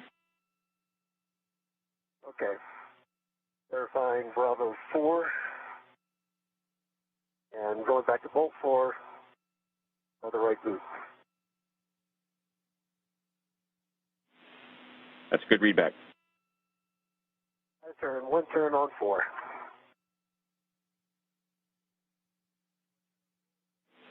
All right, that's great, Tom. Let's go to bolt 1, do the same thing. That's right side towards your helmet. Right side towards the helmet, same thing. It worked. And brake torque on that. We tried again. I'm not like it did, but actually it's didn't see any socket movement. Let me do it again. Yeah, the socket's not turning on it.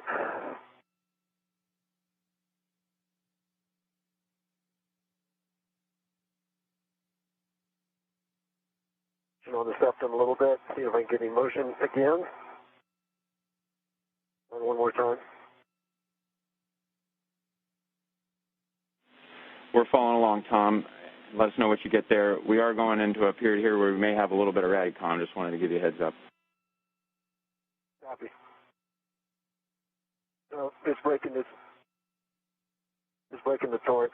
1 is not moving yet.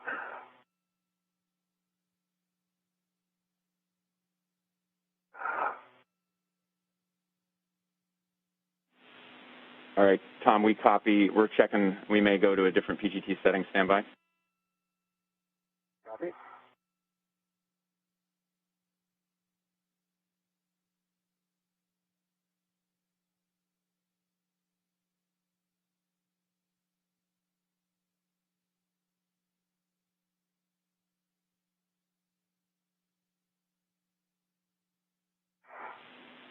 So, Tom, an additional suggestion at the original setting, Bravo 4 still, we're going to ask you to put a little bit of movement into the high gain antenna, see if you can jiggle while attempting that 1 turn, if you're able. Okay. Didn't work. Avoiding that cable.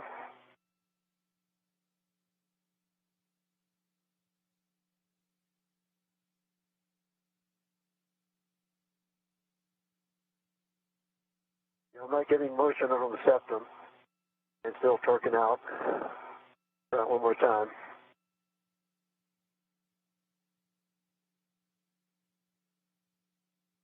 While Marshburn works on loosening those bolts, communicating with the ground.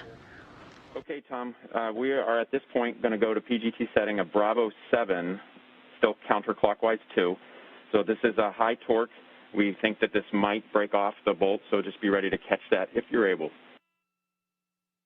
Copy. Bravo 7. 1 turn only. Counterclockwise 2. Turn And only on bolt 1. Single turn, bolt 1. Single turn, bolt 1. Copy. He's working with the ground to configure his pistol grip tool to different settings, another way of loosening the gimbal bolt locks.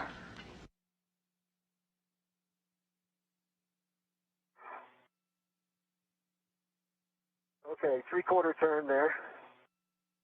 A little bit more. And we got a 1 turn on 1. Great news. All right, we're going to go to our next set of PGT settings when you're ready. Ready?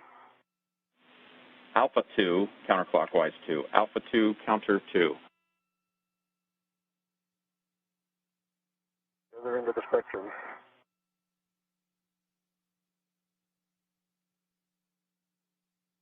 Alpha 2, counterclockwise 2, starting with bolt 4. Once again, loosening these gimbals allows the SAS antenna to track satellites and allow for communication between the ground and the space station. This is complementary to the work that Kayla Barron did, attaching the ISS cables for operational power and data. Towards your boots on the right side. That's complete. It was easy for bolt 4. 2 turns added. Copy. Bolt 3, boot side, left. Left. Didn't work. Running easily. 2 more turns for bolt 3. Going to bolt 2. Good news. Left side towards your helmet. Left helmet. Turning. Easy turn. Turns. Now over to bolt 1. We're ready for bolt 1. Right side helmet. Getting good motion, easy motion.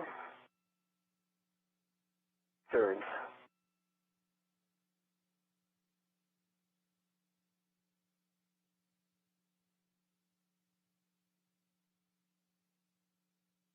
The bolts are obviously free. They're just not easily coming away from their position. I'm going to stow the PGT, if that's the right next move. Yeah, Tom, you can go ahead and stow your PGT and rotate those bolts back away from the septum to the unlocked position, and then just verify that the gimbal lock bolts are secure in that unlocked position. Work. Now that the gimbal lock bolts, all 4 of them, have been loosened, it's now Tom Marshburn's task to rotate the gimbal lock bolts away and into the unlocked position.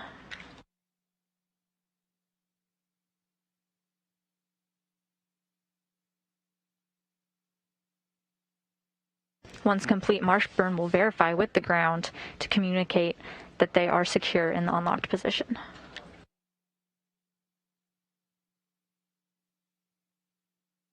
Four is not budging. It's loose in the slot, but not coming around the bend there. Even after jiggling the antenna. I'm working on 3 now. This task that Marshburn is working on is the last step before he gets the go to power up the SASA.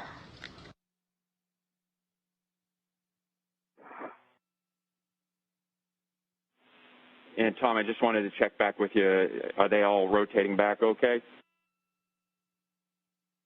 1 and 4 again are not. 2 and 3, after some jiggling, rotation of the septum did go back. I'll make sure they're fully back in the node position. So 1 and 4, they'll move in the slot but are not coming out. So I think I need to jiggle the, avoiding the cable. Jiggling that septum.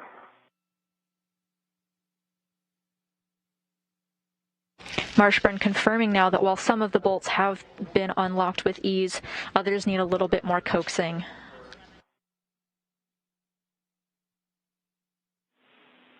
We're following Tom, and we're still talking.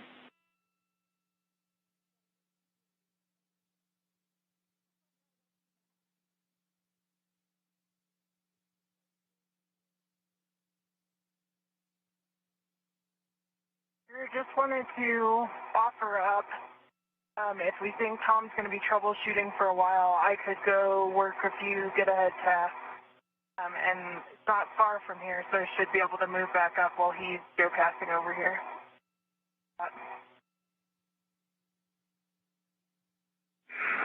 Caleb, for you, we appreciate the offer. I don't think we're going to go to get-aheads just yet. We do want to have you inspect the RFG box of the degraded unit. We'll just give it a look over. If you have the spare capacity to take a look and take some photos of it, that'll appreciate. And we're about 2 minutes from a handover.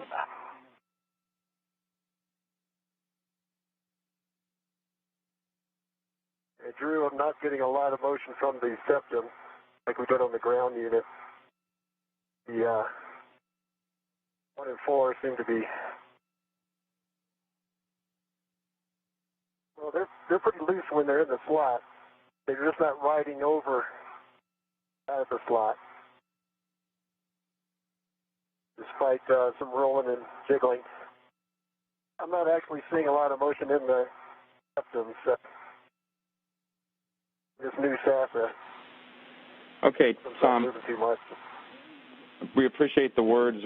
Right now, we understand that 1 and 4 are the problem bolts, and so what we thought we'd have you do is set your PGT to alpha 2 and put 1 additional turn on bolts 1 and 4.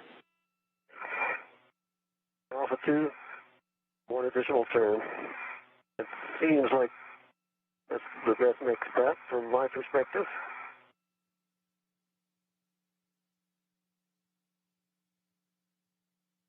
So Alpha 2, counter 2 verified, going for 4.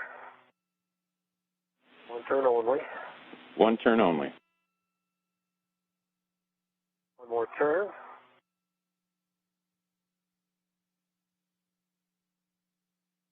Still wedged in there. Try number 1.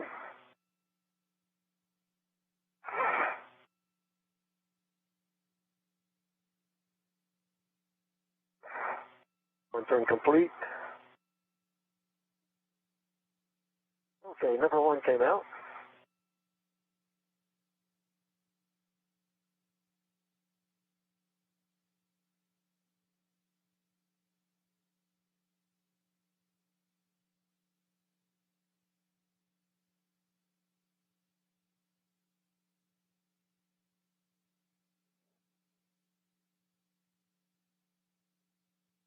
All 4 bolts. And Drew, come check. Yep, Tom, we're back with you after the handover. So we were standing by for how that went with those additional turns on 1 and 4. Yeah, that was the trick. A little stuck, but 1 and 4 finally, actually 1 would not move, 4 would not move even after the extra turn. But then after the extra turn, number 1 did move, went back to 4, and then it popped out as well. So all 4 bolts are in the stow position.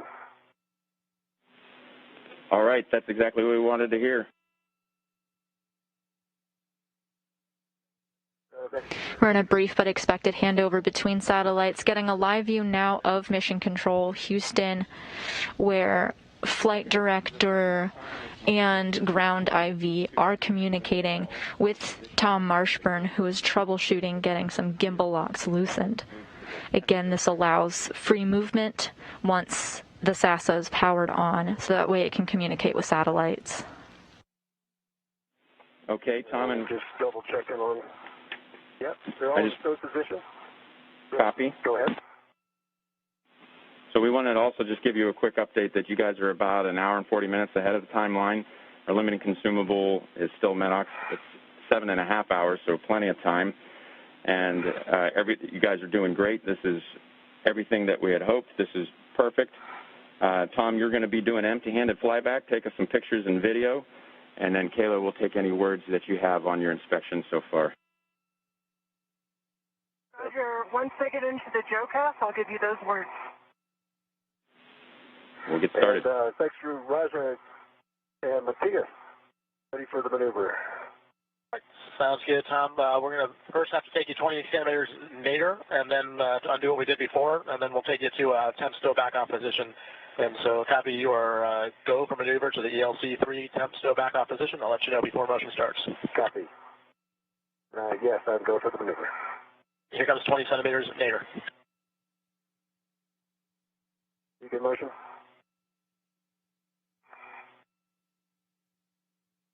We just got confirmation that well ahead of schedule, our spacewalkers, NASA astronauts Kayla Barron and Tom Marshburn, have installed the spare SASA to the International Space Station's P1 truss. This involved installing a stanchion bolt and connecting some wires that Barron had previously disconnected. This allowed power to the unit. And Tom Marshburn worked diligently to get the gimbal locks released. The fourth one gave him a little bit of trouble and required a little bit more coaxing, but at the end of the day, Tom Marshburn was able to get the job done. Starting motion.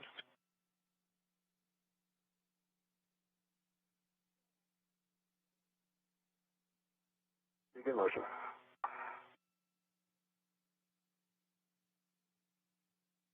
Here to go.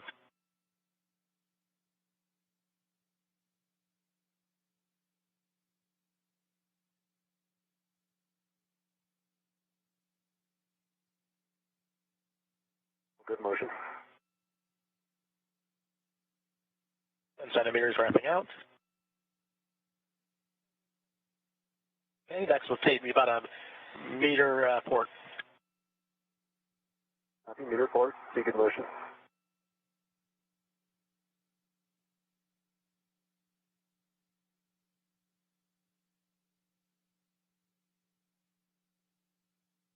centimeters.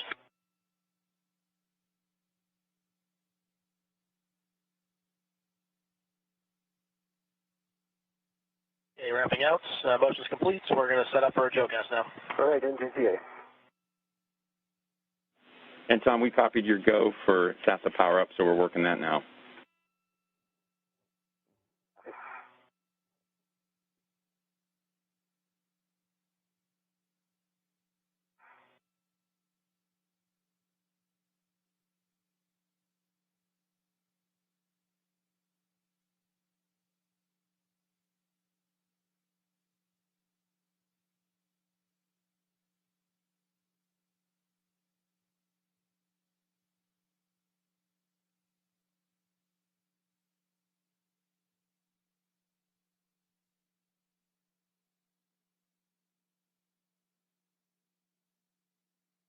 The motion is about almost 7 minutes long.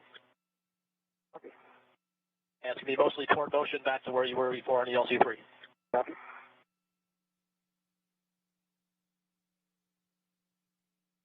And Drew, when you're ready to copy, I've got words on the condition of the completed SASA RFG. We're all listening. So I have a good view of the, what would be the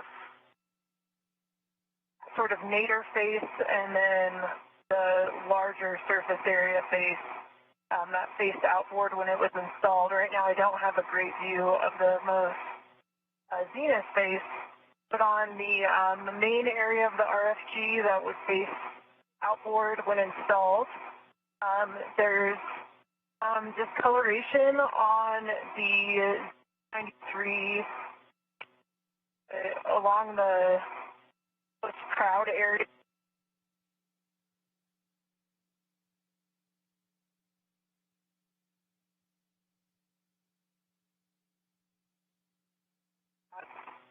There is what appears to be a small pit at the center. MMOD strike. And then on the more nadir face, and the grid on the nadir part of the main plane, there are also evidence of MMOD strikes. And in some areas, it looks Kayla, stand by real quick. Z93. Okay.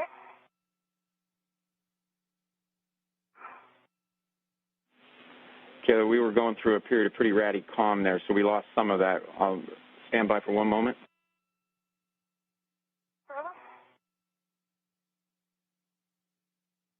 How you doing, Tom? Doing good. The first pass in the daytime. It's something else.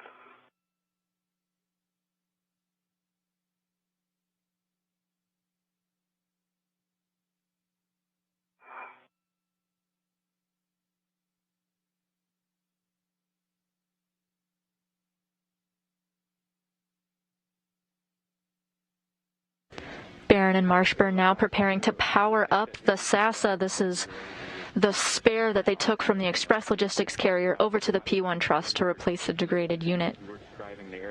Following its successful power-up, they will head back to the ELC and stow the degraded unit. I'm sorry about cutting you off there. No problem at all. I was just also mentioning that some of the spots that look like MMOD strikes, it looks just like, sort of matte silver metal underneath. And then other areas are more like a brownish orange color around the area of the hit. I don't know if that is just some sort of oxidation or something, or like the age of the hit. But from my vantage point, I can probably see at least 10 small MOD strikes. I was able to get some, what I think will be decent pictures of the faces I've described, and I might be able to get eyes on the other face once we have it installed on the FRAM.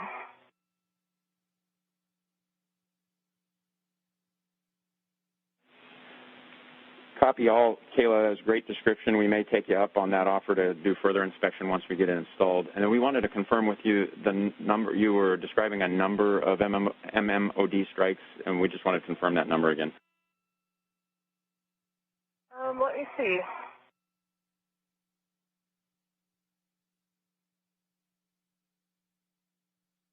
I would say I can see 11 from my perspective, but because of the like raised grid area, there might be some that I can't see on these spaces. And I'm only really counting what I can see on 2 of the spaces, and not really the size or the most. All right, copy that, Kayla. Good words, and we will come up with a plan if there's additional inspection that we'll take once we move it over there to the FRAM. Roger. Kayla. Yes, sir. You could take your right hand and stick it out to the right. Off to your right a little bit. Ears out. Thank you. Got some good shots of you over at the on site, Tom. Nice. I think they're good. We'll find out later.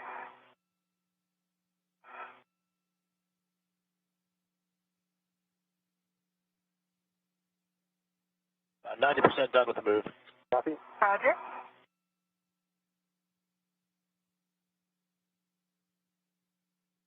You might have seen a camera peeking out from the bottom of the screen with direction from Tom Marshburn asking Kayla to take a peek. It looks like we just had a selfie in space.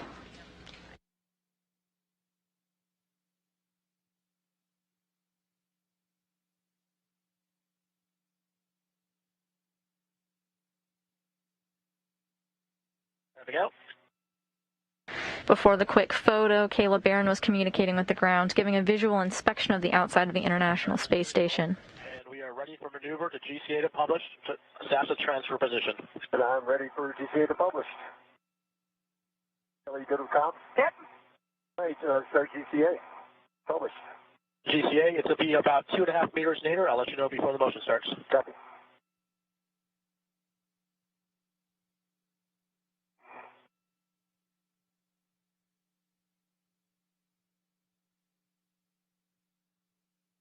All right, starting motion nadir.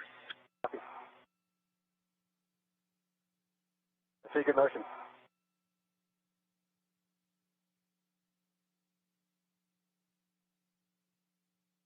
Meters.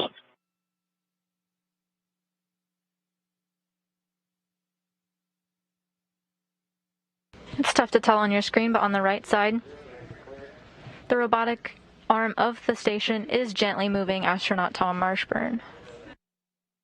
1 meter. Copy. You.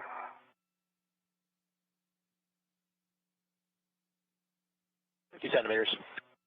And stop motion. Out.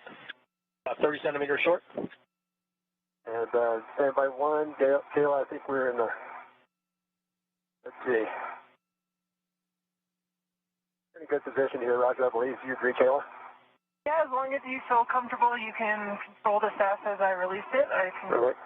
Hit GCA. GCA complete. All right, let me get a red on it here. Standing by. Marshburn communicating with the robotic arm operators Matthias Maurer and Rajachari. Release my ret now while the handrail is still near me. Okay. And I have control. All right. My ret is removed. And Tom, I'm going to unlock the jaws and then I'll release them. Copy. And I have control. Roger, you have control. Jaws are unlocked.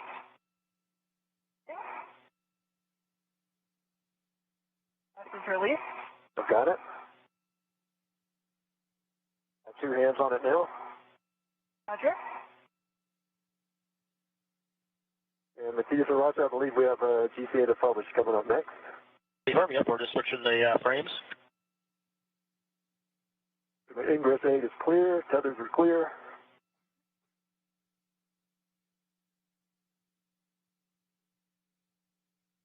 All that's in work, Tom. I'm going to work on getting into a better position to monitor the alignment pin. Copy.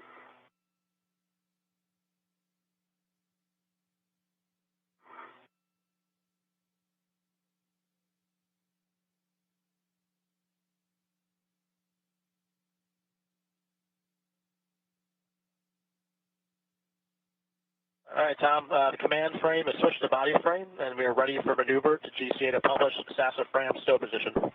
Copy. You ready for the let's start GCA, and body left, 1 meter. Copy. Yep, that's what we've got for you. Marshburn and Barron now moving to the Express Logistics carrier where they're working to soft dock the degraded SASA into the frame.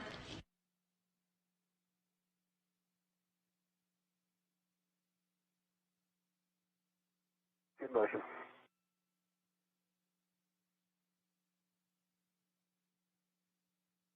Well, watch your left arm a little bit there. Roger, give me 1 second. I'll move away a little bit. Centimeters wrapping out. Okay, that's the published position. How's that look? I'm going to need Nader, but let Kayla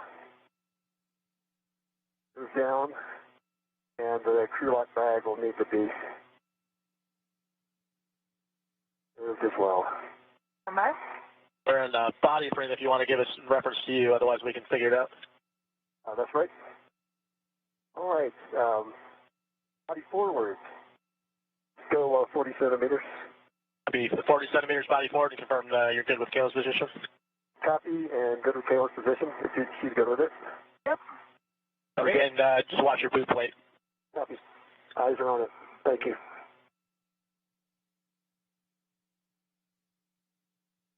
Be good motion. 20 centimeters to go. Continue. Continue. There's. All right. Let's assess this. Okay, there's your 40 centimeters. Position hold. Tom, you will need to go to your left. Yeah, well. Now go towards the plate. The alignment pin is in. All right. It's Good. kind of hovering over the alignment. I think I'm in a good position with your direction, so in GCA. Copy, GCA is complete, and brakes are on. Copy, brakes on. All right, Kayla. Ready for your direction? Pull it towards you a little bit. Okay, the alignment pin's in now. Okay. Now if you can rotate it so my end comes down, there you go. It's nice and flush there. Didn't feel a good, satisfying pop. There's no soft dock if I remember correctly here. It's just the alignment pin, Tom. That's right. And I'm going to try to see if I can get these bolts hand started. Okay, let me realize I kind of knocked it there. If you could hold it as flush with the frame as possible. Yeah. I need to get more left to do that. The astronauts now are talking about the FRAM, or the Flight Reusable Attach Mechanism. It's what these replacement parts are attached to, and it's how they were brought onto the space station in the first place. If you recall earlier in the EVA, when they removed the degraded SASA, they temporarily stowed it back onto the Express Logistics carrier, but now they're doing a more permanent installation of the degraded unit. Matthias, Roger, I'd like angle GCA or GCA to my left. Copy, the brakes are off, and how far do you want to go? So let's go left 20 centimeters. 20 centimeters left, coming in. Roger, clear it. Be good motion. 10. And there's 20 centimeters. Okay. Let's see. Testing. So Tom, the end on your right needs to go down. Yeah. There you go. All right. Let's see if that works in GCA. Copy, GCA complete. Brakes are on. All right, Tom, if you could hold... Oh, boy. The challenge here is to get these hand sorted. They're going to have to be pretty well aligned. Right. So right here is a really good position, I think. You keep it stable if I remove my hand. Let me go manual another 20. Roger Matias, another manual to my left 20, or GCA to my left 20 centimeters. Starting GCA, 20 centimeters, body left. The brakes are off, and starting motion. Okay, good clearance. Good motion. Okay, flapping out. All right, we'll check that out. Assessing.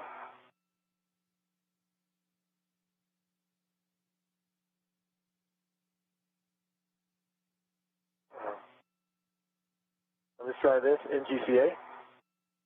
The GCA complete, and the brakes are on.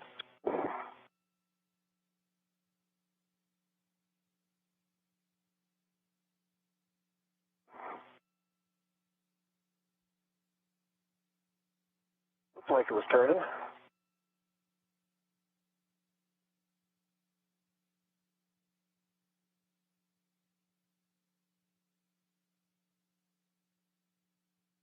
I'll try the other one first. Okay.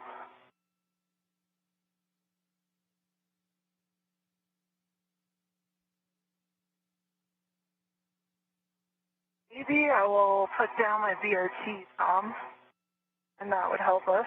Okay. The next move would be to move in the arm again, so I'm more in like your position. You could do.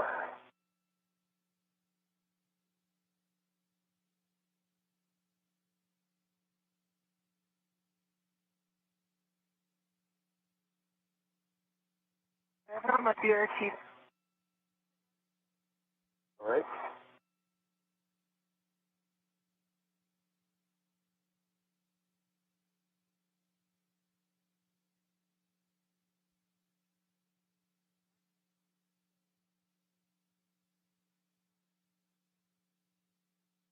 Okay.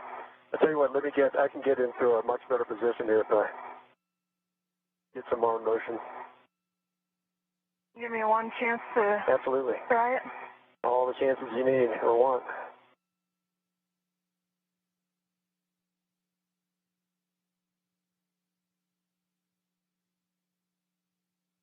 Now, the real challenge here, difficult to tell if they're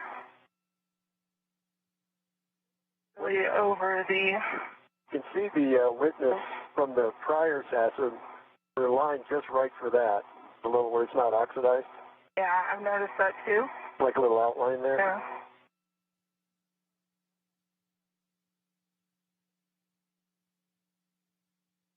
You got some engagement there, maybe? No? Pop it up. Could, try getting out the ratchet wrench.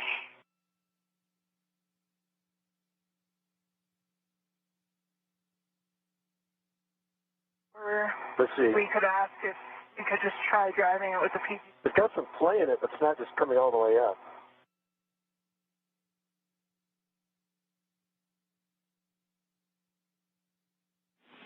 I'm going to lift it, I'll keep my hand on it. If you want to lift it up just a tad, see if it comes out. Oh, it's, I think it's a... retracting back out, so I don't think it's engaged. This other one, oh, I see. Yeah, the other one is, I thought was holding it, but it did move a bit. All right, I can help you a lot more if we do a couple more maneuvers. You lift it up like a tiny bit, and let's see if I can see the holes.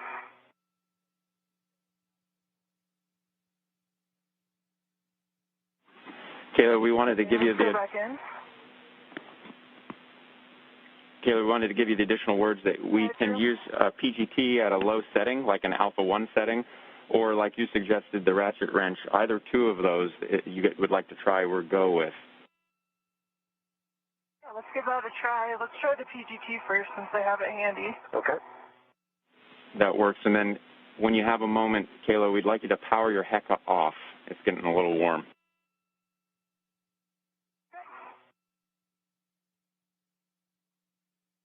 Let's see. If you're just joining us, NASA astronauts Tom Marshburn and Kayla Barron are on a spacewalk to replace a faulty SASA unit. Right now they're stowing the degraded one. Earlier in the day they had worked to remove it from its original position on the P1 truss, grab the spare from the Express Logistics Carrier number 3, and replace it in the degraded SASA's original position.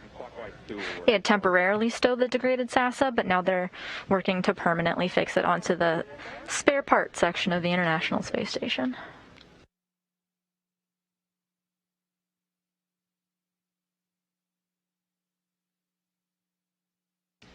Tom Marshburn is actually the oldest human being to conduct an EVA, and he is very proud of that record.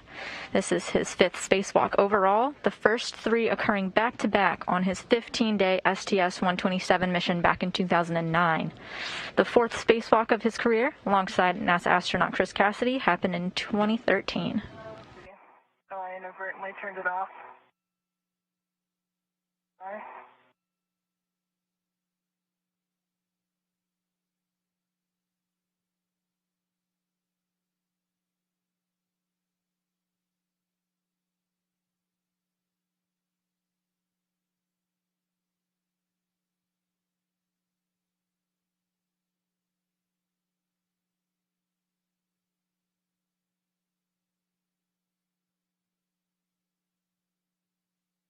Tom, I'm thinking that it needs to rotate the left side toward you. It looks a little... my left side towards me? Correct. Yeah, that's better right there. All right.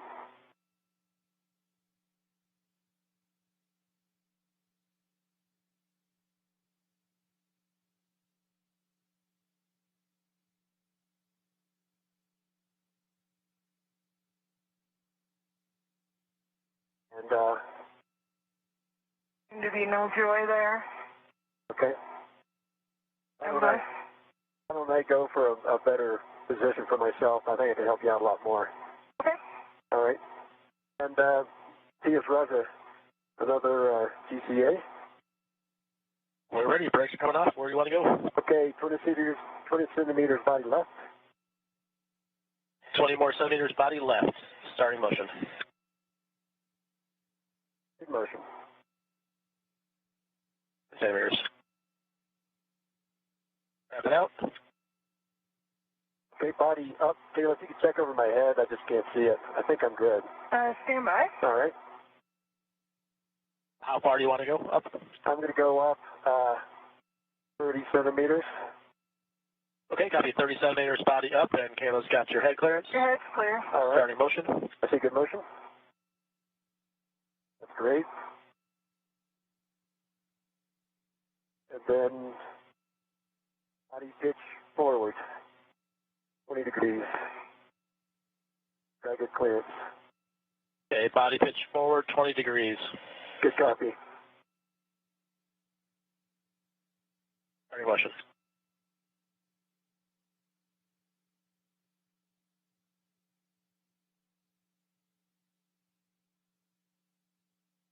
Five degrees.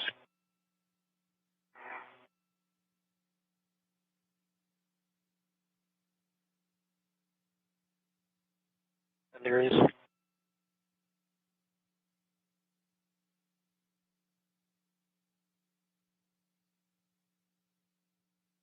degrees to go.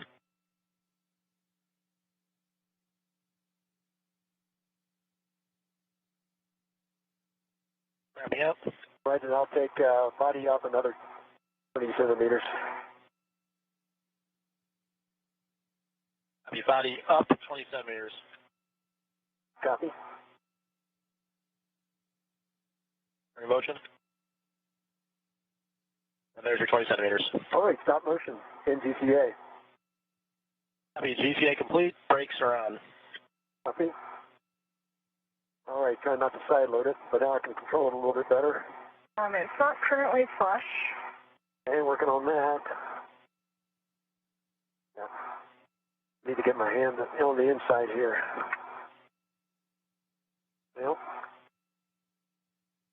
The astronauts here are attaching the SASA to the FRAM, or the Flight Reusable Attach Mechanism.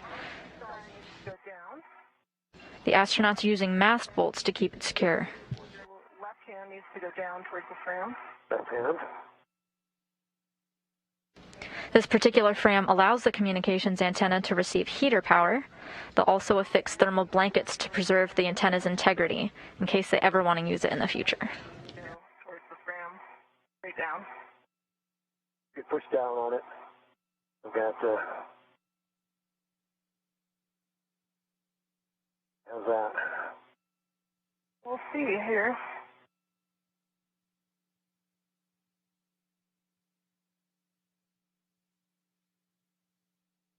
Rotate a little bit.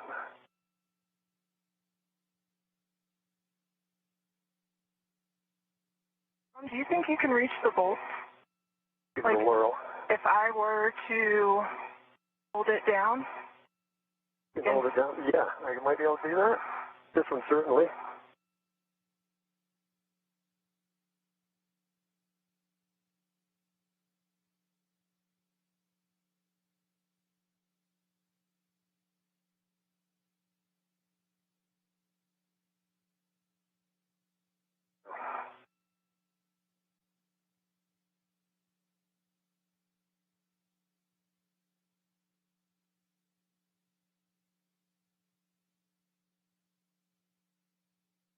I think, I'm giving it a good quarter turn.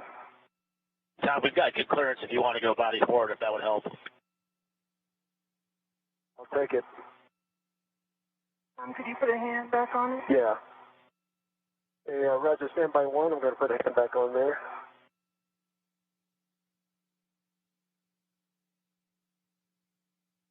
The next thing we could do is this stable, maybe hitting it with the PGT again.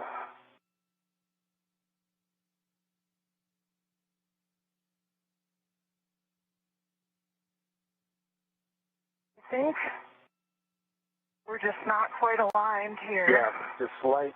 And let's get the PGT out and push down on it. I can wiggle it until you feel it go in. So doing all that plus trying to turn it with your hand is just not. And Roger, I'm going to take you up. Oh, wait, I might have gotten it. Oh, okay. Stand by. Roger. Oh, man, I think we're this close. Let me just round up in there.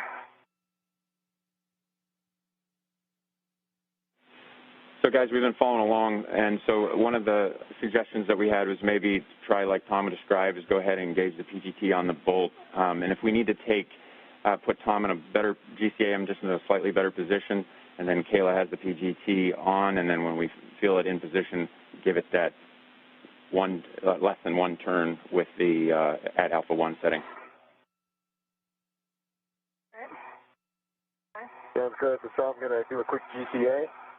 And Roger, GCA, body forward, 10 centimeters. Copy. Brakes are coming off and giving you body forward 10 centimeters, starting motion. We just reached the 4-hour mark into the planned 6.5-hour spacewalk with NASA astronauts Tom Marshburn and Kayla Barron. They are now working to stow the degraded SASA, this one that failed, or part of it went down back in September. They replaced it with another unit, and now they're just stowing the SASA onto the FRAM. Brakes are on. I'll see if I can rotate it a little bit. And Kayla, go ahead and go for 2 turns. They're discussing now the best way to get this done with their ground IV, Drew Morgan, and the EVA team here in Mission Control. That involves getting their PGT, their pistol grip tool, it's like a cordless drill in space, configured, and using astronauts Matthias Maurer and Rajachari to get Tom Marshburn in a slightly more advantageous position on the robotic arm.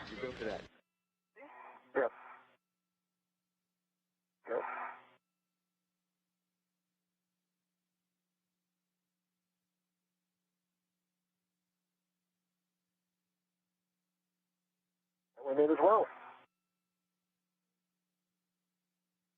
If you're in on both. All right, good work, Ted. And Kayla, we're going to reset to alpha 5 clockwise 2, alpha 5 clockwise 2.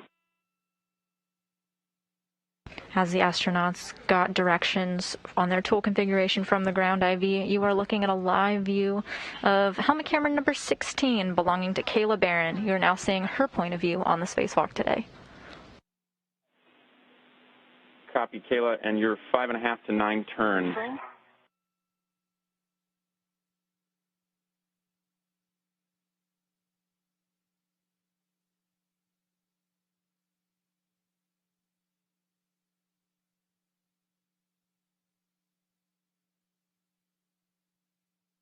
If it'd be easier for me to hit this one, or do you have a good reach for it? That was about 8 turns, and I think it torqued out. You agree, Tom? Are you trying to say? I'm just going to put it back on there for you if you want to do it again. I think it's torqued out, Tom. Okay. I got green light. It turned 4.7 pounds. Okay.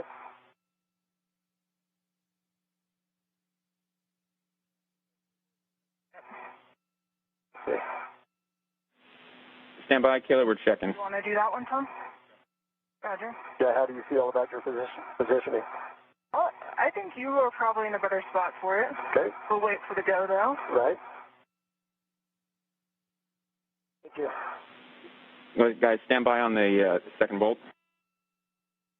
Copy. Standing by.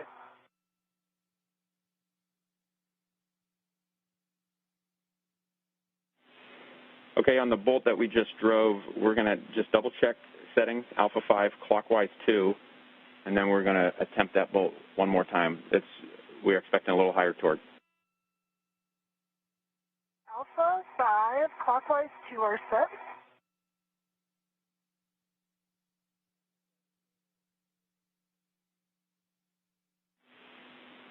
Yep, Kayla, we'll hit that one again. We're looking for somewhere on the order of about 7 foot-pounds. This time I got a green light, 7.3. All right, that's a good install. Barron now double checking on her work. She installed the first of the 2 mast bolts to connect the SASA to the FRAM with a flight releasable attach mechanism. Good settings, 5.5 to 9 turns. Thank you. 5.5 to 9.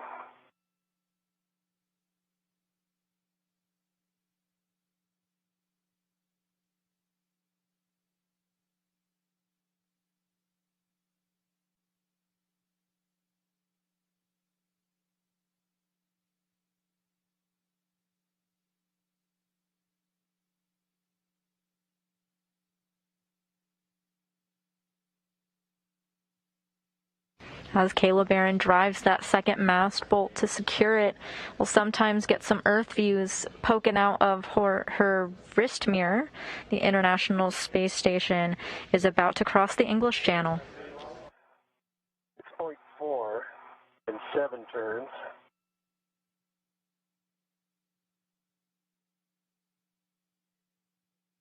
And I read 6.9 on the torque there. Okay, I might have missed that. Thank you. All right, that's a good install as well. Oh, great. All right, Tom, for you, we wanted you to assess where you are in your arm position if you needed to do any GCA before we start installing the tent, the MLI tent.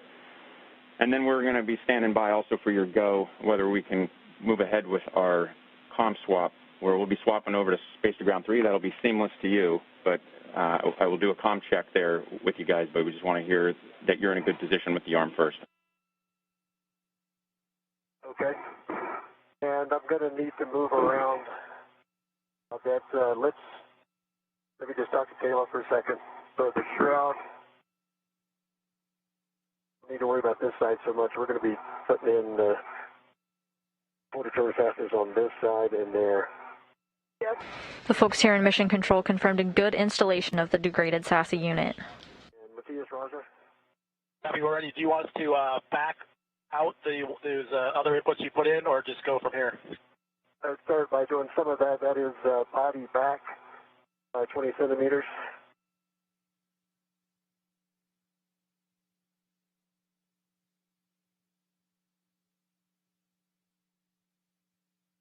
The particular area where the degraded unit has been successfully installed to does allow the communications antenna to receive heater power.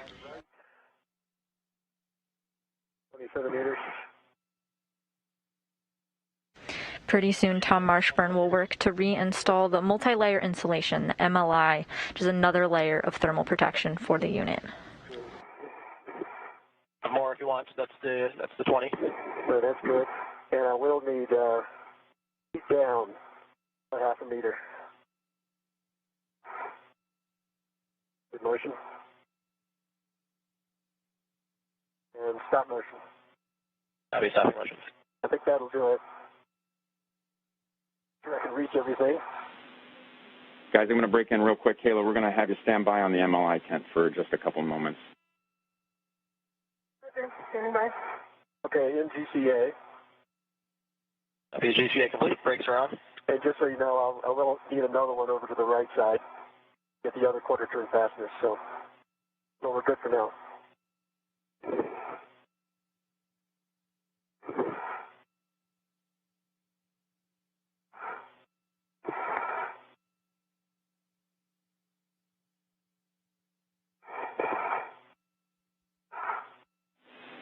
So, Kayla, what we need is a thorough inspection of the low-gain antenna side of the RFG, the part that you probably weren't able to see while it was in the temp stow location.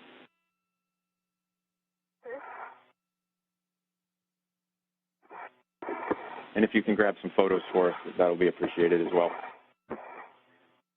Stand by.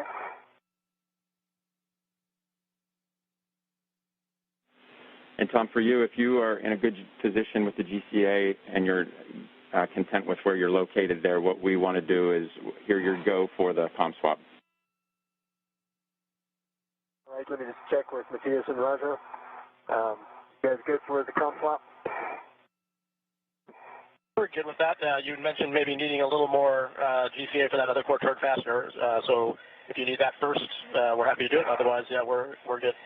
That'll be the next step in the shroud installation. I can only get one side of it from here. I can't get both sides with one position, so. Yeah, then we're fine with the comm swap. Okay. Yeah, Drew, we're all good with comm swap at this point. So you have a go. Okay, Tom, we copy, and Raja and Matthias know what to do if we lose comm for greater than 5 minutes. But otherwise, seamless to you. I'll check back with you once we're configured. Copy.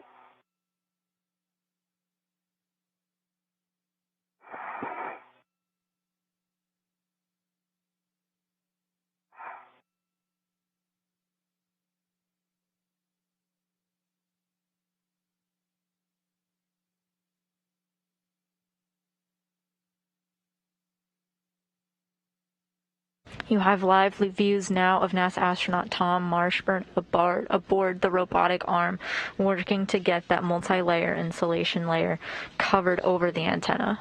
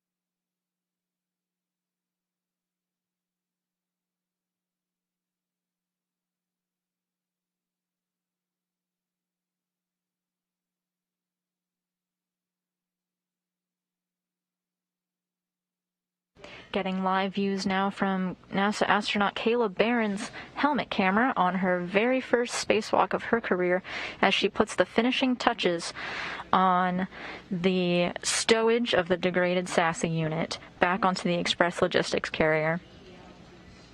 The unit is in good hands, attached to heat and getting its nice blanket on.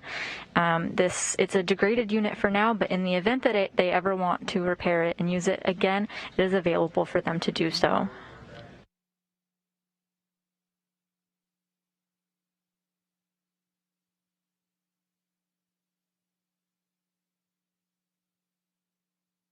A new unit to replace the spare did not have to be launched to the International Space Station for this operation, as it already lived right here where the degraded unit once was.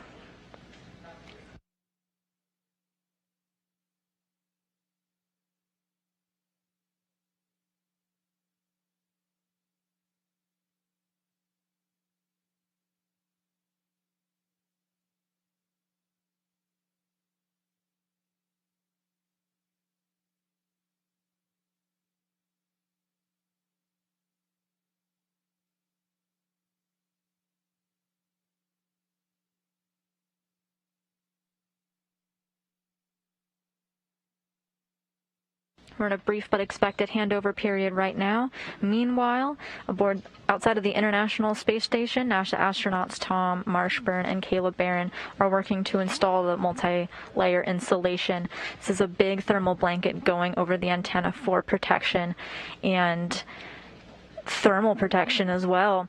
They're both on either side of the antenna working to get that fastened.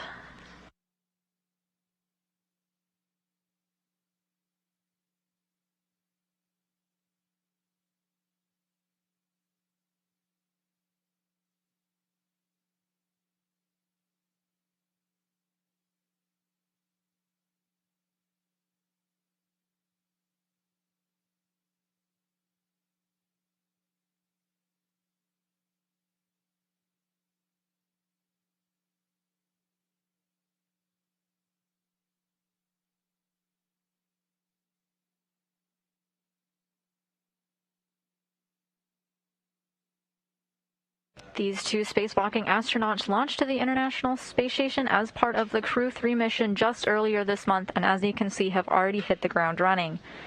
Today they worked to install a new SASA unit that was already a part of the International Space Station, removing a degraded unit that had gone partially down just this past September.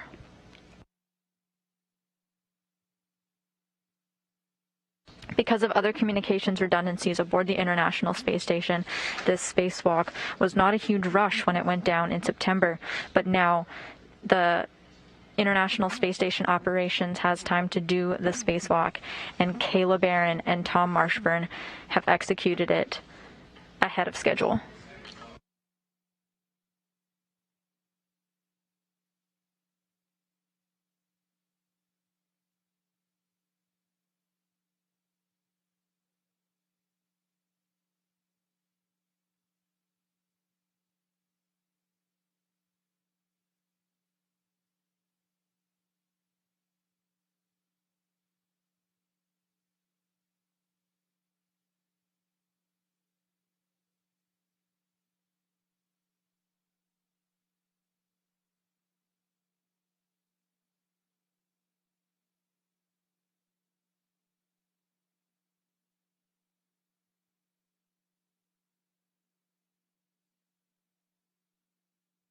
Following these finishing touches, NASA astronaut Caleb Barron will work to return the bags of tools and other equipment they would need during the spacewalk that she had originally brought out of the Quest airlock and return them back.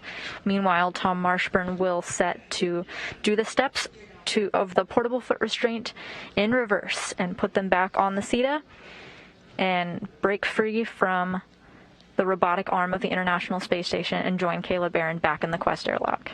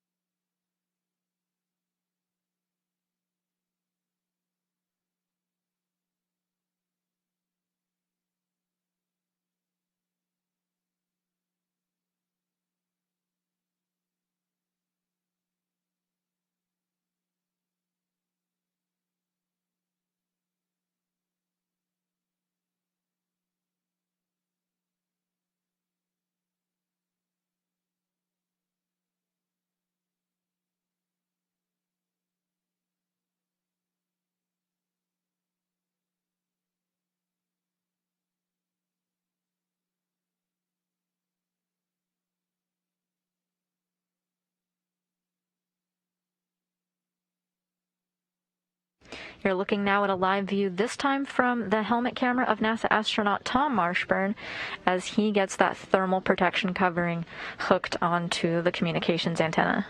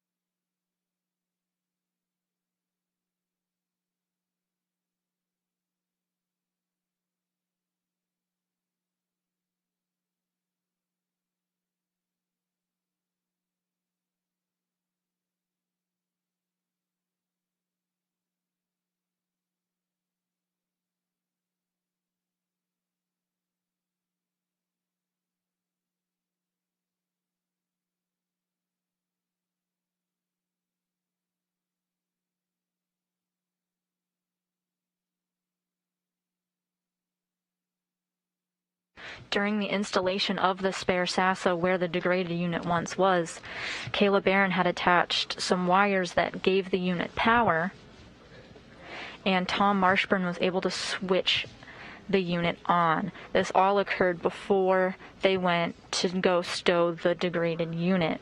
We're now hearing that the unit is getting good forward and return communications on the SASA. That means that the new SASA is functioning as expected. If you recall, the old one had a failed return link. It meant that we could send data up to the space station, but the antenna lost its ability to send signals back to Earth. Fortunately, we've got notification that this brand new SASA is getting information and communication both ways.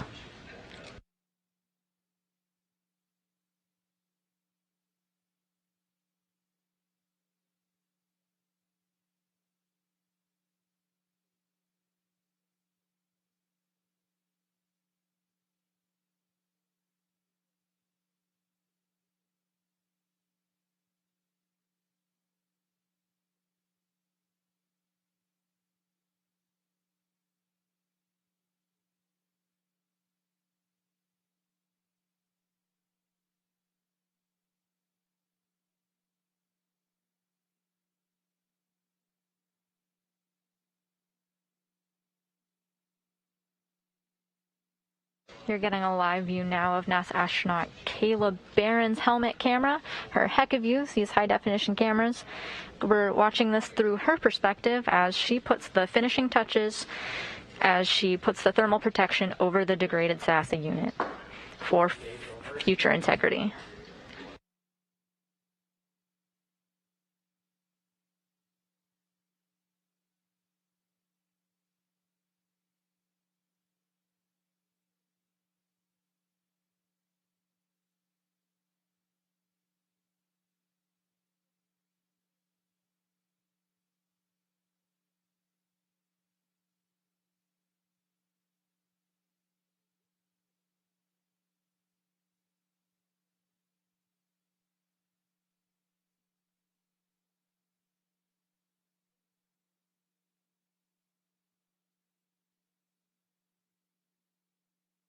While this blanket that you're looking at may look thin, it's actually made up of several layers sewn together of varying materials, including mylar, for the purpose of being able to withstand the swings from hot to colds that the space station experiences several times per day.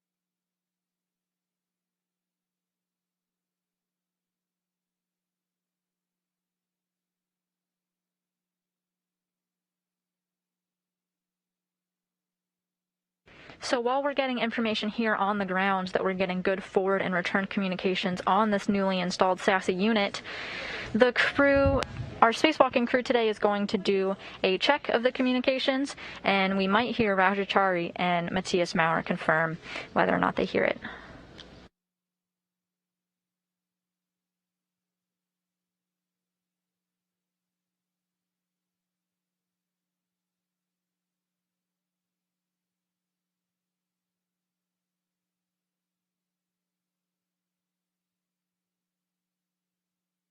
In addition to these voice checks, the spacewalking astronauts are also going to check out their own equipment. They're going to do a hap check and glove inspection, as you've heard them do several times throughout the spacewalk. This is just one more step before they go back into the Quest airlock to conclude the EVA.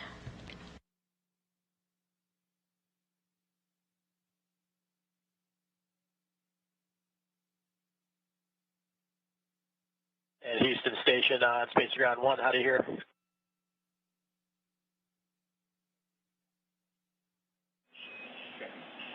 Station Houston, Fish Ground 1, read you loud and clear. Let's move to 2.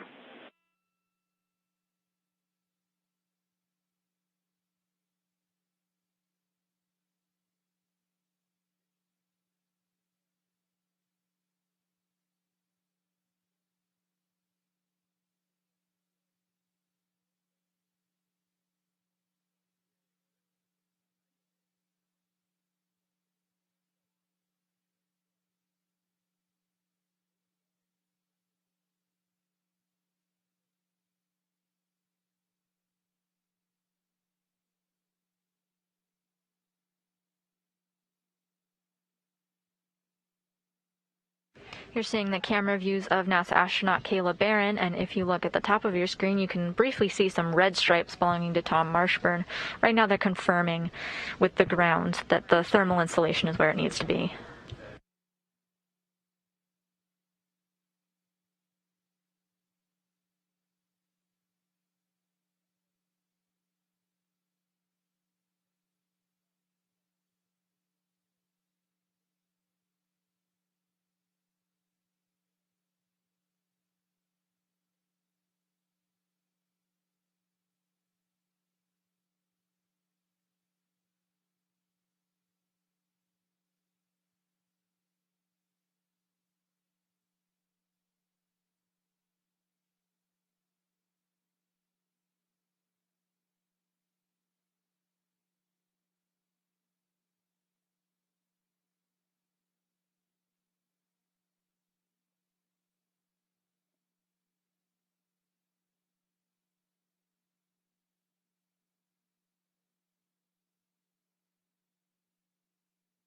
see what's going on because of my, Yeah. from this side. So these should adhere. Oh, I see. Yeah, there's Velcro inside the clamshell that should adhere to the tent. And from what I can tell, not quite flat. Right. Like my end needs to come Towards the station aft. Okay. Just needs to go down a little bit. You're now hearing the voice of Kayla Barron. Went quiet for a little while because she had switched over from space to ground to another method of communication to test out the SASA, and we confirmed that those communications checks were good. That's good. The good news that we have a working SASA antenna. Great job. That's fantastic. Awesome. Congratulations. That's great. What do you see in, Tom? And then I'll fill in the gaps. So the clamshell is not completely closed, but it's... As Tom Marshburn and Caleb Barron put the finishing touches on the thermal insulation here in Mission Control Houston, we got a couple of cheers hearing the good news that the SASA is working and functioning fine. The clamshell's not mating with the Velcro. It needs to go aft further. So it needs to go aft, but rotation doesn't matter, right? I don't think so. There's a tab on my side. Okay. That's about lined up. And the opening should be facing you exactly, facing Venus. Yeah. So what I would recommend is opening it back up and releasing it, and then trying to get it further aft before we close it. The top of the clamshell, though, is really flush hard against the top of the high gain. Okay, then sounds like a good config. I'll push the MLI Now a little bit further up to meet it. the little turtleneck might have been in the way. So let me back that up a little bit.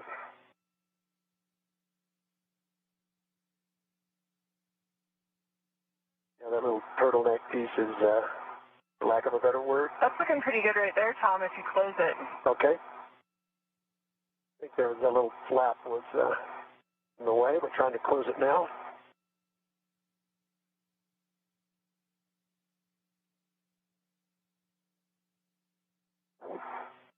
Finger in there. Looking much better on my side in terms of alignment. There we go. That's a lot better on this side right now, too. Yep, I'm a lot Definitely pulling happier down with that. hard. Looks good, Tom. Oh, okay, I'm done. Yeah, I got to get both straps in. Okay. There's one.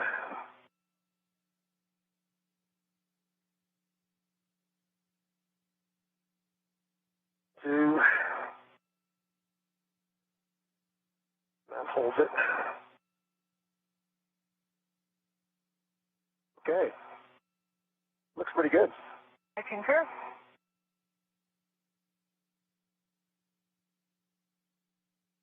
Controls and tethers. I'm all clear. How are you for me taking off from here? I'm go. Okay. Checking out your safety tether. Everything look good? Everything looks good on my end. And if you don't mind yawing just a little bit, double check your safer handles. That one looks good on your, if you yaw to your left. And you can't quite see that one actually. I can see that one on your left hand. I just can't quite see your... It's down. I feel it. Okay. You can feel your right one. And I think I'm good for the trip back. I concur. Right. And so guys, just real quick, I just want to check in with you. Check with you on a couple things. First, we want to get a glove and hap check from you. And we also wanted to give you the big picture that we're still about an hour or so ahead of timeline, and we think that we're going to have the opportunity to get to some of these get-aheads.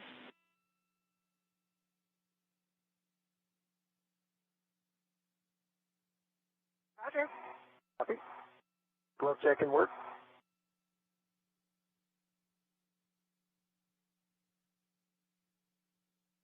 Hi, Tom. And while you guys are doing the checks, we're ready to get you set up for the next maneuver. We'll have to back you out of some of the GCAs you gave us first, if you're ready. Okay, stand by. Just a quick comment. I've got a dry half through, and the small finger of my right hand has a couple of very small smudges on it, but otherwise the RTV looks really good. And for me, I still have some of those. They started out as kind of black, but now they've rubbed off a bit, the dark smudges on my fingertips. And I've noticed on my very fingertips and kind of the fingernail side, there's some sort of like eraser wear-ish wrinkles, kind of wrinkle ridges. I'm trying to show you guys that in my camera. I don't know if you want me to turn my HECA back on for you. Checking.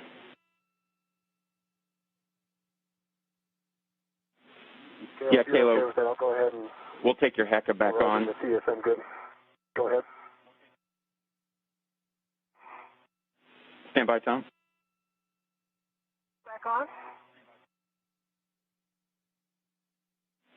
Okay, copy. We're swapping over to your HECA here.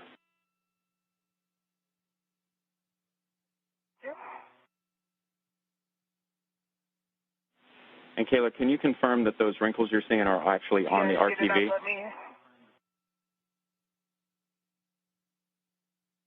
They're on the RTV. Copy. It's like on the. Can you see my right hand, Drew?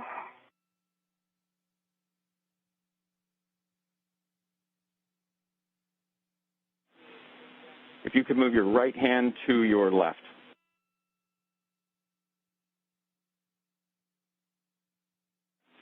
Touch more.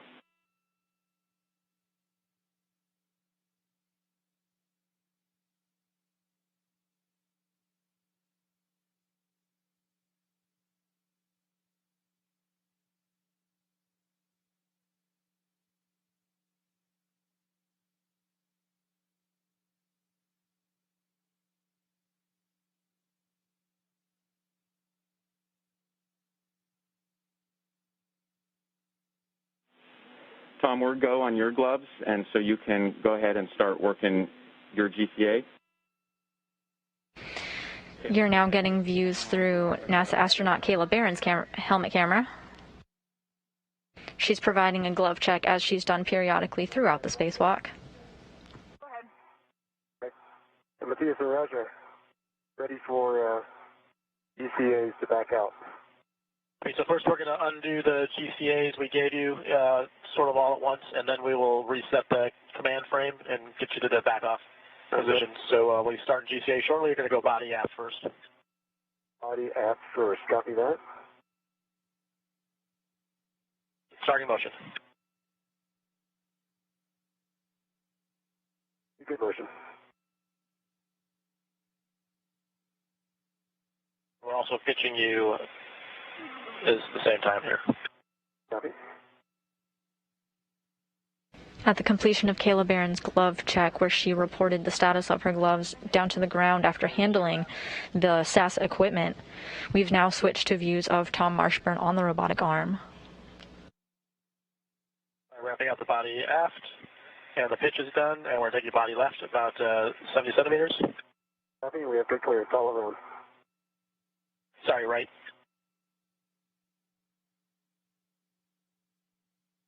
Good motion.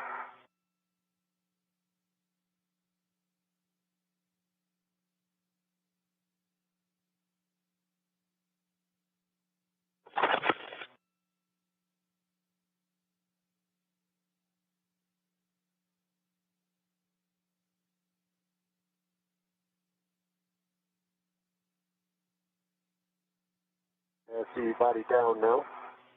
And wrapping out. Okay.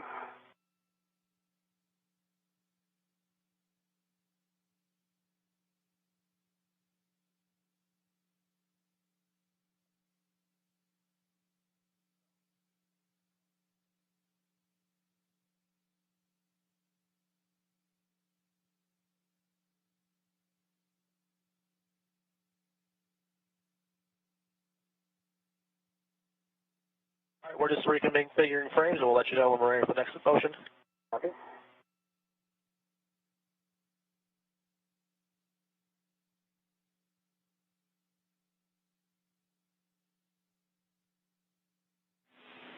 All right, Kayla, we can have your heck of view back again, and it looks like you're complete with caps, and so we'll take that view of your glove. Here, Mark.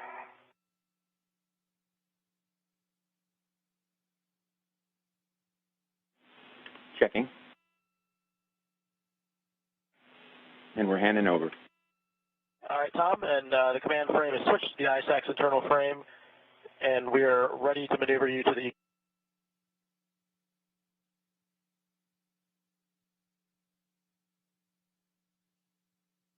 We're on a brief but expected handover period between satellites. In the right corner of your screen, upper right corner, you see our flight director, Vincent LaCourte, and our ground IV, the one communicating with our spacewalking astronauts whose voice you might have heard throughout our coverage, earlier communicated to the spacewalkers that we may be able to do some get-ahead since the crew completed their tasks ahead of schedule. We're going to continue with those gloves. Roger, good to continue.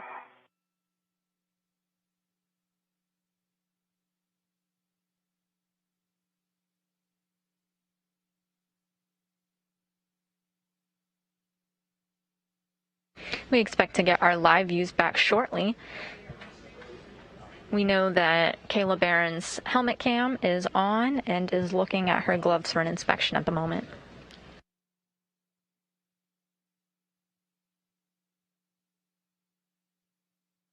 And Tom, how are you doing? Pretty good. Waiting for the maneuver back. Roger. They're setting it up.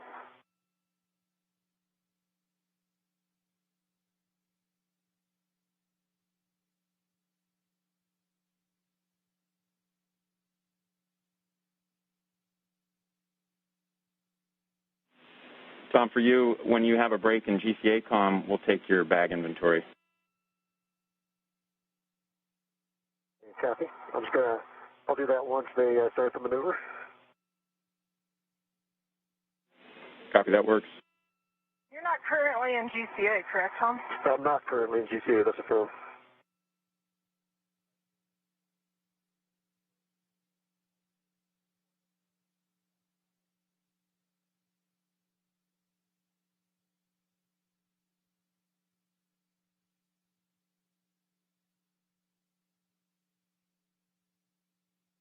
One of the get-ahead tasks is to break torque or loosen the bolts connecting the DC to DC converter unit for the battery charge and discharge units on the P4 truss of the space station. Motion here, and then we'll do a little bit of correction fore aft as well. Here comes the motion. Okay. In good motion. And Drew, I'm working on the inventory. And I'm ready to give you a crew lock bag inventory as well. Then go. Ready to copy, Drew? We're ready to copy.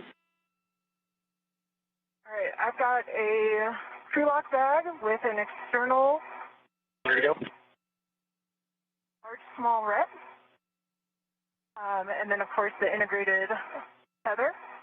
I have an adjustable to an internal D-ring to a GoPro. I have a cap keeper to an internal ret cap on it. I have a large, small ret with a small hook to an internal D-ring, and an adjustable with a large hook to an internal D-ring. That's everything on that side. And for the other side.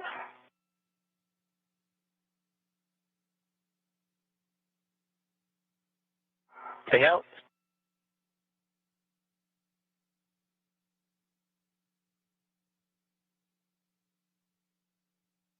Kayla Barron now completing one of the first tasks in her work site cleanup and including taking inventory of a bag that she brought out there with her. Andrew, the remainder of my inventory, I have a internal ret to a socket caddy. On the socket caddy, I have an E-rad with a 2-inch rigid socket and a 6-inch wobble socket. I have a ratchet with a palm wheel on a small ret to an internal D-ring. And I have a long-duration tie-down tether with an integrated long wire tie connected to an integral ret.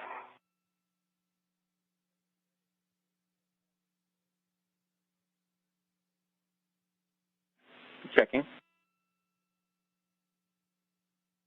All right, Tom, are you ready for the JOCAS? Ready for the JOCAS. It's about 7 minutes long. Copy. 7 minutes. The crew on the ground just confirmed that Kayla Barron brought back with her everything that she brought out. Another step in the worksite cleanup. Starboard and nadir back towards the front of the truss. Copy. One of her first tasks of the day was to bring these 2 bags out of the Quest airlock and over to the Express Logistics carrier, where they worked for a lot of this spacewalk. Stand by. We just wanted to confirm that you were in motion.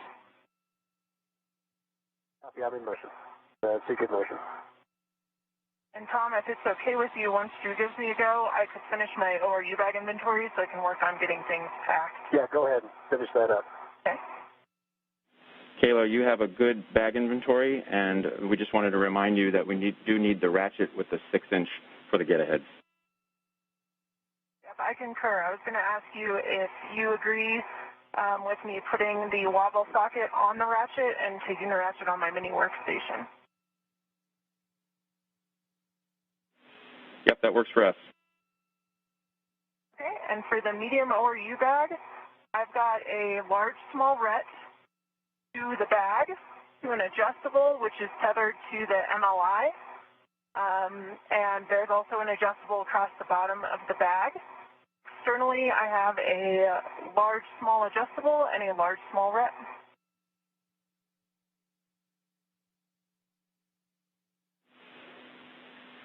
So, Kayla, we are going to need the ball stack and in the bag. Oh, yep. I agree. Good call, guys. Stand by, I'll retrieve that now.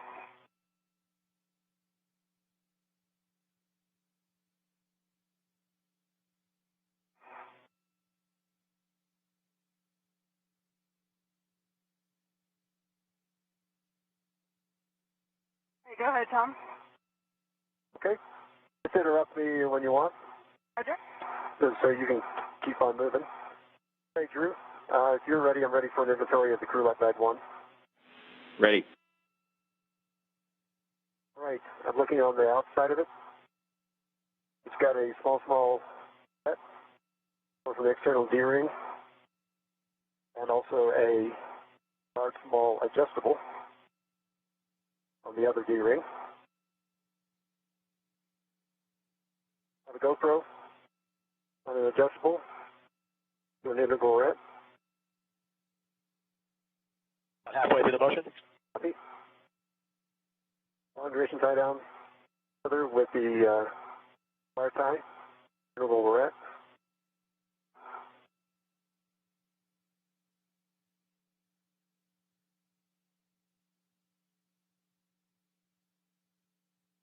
Active wrench.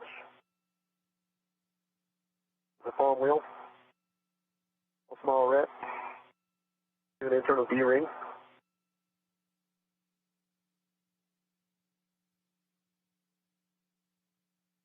Bar to an integral ret. Waist tether. An internal D-ring.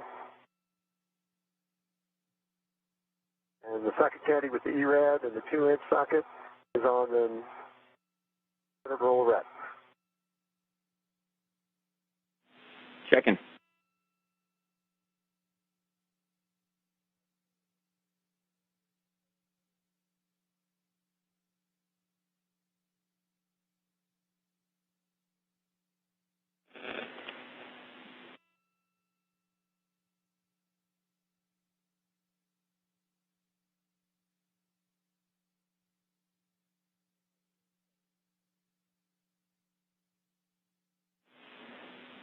And Tom, that's a good crew lock inventory. Kayla Barron had just completed the inventory of the bags that she had brought out with her for the spacewalk, and now we just got confirmation that Tom Marshburn did the same thing, and he has everything that he needs.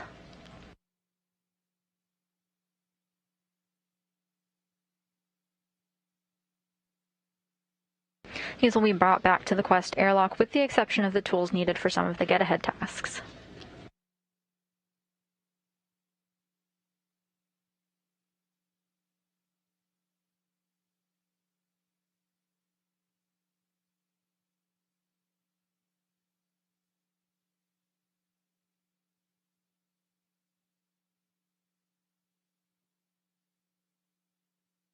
going, Kayla? Good. I have the mutt, and I'm working on getting it stowed in the medium. Where are you at? My red swap now.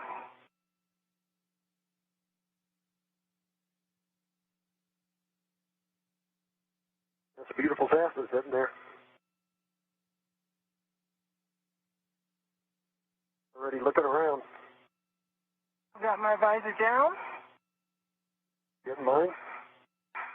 We're now in an orbital daytime as Kayla Barron was calling out that she has her RET and her MUT. This is the retractable tether and the multi-use tether.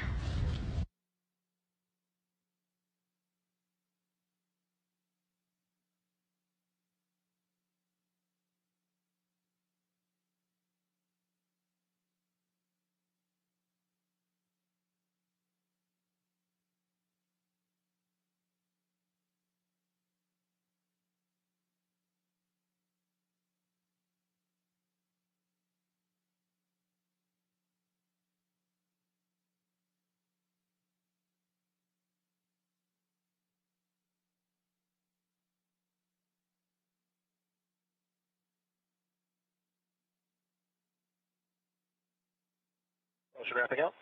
Copy.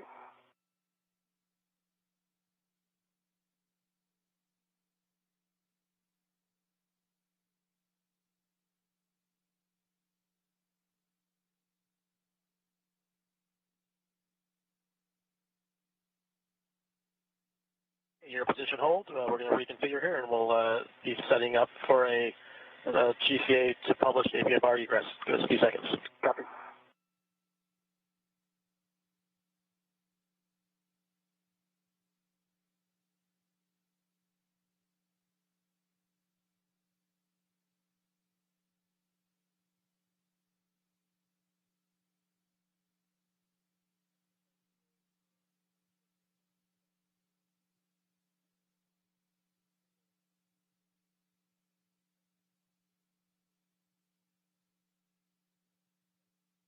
All right, and we're ready if you are, Tom. I'm ready.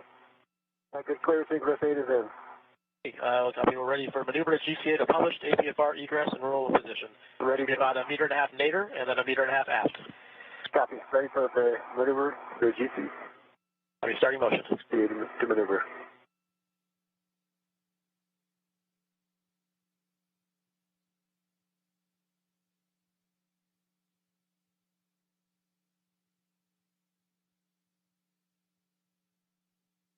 Clear.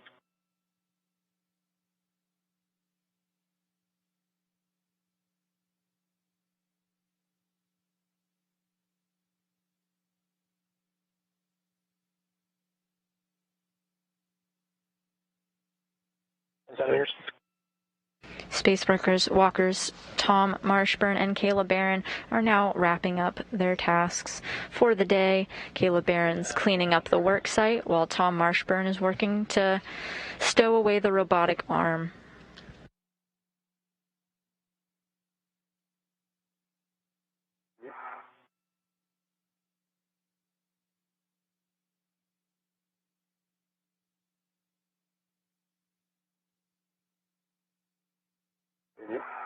Copy. 1 meter. Continue. Egress 8 is in.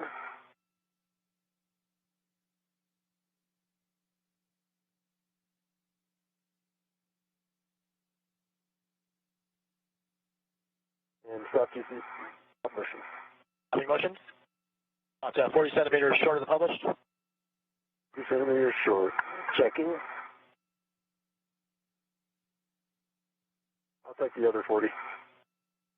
Copy. Continuing motion. Just watch your boot plate. Awesome. You're going to stop motion. Copy motion. About 20 centimeters short. GCA.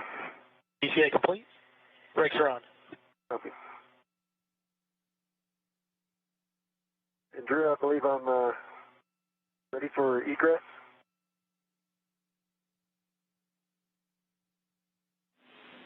Yeah, Tom, it looks like you're in the egress position, and then you can stow your crew lock bag on the truss. Just let us know where you put it. Copy. Aggressive. And Drew, I have have an update for you on my bag inventory. We're standing by. The mutt ball sack mutt is attached by a large small ret to a D-ring on the adjustable equipment tether that's tethered inside across the bottom of the bag. And my ratchet wrench with palm wheel has the 6-inch wobble socket installed with a PID pull test. That's on my mini workstation now. And if you agree, I will stow the crew lock bag in the medium ORU bag. That sounds like a good configuration, Kayla. We'll go for that. While Barron works to stow her bags that she brought out on the Quest airlock, Tom Marshburn got the go to egress the robotic arm. He'll then work to remove the portable foot restraint and store it on the SETA, which lives on the outside of the space station. He will not need to bring it back into the Quest airlock with him. And Tom, you can go ahead and retract that ingress aid. Copy and work. Thank you.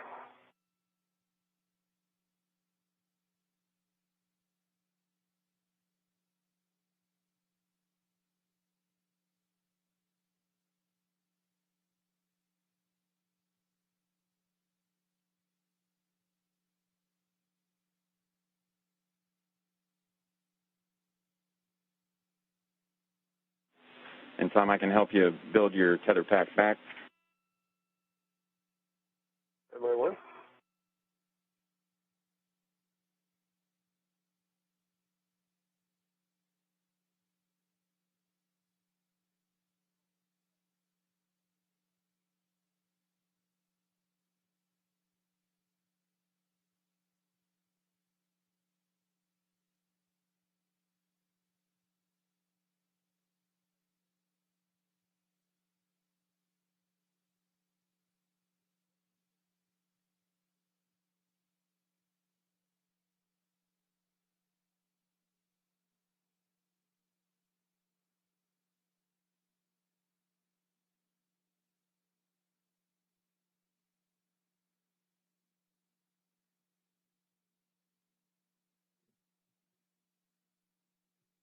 Drew, the crew lock bag is stowed at 8,700. We'll see the handrail. Okay, copy. And then when you find your green hook, then we just want you to tether to that.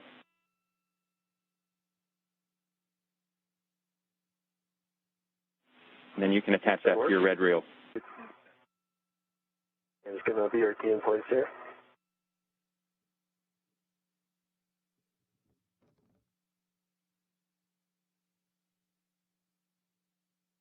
One for the green hook. We'll ramp to it first.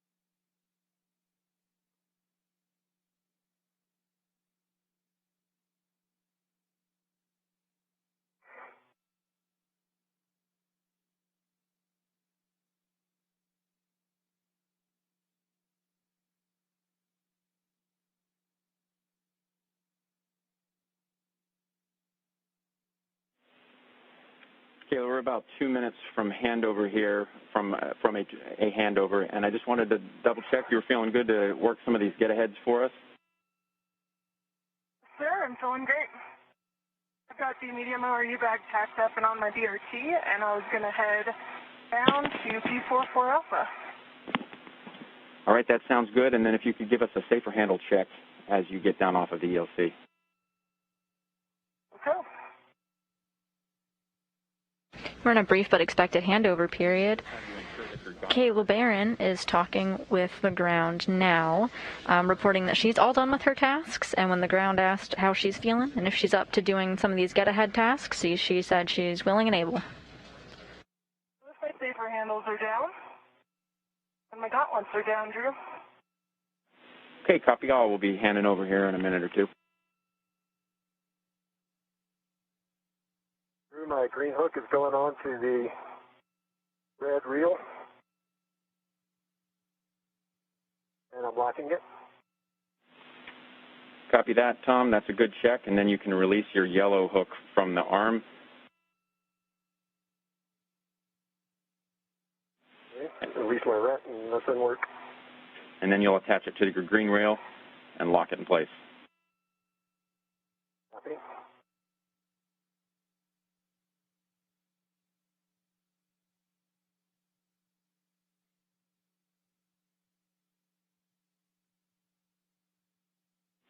We're stepping into the handover.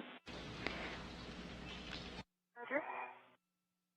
We expect to get our live views back shortly, and when we do, we can soon expect to see NASA astronaut Tom Marshburn free from the robotic arm for the first time in about 4 hours.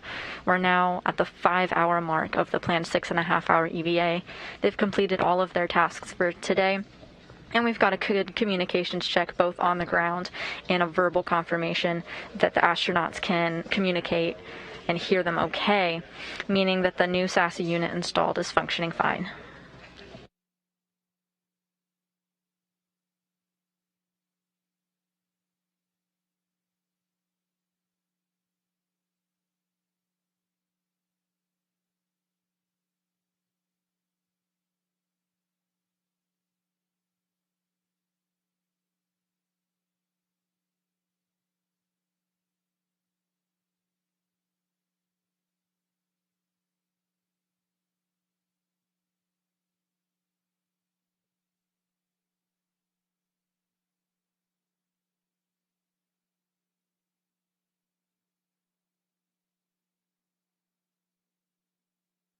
Tether check.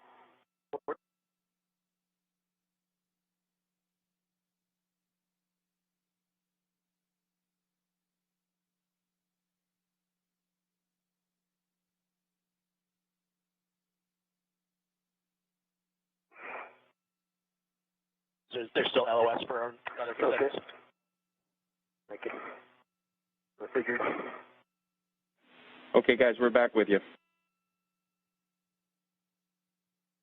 Drew, ready for a safety tether check for you? We're ready.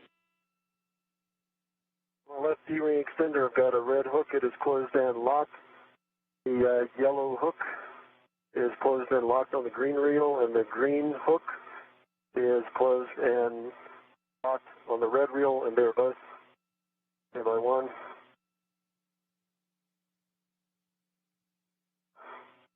Second, they're both unlocked, and they're both unlocked.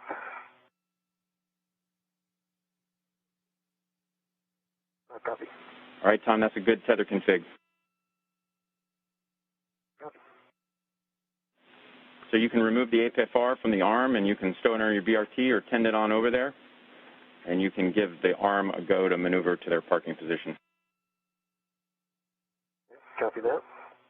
As Marshburn works with the ground to move his tethers into a good configuration to get off of the robotic arm, getting some views of the Earth during this orbital daytime as the International Space Station passes over the South Pacific Ocean.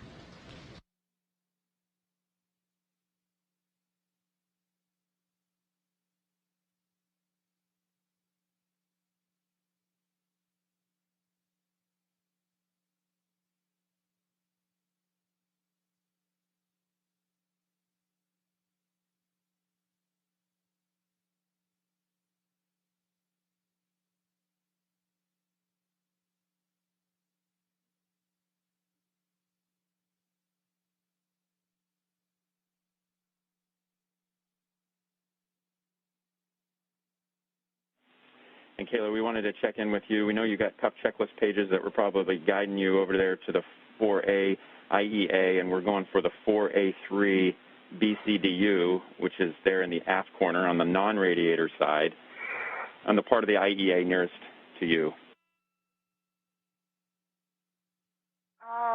I believe I'm looking at it right now. What I see is, let's see. CADDC, well, actually, yep, a battery charge, discharge unit ORU, serial number 0032. We're checking.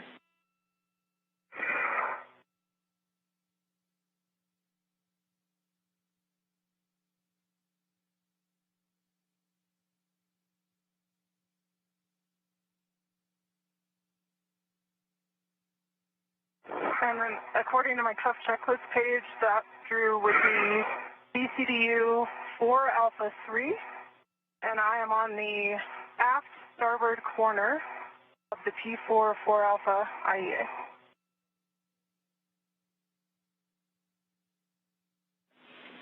All right, Kayla, you are on the right BCDU. We'll have you take your ratchet wrench, and then we're only going to do a half to a quarter turn on H1, and H1 is the non-doghouse side. Barron now working on her get-ahead tasks. You'll note that she only needs to slightly turn the bolts. This is because we're just generally loosening them for possible future use.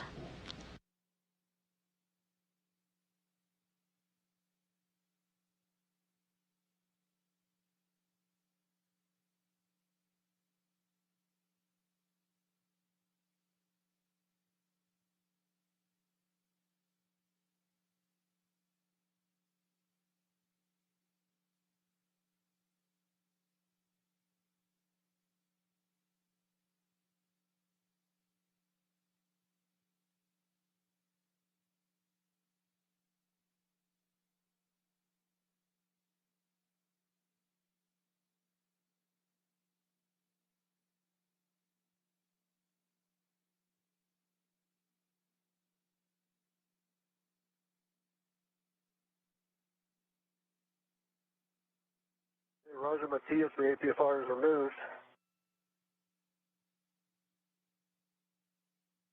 And by reset. Here's a half turn on H1.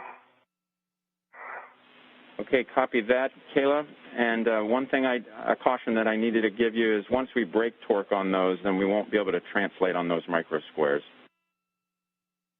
Roger. Problem?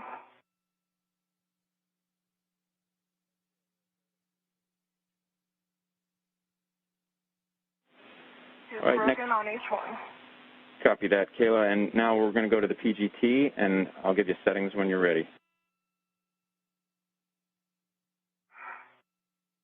Kayla Barron now breaking torque on the bolts to save time for future spacewalks in the event that they ever needed a spare. Loosening these bolts, connecting the DC to DC converter unit to the battery charge and discharge units on the P4 truss of the space station. Thanks for flying Canada Arm Airlines today. Make sure to tip your pilots if you enjoyed the ride. Certainly did. Great words from Rajachari there, who assisted with the flying of the robotic arm containing passenger Tom Marshburn. I'm going to read you. I've got Alpha 7 counterclockwise 2 set, and I'm listening. Okay, those are good settings. First of all, we want to just make sure that you ensure that the socket's fully engaged before you turn the bolt to prevent bolt damage. And torque is broken when you feel motion on the bolt head. And to prevent bolt damage, we don't want to exceed a half turn on release. So a little bit late in giving you that one, but I think we're still in a good place.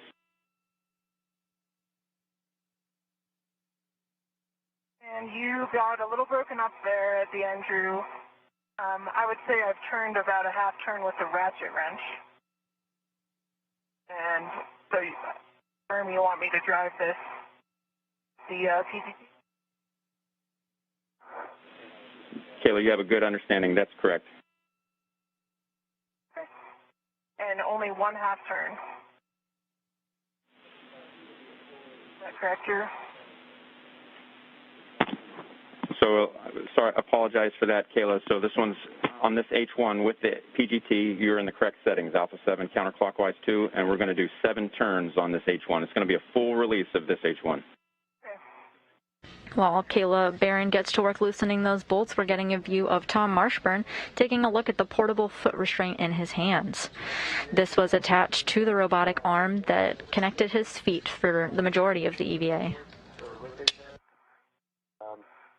Snout is depressible. Okay, copy, Tom, and if we could just confirm the settings. Work.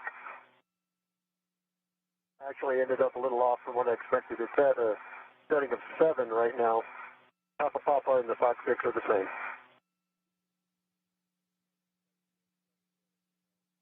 H1 is released, and I did get 7 turns, and right at about 7 turns, the PGT skipped a little.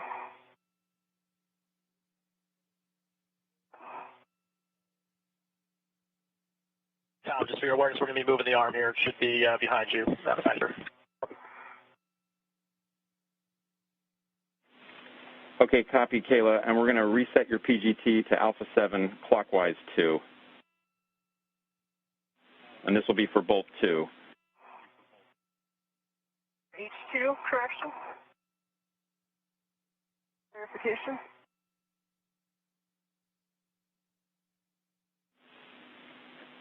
And Kayla, you're going to do this H2 bolt on the 4 Alpha 3 BCDU, and we'll just take your torque turns and light. And Tom, for you, we just want to confirm.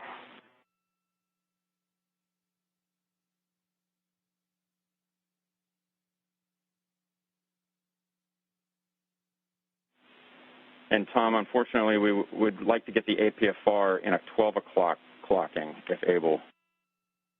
12 o'clock clocking. I'll be that.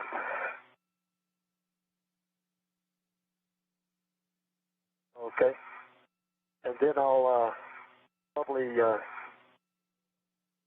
roll it around, right? Because it's in a low profile position now, but I flip around the clock and then redo the pitch. Not the pitch, but the roll. And it'll be in a low profile, but I'll copy. And I'm going for the 12 o'clock position.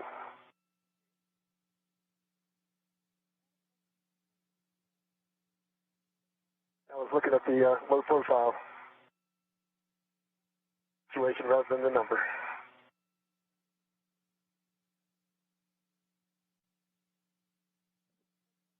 Drew. We're with I you, got Kayla. Alpha 7 clockwise. Alpha 7 clockwise 2 set. H2 torqued out pretty much immediately at about half a turn. And green light, 9.1 foot-pounds.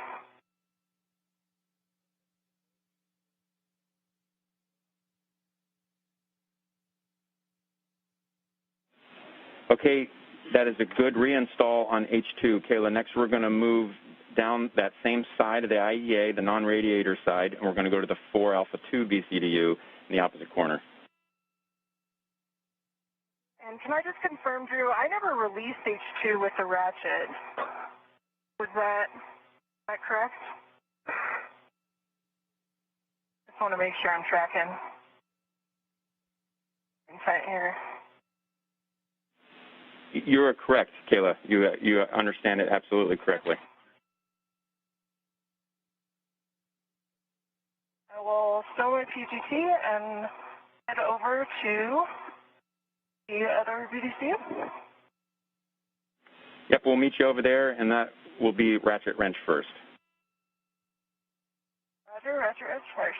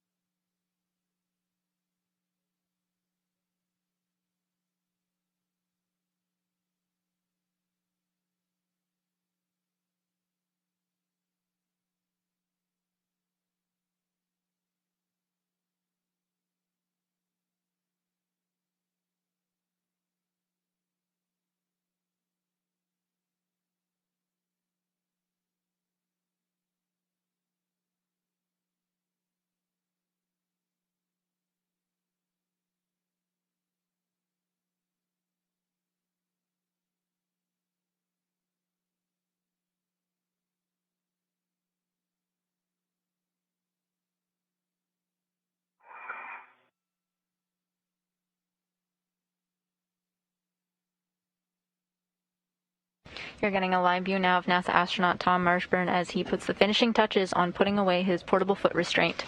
This connected him to the robotic arm conducted by Matthias Maurer and Rajachari. This means that cleanup of their work site is pretty much all complete. Now that Tom is out of his robotic arm, Kayla has stowed the bags and did an inventory on her tools. The crew is reporting that they're feeling quite well, and a couple of the get-ahead tasks are well underway. Ready. I'm looking at H1. And I am on the BDCU that is on the most outboard aft corner of the IEA.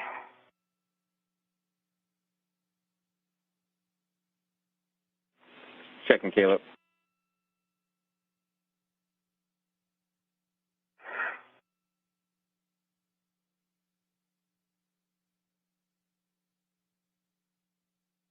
While we're talking about tools, we did get a question from YouTube, kind of calling out some of the pistol grip tools that the ground IV communicated with the crew.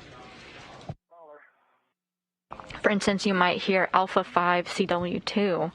Well, Alpha and Beta are different torque settings. Bravo is the more powerful of the two. B7 is the highest torque value.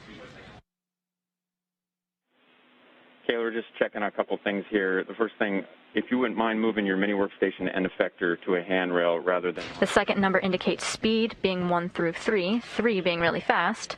So for instance, if you call out Alpha 5 CW2, it means moderate torque value, going in the direction clockwise, with a speed of 2, so perfectly in the middle, between 1 and 3.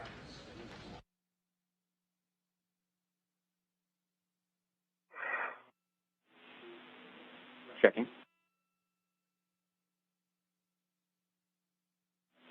Okay, Kayla, you are go to brake torque on both H1 and H2. We're about a quarter to a half turn. Roger, brake torque on both H1 and H2, quarter to a half turn. Good reback.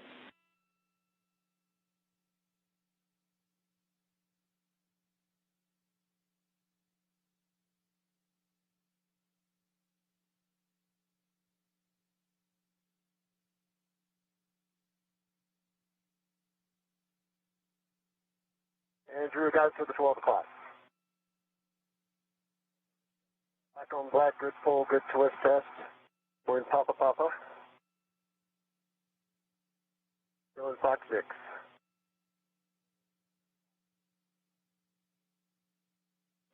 Okay, Tom, take that Fox to an Alpha on roll, and we are in a good config. Copy.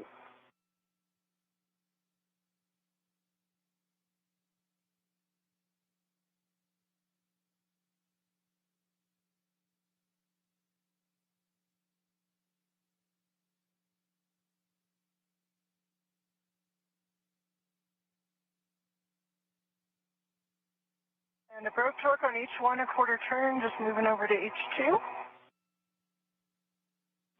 Copy.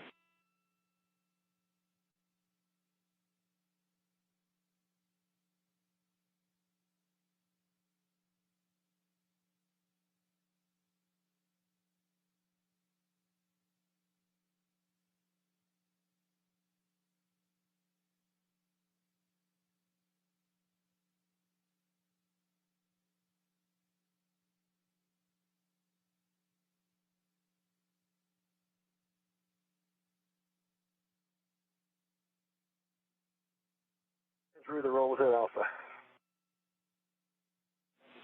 All right, copy that, Tom. Great job. So we're not going to have you do anything additional from here, so this is going to be camera and video time. Are you in procedure, Kayla? I just broke torque on H2. I'm just finishing up the second BDCU, and then I have the stop restraint tie back. This is up. Could head over that way towards you. Is that up to you? And for Drew, H2 broken, a quarter turn. Going from a PGT. Yep, next we're going to do H1 Alpha 7 counterclockwise 2. Roger, moving back over to H1.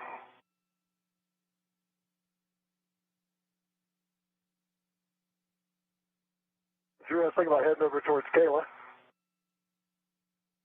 That's all right with you?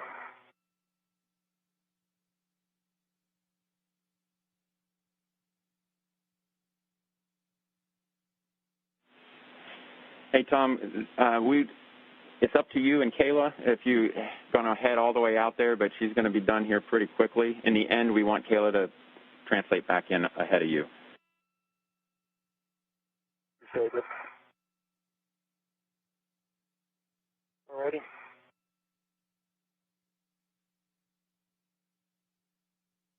Kayla, I'll get some snaps here. Roger.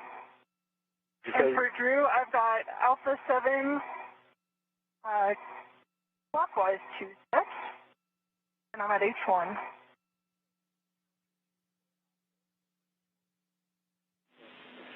Kayla, the settings are going to be Alpha 7 counterclockwise 2.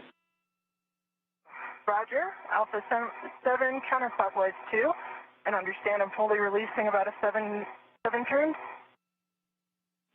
Good, read back about 7 turns to release.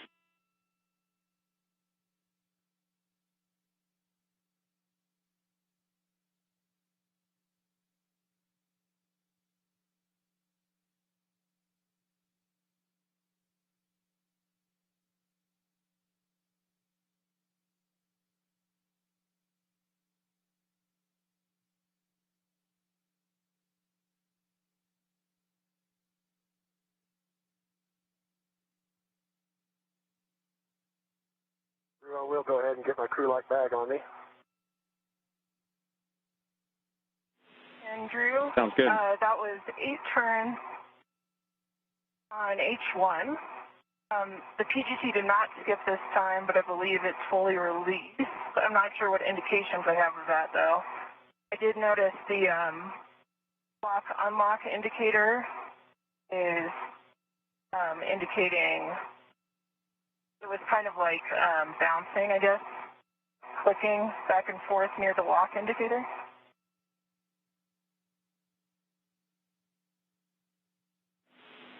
Checking.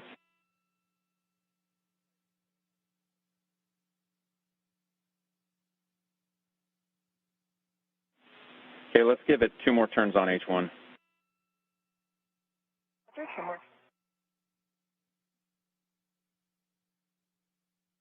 Drew, I'm giving the paddle a couple of pushes on the feeder cart.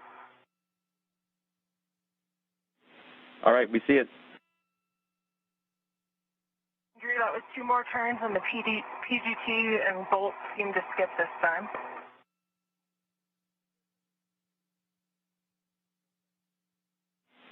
Okay, copy, Kayla. We're ready for you to reset your PGT, Alpha 7, and this one will be clockwise 2 for Bolt H2. Right, Alpha 7 clockwise 2 set, and I'll just adjust my body position, and then let you know when I'm going to start turns. Copy.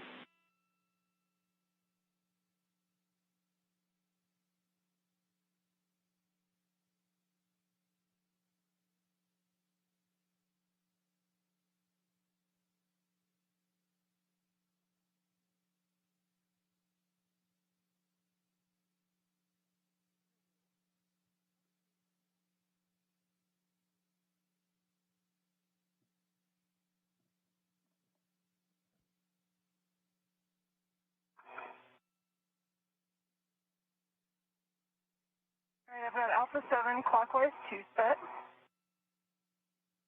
and I'll be driving to torque about a quarter turn. Copy that. That sounds like good setting. Green light, 9.2 foot-pounds, and that was about a quarter turn.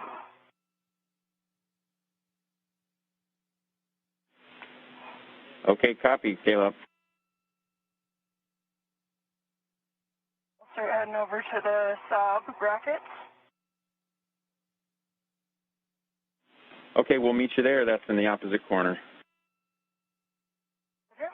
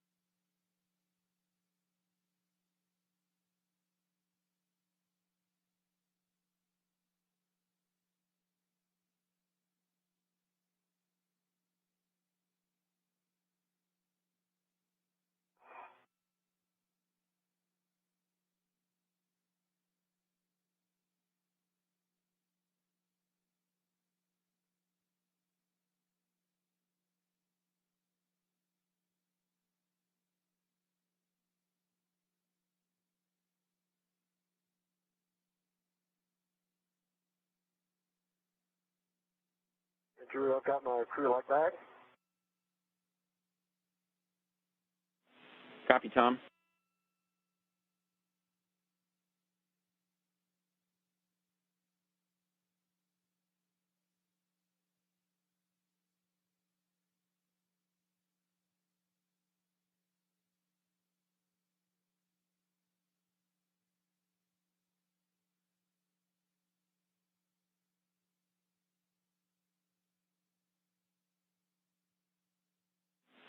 Kayla, while you're making your way over there, we know that you still have that ORU bag on you. If you want to temp stow that out of your way, because we think you might need the BRT in order to do these wire ties.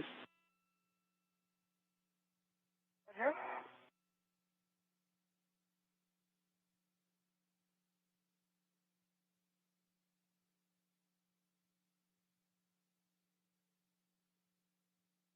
We'll assess that in a second here, Drew. Copy.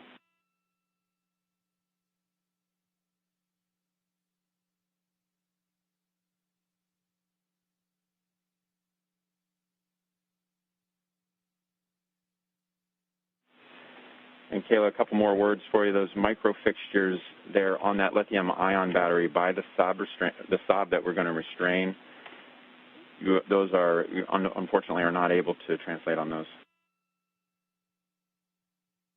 Roger.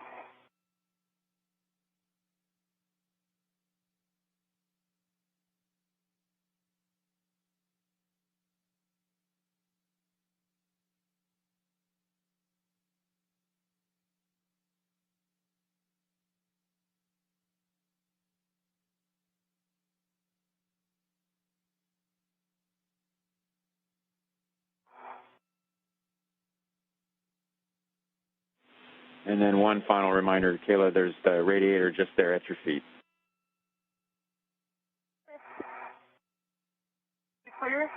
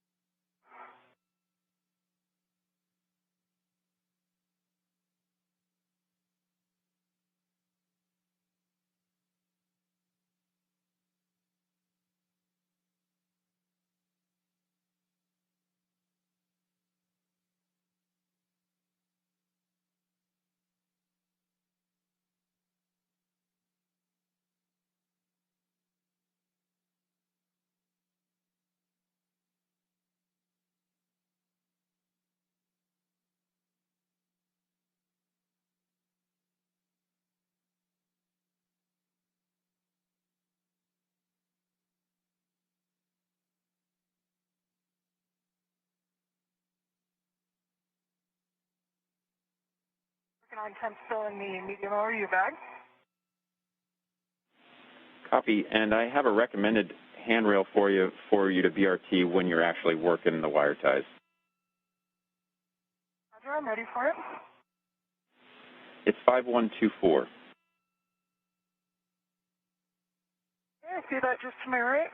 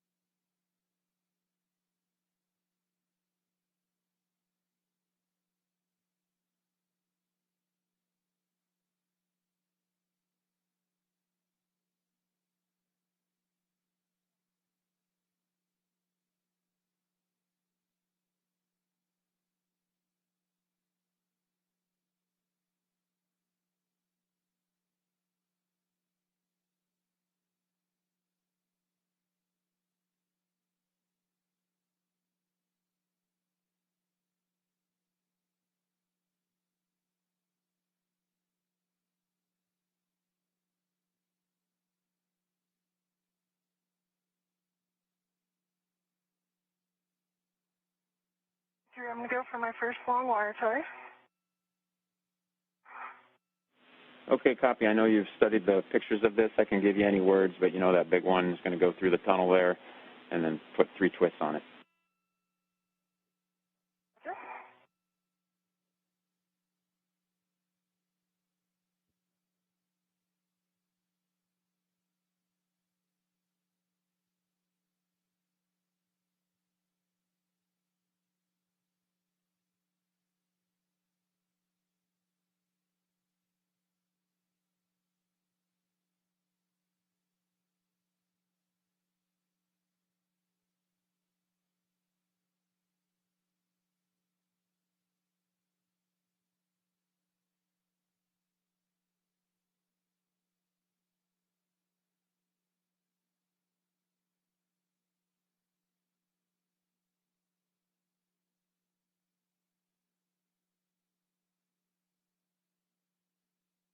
Switching now to live views from astronaut Kayla Barron as she works on a couple of get-ahead tasks before the conclusion of this spacewalk. She's breaking torque or loosening a couple of the bolts on a couple of different locations on the space station. Again, not related to the NASA, but could one day be helpful in case we ever need spares.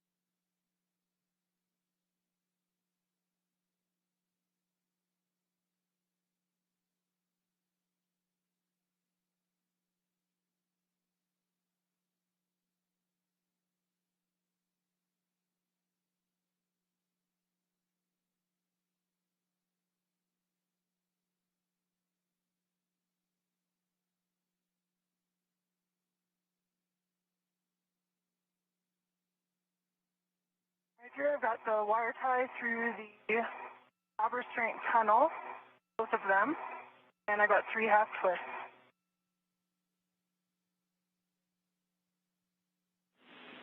Okay, Kayla, that looks good. And you know the second wire tie goes on that micro fixture there adjacent. Okay, that's gonna work.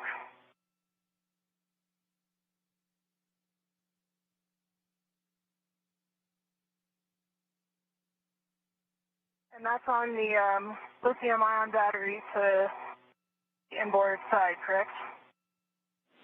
Affirmative.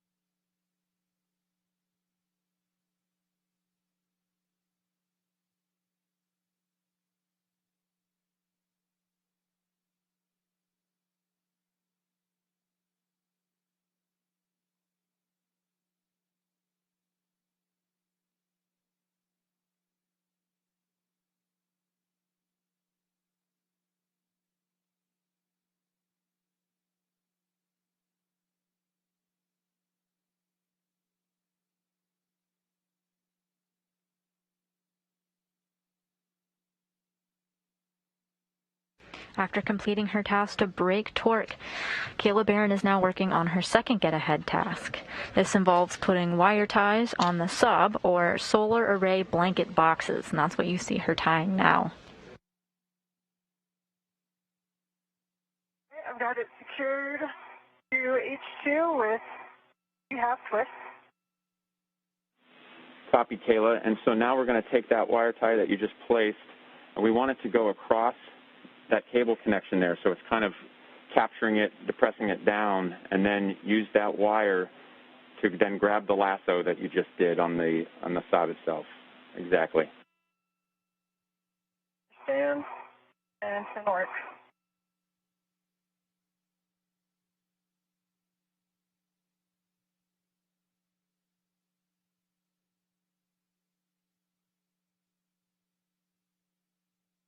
How far do you expect these to rotate back through? Very. Checking. Maybe like, I don't know, 30 degrees away from straight up. Stop. Yeah, Kayla, we want it to. Clear, so I think I'm needing the. We want it to rotate all the way against that hard stop like you have it, exactly closest to the micro square. So you're doing it exactly correct. And let me get this cable underneath. So.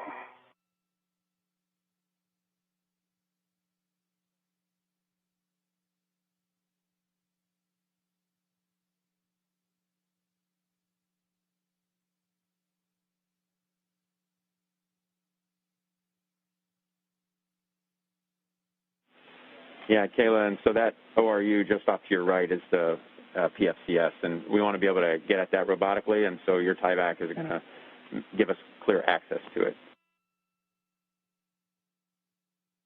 I'm going to reposition where I have the attachment point here, if I can, just because I realize that's not super tight.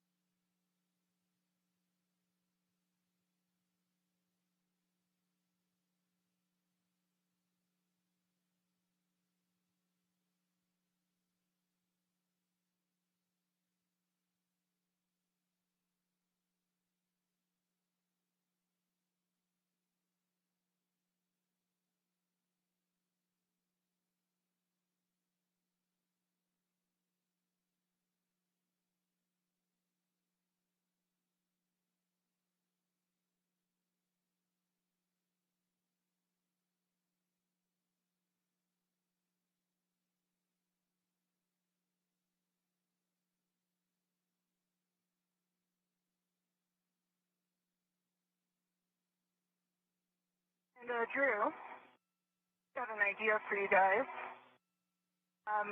Would it be okay to thread the H2 wire tie under the looped wire tie and then tighten it back that way?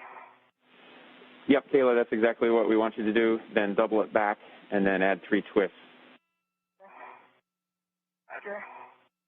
Picture, I kind of remembered the ends being connected, but this I think seems better from my standpoint right now. As one of her get-ahead tasks, NASA astronaut Kayla Barron is working to install a set of 2 long wire ties to the solar array blanket boxes.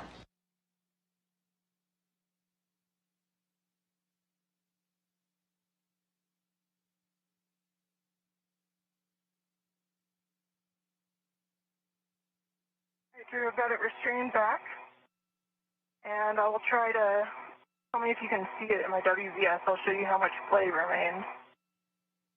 Definitely clear the corridor.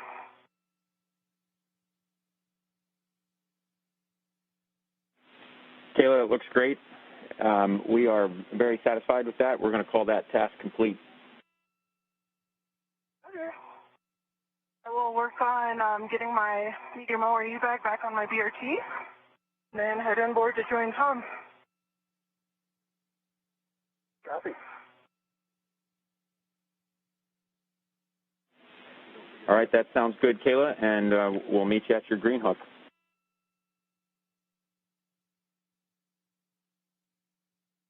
NASA astronaut Kayla Barron just confirming that she has finished the final of her 4 get-ahead tasks. After the installation of those wire ties that the ground confirmed looked great and was exactly what they were looking for, she'll now make her way back to Tom Marshburn, where they'll begin the procedures to get back into the space station out of their spacesuits.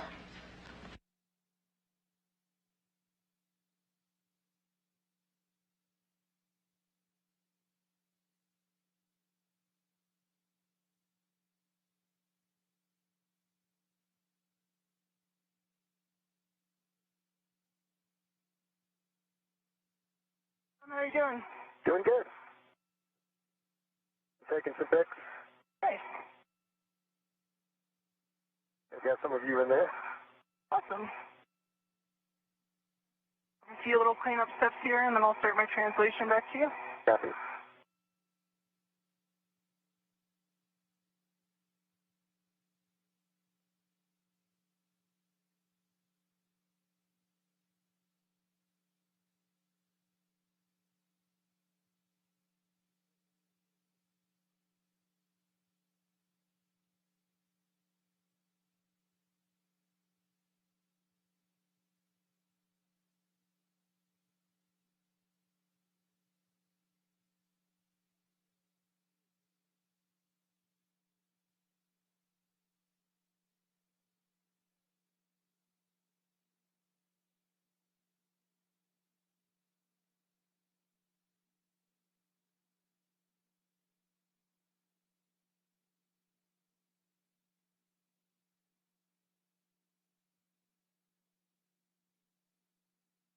Barron is now tracing her steps that she took originally to the work site for her get-ahead tasks, now going in reverse back to Tom Marshburn.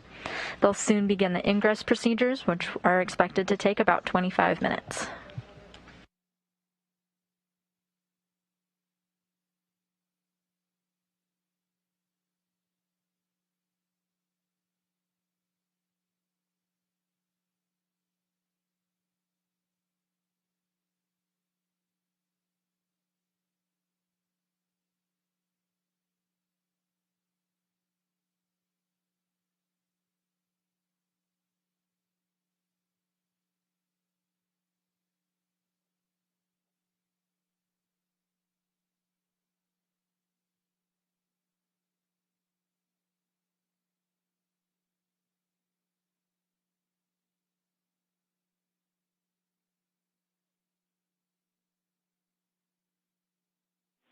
And Tom and Kayla, for both of you, if we could get one final glove and hap check from you as Kayla starts to make her way back.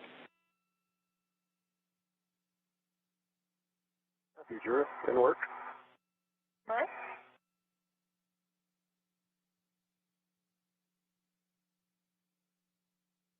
And Drew, I've got some smudging on the middle finger, on my right hand. RTD looks good.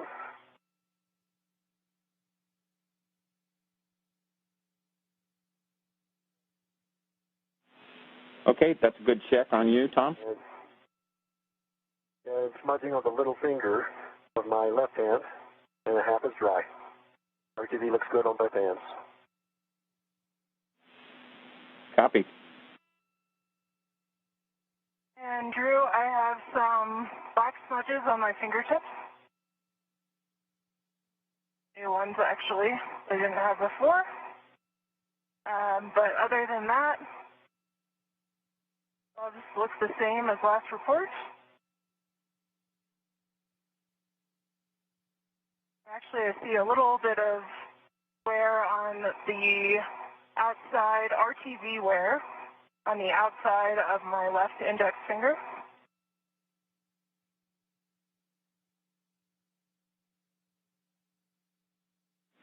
Okay, Kayla, that's a good glove check, and we're ready for you to start translating back towards your green hook. As you make your way back near the SASA antenna, we do have one warning for you. If we're going to ask that you stay at least about 4 feet away from the P1 SASA high gain antenna, but if you stay on the translation path and you stay off the SASA stanchion, you'll be fine.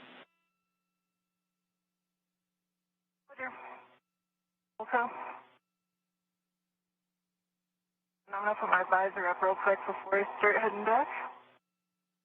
And Kayla, I think you said it, but just Maybe if you not could quite yet, actually. if you confirm your HAP is dry. Go ahead. It's dry. Copy.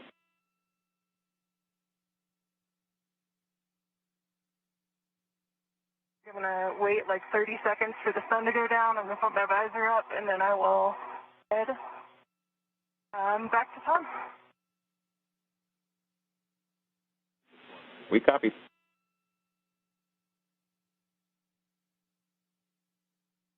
Doing okay, Tom? Oh, yeah. Doing great.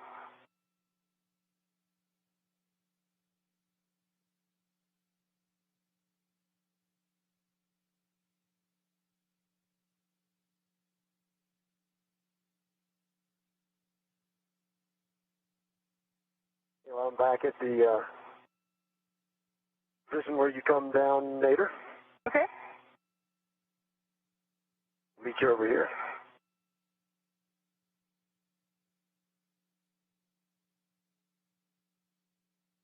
Just came in board of discharge. Copy. And the neat handholds there, aren't they? Tom and Kayla, we're about 2 minutes from a handover. I just wanted to let you know we're just shy of a 6-hour EVA, and we're going to meet you back at the airlock here shortly, and Kayla will just listen for words for your green hook. Roger.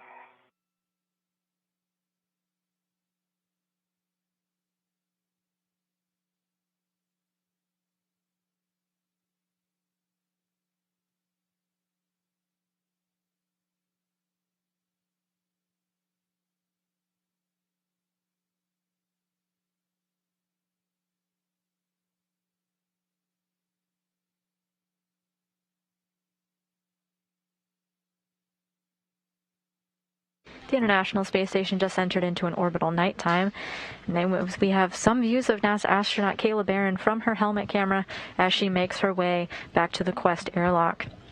On her journey, she will be passing by the SASA unit and will now keep a distance from it because it is powered on and moving.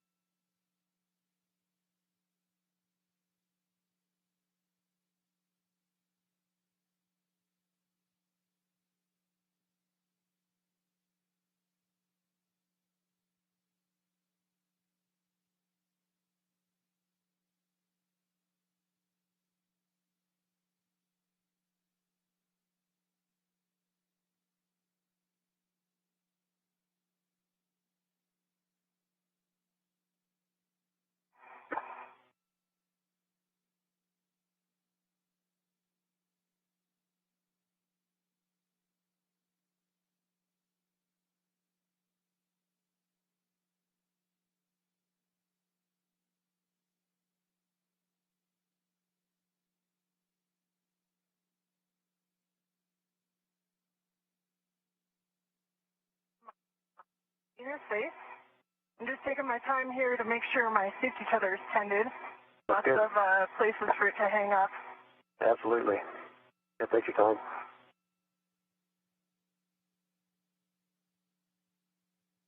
And just try to get eyes on the UHF antenna here in a minute. Got my medium U-bag off to my left, so I just want to make sure I've got good clearance to the base of the UHF antenna.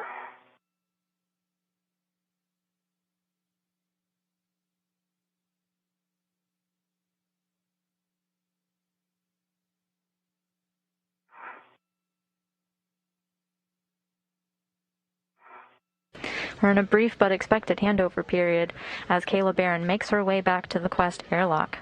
One last get-ahead test that they have to do, it can be done by either Barron or Marshburn, is to take a picture of a pit pin that astronauts Toma Pesquet and Aki Hoshide had installed into the airlock in this past September during their spacewalk. The original was showing some wear and tear, and the two international astronauts replaced it.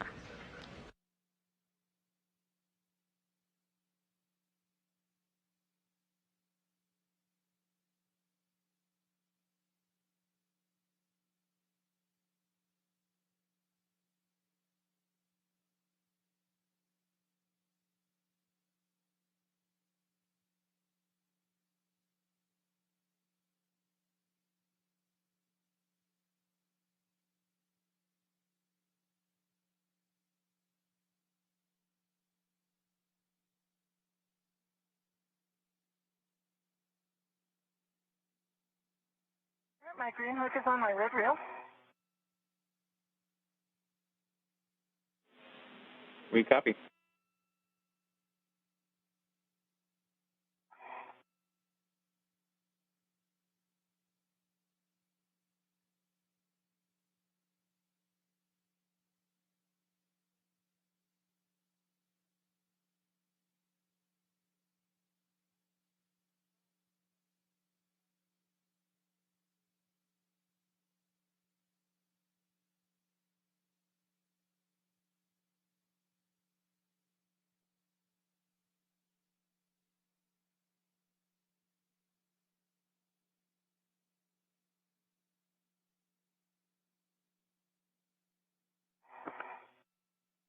I'm continuing my translation.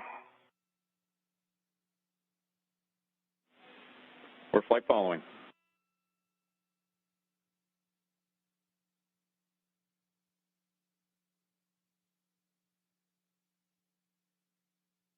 Passing the Sasa.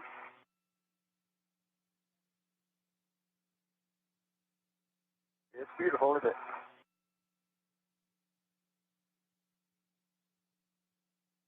Passing the FPMU.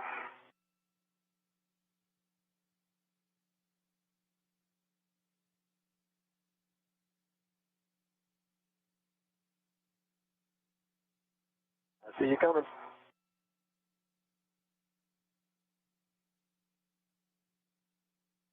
I'm going to take this part a little slow. The tricky part of the translation.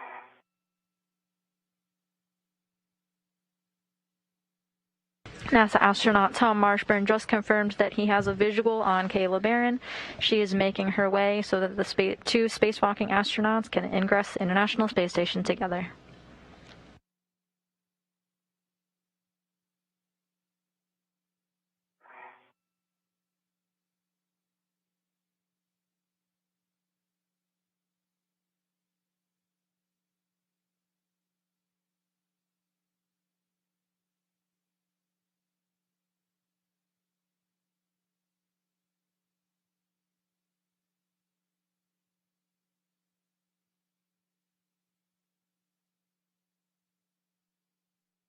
Tom, could you please move further outboard?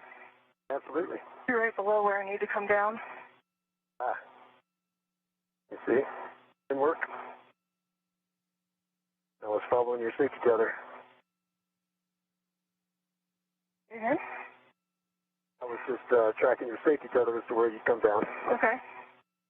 Doing that now.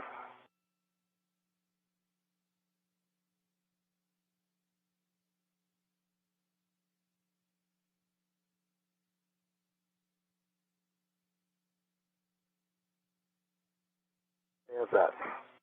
Much better, thank you. Absolutely. My safety tether is up against the seat of handrail. Roger, I'm coming down.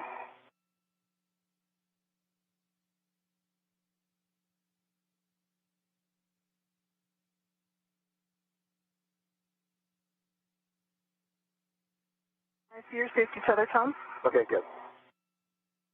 You heading in, I'll follow.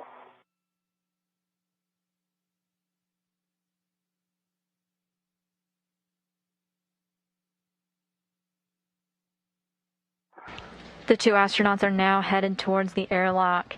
As was her first task of the day, Kayla Barron had removed the thermal hatch cover, and now she'll be the one to open it back up again. They'll get to work stowing their bags and equipment that they brought out with them before entering. So there's just starting to get Free? between your feet. And I think as you continue on, we'll just talk again when you get to the turnaround point. is it clear, Tom? There it is. Clear. Didn't think it was going to, but...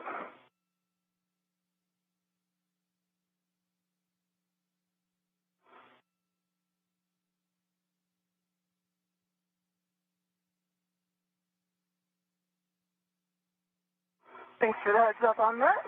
Sure. Just get your feet facing forward a little bit when you turn the corner. Roger. Although it's tightening up now, looking better.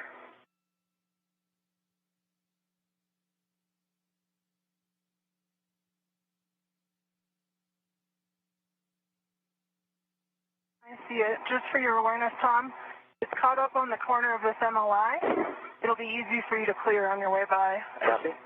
I want to move it because it was keeping it tight. Okay, thanks for the heads up.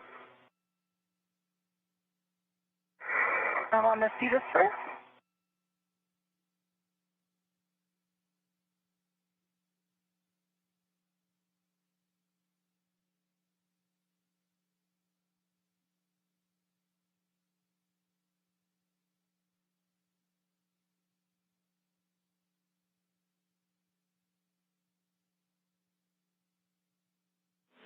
And Kayla, you have a go to open the thermal cover when you arrive at the airlock.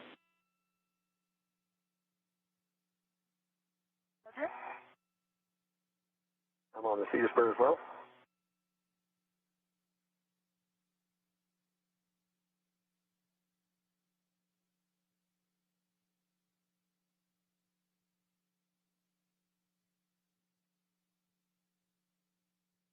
Like I'm clear of that MLI.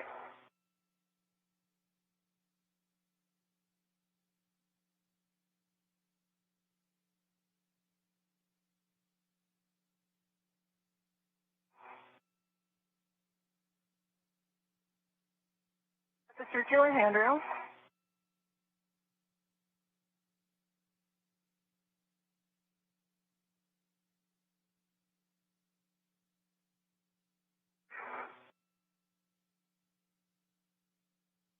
Down a local.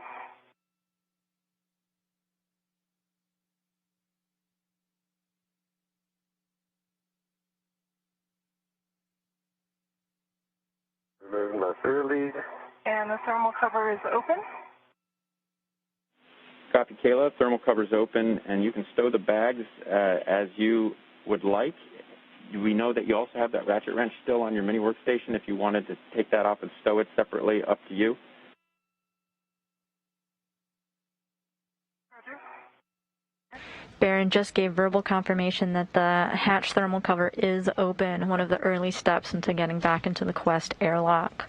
She's now going to work on stowing some of the bags that contain the tools that they needed to replace the degraded SASA.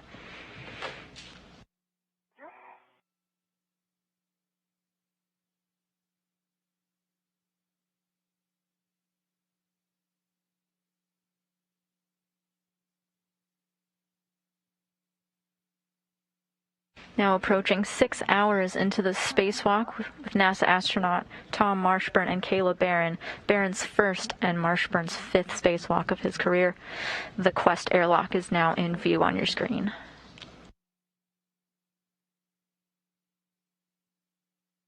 By one, Tom. Mind?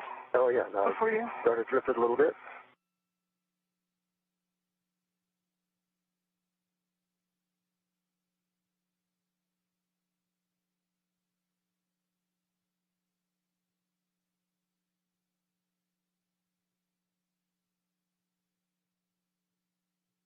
Try to get a little more right here. So, there you go.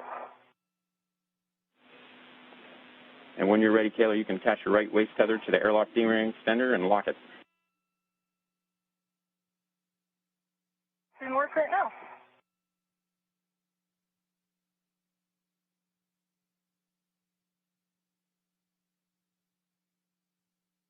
My waist tether is attached to the airlock gearing extender. It closed hydro locked. And Tom, I'm going to get this medium ORU bag on a airlock vent real quick, and then I'll be ready to get out of your way and take the other crew lock bag. Copy.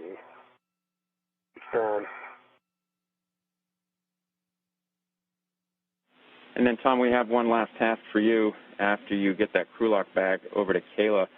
If you could use your D5 camera and take some pictures of the aft pit pin on the forward hinge of the hatch. I think you've seen the diagrams, so just go ahead and take pictures of all those. Right. Looks like astronaut Tom Marshburn was assigned the last get-ahead task of the day to photograph a pit pin on the hinge of the hatch, installed during the first all-international spacewalk out of the Quest airlock. Attendant on my way. I'll finish ingressing.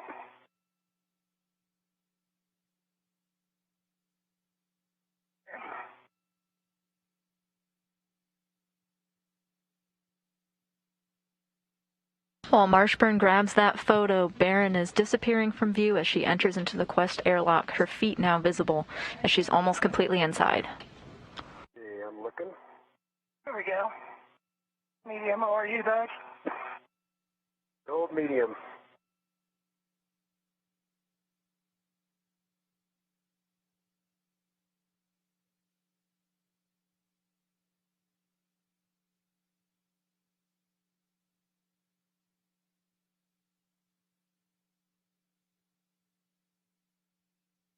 All right, Tom.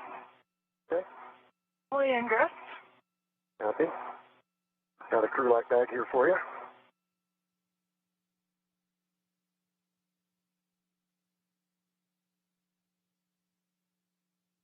Got a hand on it. Copy.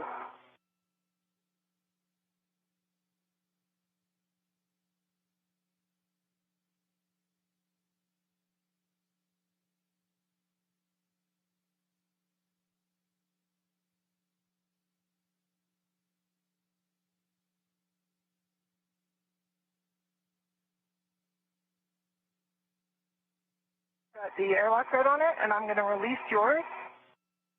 You ready for it?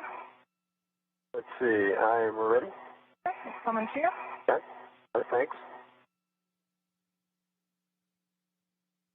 Let me know when you're safe inside the safe. There's a lock on the. That's already complete. You're all complete, so you are good to go. Yep, and you have a go to ingress. Ready. Marshburn is now making his way inside the Quest airlock. Meanwhile, astronaut Rajachari has left Matthias Maurer and is headed back to the equipment lock, where he'll assist Barron and Marshburn out of their suits with the help of the other suit IV, Mark Vande Hei. Okay, Tom, and your go to take Kayla's anchor hook and put it onto your right waist tether and then confirm that it's locked.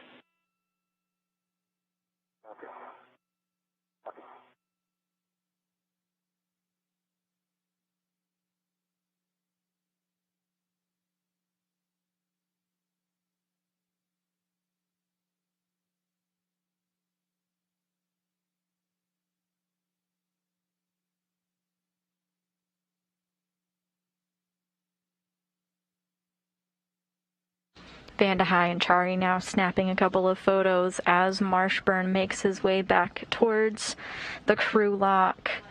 Once he gets in and the doors closed, repressurization can begin, bringing the PSI down from vacuum back to a PSI of about 14.7, at which point the hatch can be opened and Rajachari and Mark Vande Hei will move the astronauts back into the equipment lock to help get their suits off.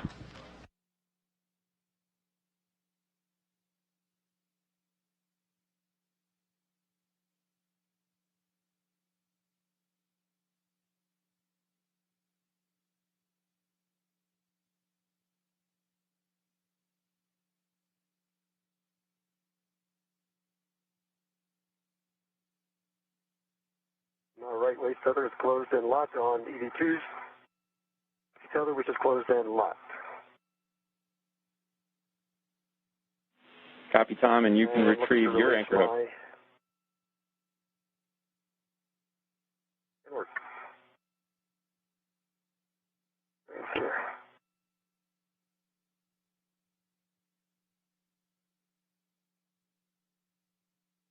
And it's retrieved. And that's it. I'm heading in, and I'll get this fixed. And Tom, if you could just turn your heck off for us and your go to ingress. Okay, copy that and work. And punch the button. How's that?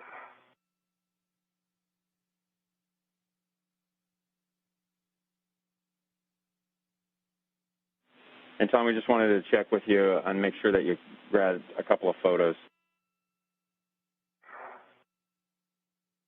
Yeah. Okay, I'm just setting up here. Copy. Thank you.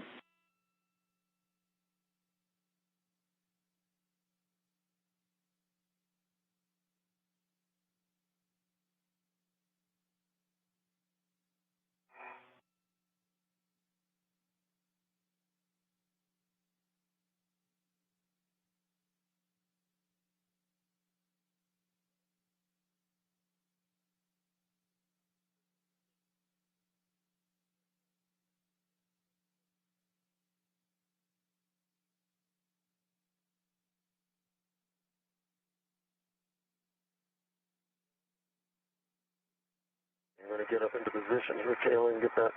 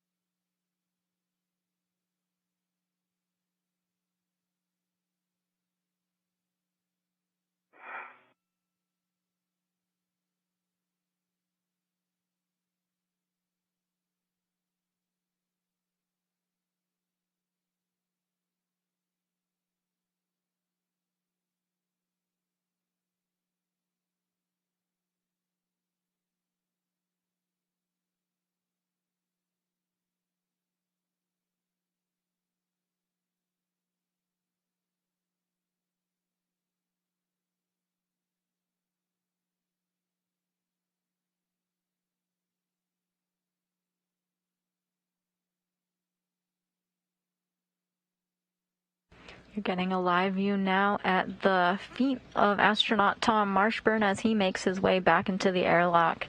NASA astronaut Kayla Barron, his spacewalking colleague for the day, is already inside, is working to stow some of the bags that she brought in full of the tools. All primary tasks were complete today to replace a faulty communications antenna and replace it with a functioning one. And, in addition, all of their get-ahead tasks are complete. I got some pictures. Much appreciated.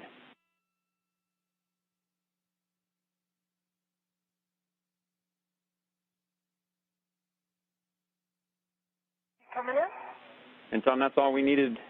You can head on in. Okay, good work. Yeah, I'm up against something there. That might be you, Kayla. Oh? There we go. That's your SC. Stop for a second, Tom. Your SCU was caught on your foot. Yeah. And, no, you're good. Go. Go. I got the bags right here, so if they're in your way, please let me know. Okay. Let's let that thermal cover, bring it back. It bounces back to me.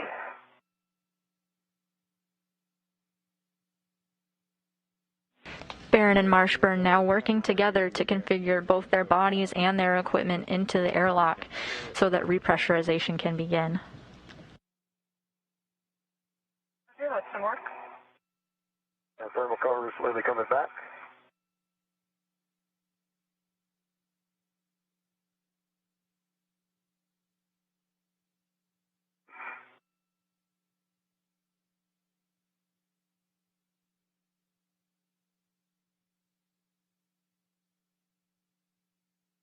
There we go. Thermal cover is closed. The person you see on screen now is NASA astronaut Mark Vanda High, and sometimes we'll see astronaut Raj Achari floating into view as well. They're the suit IVs for today's operation, helping Barron and Marshburn get in and out of their spacesuits. And if you can verify for us that the magnet actually engaged. Okay. Will do.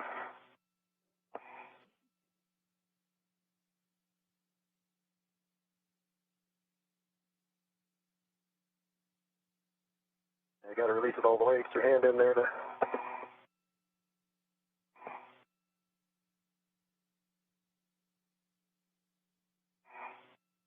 release the hook.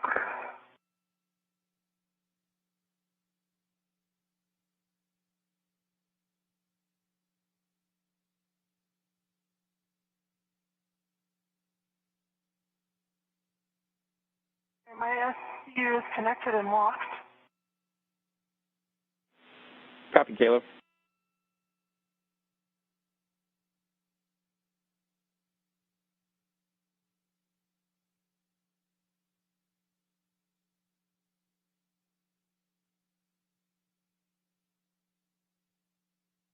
Then I've got a weird angle. That's still working it.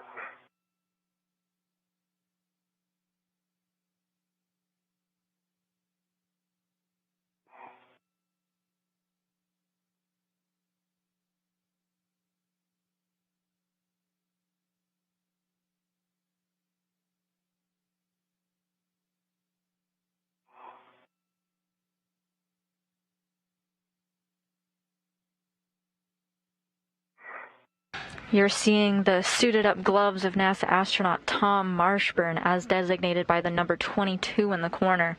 We're getting his perspective as he tries to get the door closed.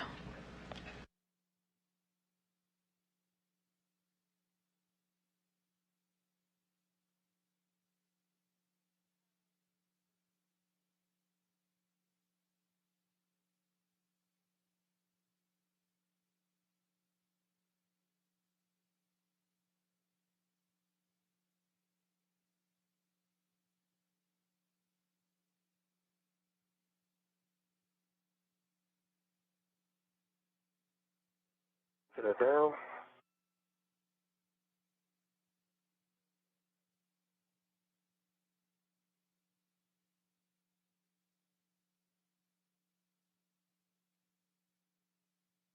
Two, three. The view you're looking at is the thermal cover of the Quest airlock. Once Tom Marshburn gets that closed, then they could work to close the hatch. That thermal cover, just an extra layer of protection for the hatch door from the elements of space. The EVA does not conclude once the door is closed, but when the spacesuits are back off of internal battery power. Just not a strong enough magnet, doesn't seem like.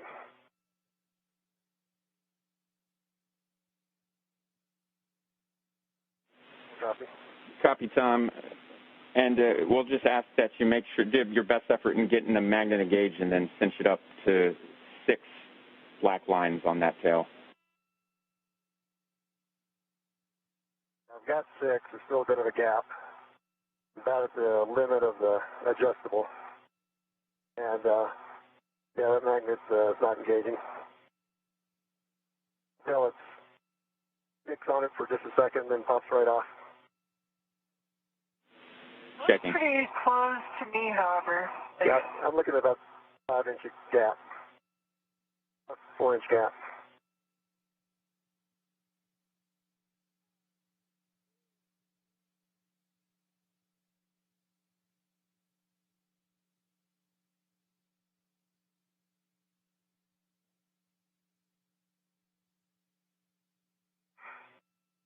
This the medium lower UVAC behind me, Kayla? It is Oh, I see it. near you. Oh, that was your feet. Okay. I was just still down in there.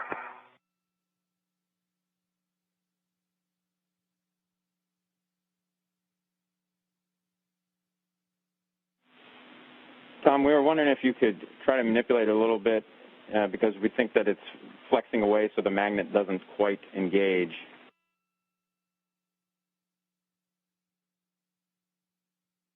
And do what with it again?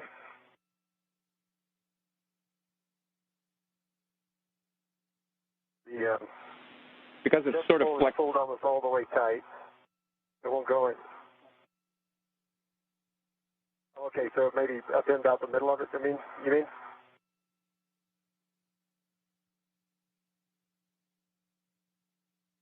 So the adjustable is as tight as it'll go.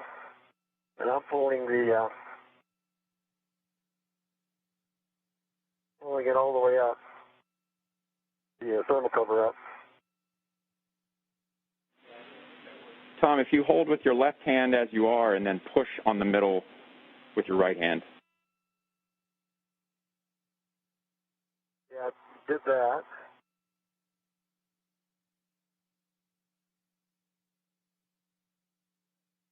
I'm pushing on the ribs with my right hand. Went up with the left. And when letting go, it's just simply not enough magnetic force. I do see a bend in the rib again.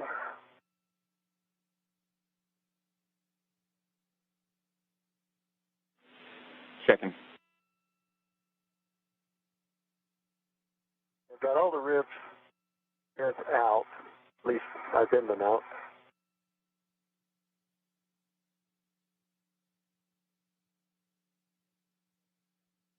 Okay, it's staying intact now.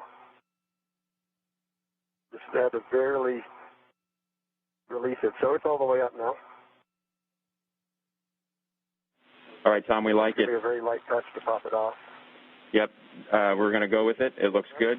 And we're going to go ahead and have you remove your SDU from its pouch, open your DCM cover, and then connect and verify that we are connected and locked. Okay.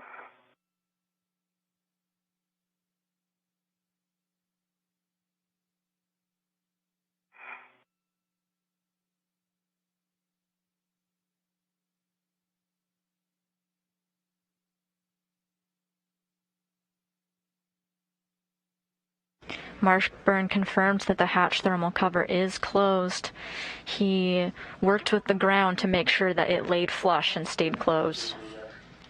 See the pouch. I think my wrist is a little bit against yours. Look, turn it around the other way.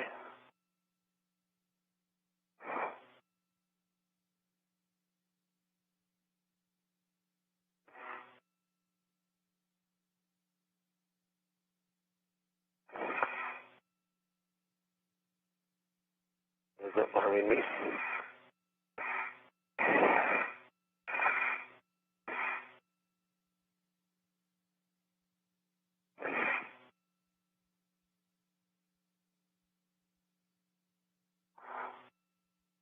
I got it.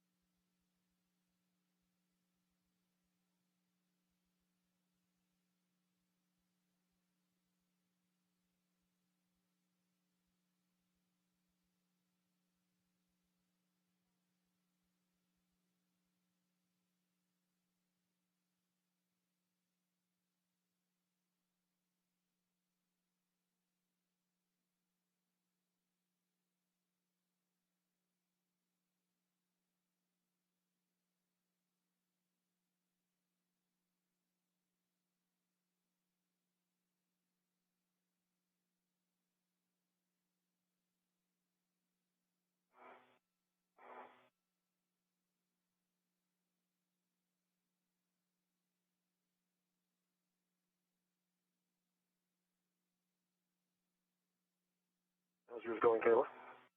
I'm connected. I'm connected as well. Sure both SCUs are connected. Okay, copy. You're both connected to your SCUs and they're locked in place. I have a note for you here.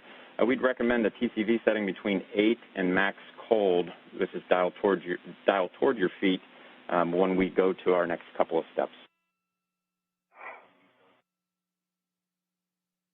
Copy. Roger, I am in 8. Copy, Kayla. Working it. Okay, guys, it's time to go. Water switch is off. You can expect an H2 off message. I'm at 8 and going for my water switch. My water switch is off. I have the H2O is off message. Mine is off, and I got the water is off message. Okay, that starts our 2-minute timer.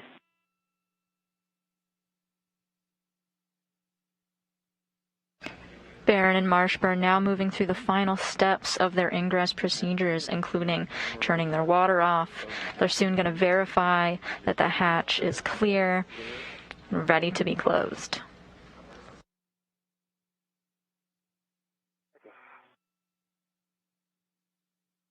And the hatchway is clear. Okay, and then you can verify also that the handle position is per decal.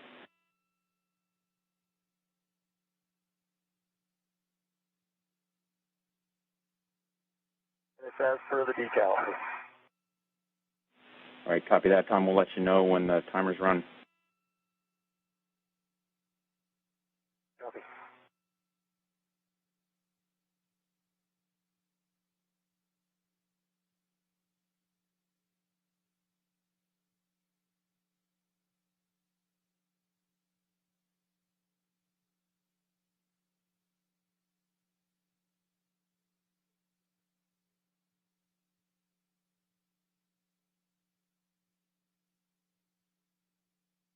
Turning off the water in their extravehicular mobility units, also known as their spacesuits, is a process that's expected to take about 2 minutes.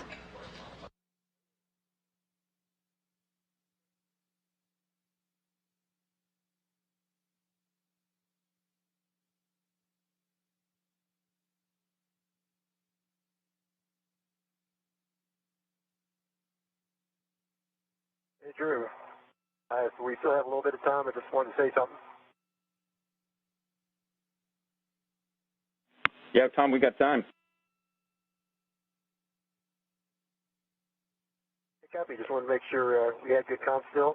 And pretty unbelievable that the team, everyone was able to pull this together in just a few weeks and get Kayla and I trained up, and Raja and Matthias.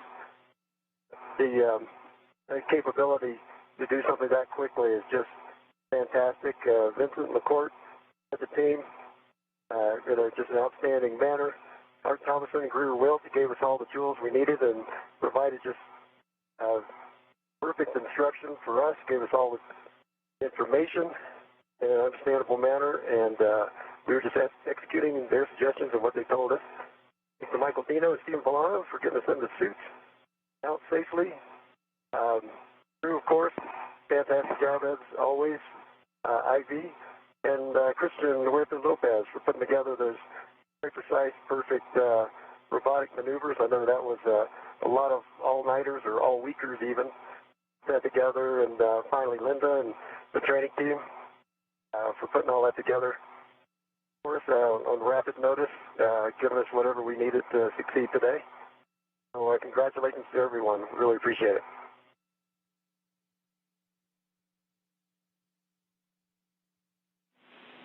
Hey, guys, we really appreciate the kind words, and on behalf of the entire EVA 78 EVA team, it was a real pleasure to develop this and execute it with you guys. Did a fantastic job. Thank you for restoring S-band to the ISS.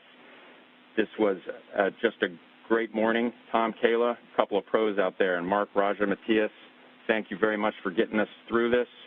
Great job. We're about a minute and a half from handover, and you are go for hatch closure. Happy to go for hatch closure. One final shot.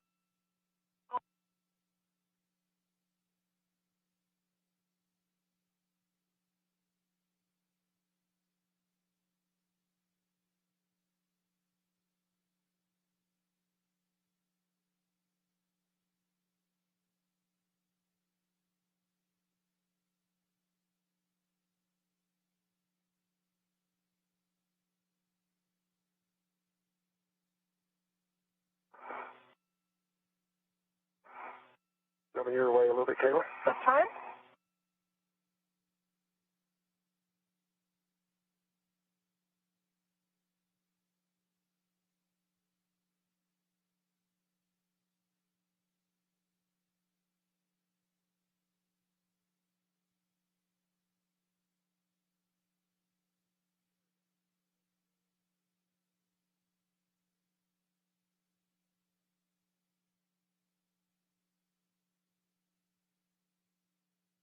The hatch is closed and latched. Copy, Tom. We understand that the EV hatch is closed and locked. Kayla, for you, on the UIA, check that oxygen for EMU 1 and 2 valves are open. Oxygen, EMU 1 and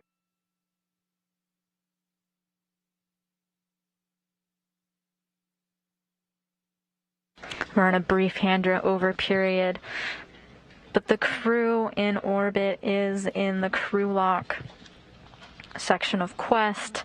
They're undergoing some checks right now before repressurization can begin. Great job today, Kayla. yeah, you too. You had the bulk of the work. You have to play with everything that's out there just about. All the tools. Yeah. And Kayla, I think we clipped there in a handover. We just wanted to verify that the oxygen for EMU 1 and 2 valves are both open. Oxygen, EMU 1 and 2 are both open. All right, copy. And then also on the UIA, switch power for EV1 and 2. Switch power to on and verify that all 4 LEDs are on. Let's see. So power, EV1 and 2 are on, and the EMU LEDs are on. The Orlon LEDs are off.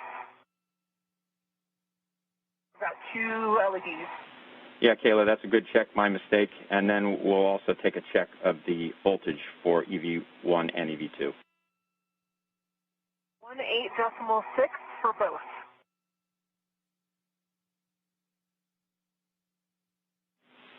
All right, that's a good check for both of you. And now on your DCMs, you can switch power to SCU. Okay. And you can expect a warning tone. Power is in SCU for EV2.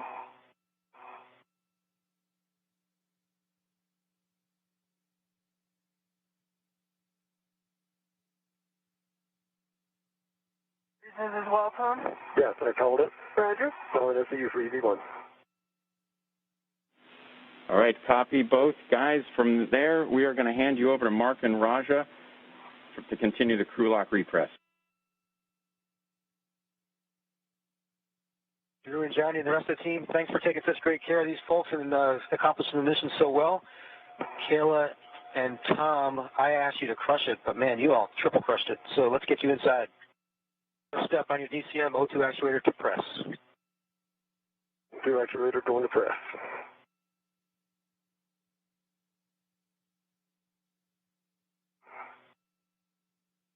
My O2 actuator is in press. EV2's O2 actuator is press. Yeah. It's sticky. 6 hours and 30 minutes into the EVA, NASA astronaut Mark Vande Hei on the right of the screen is walking the 2 spacewalking astronauts through the repressurization procedures.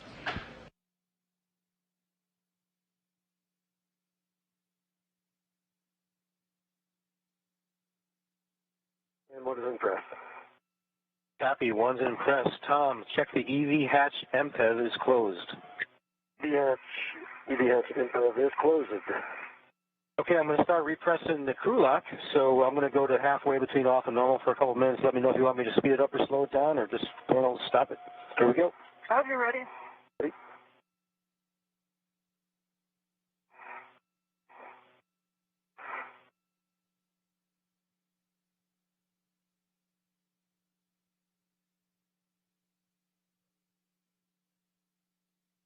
A good rate so far for me. As well. Copy.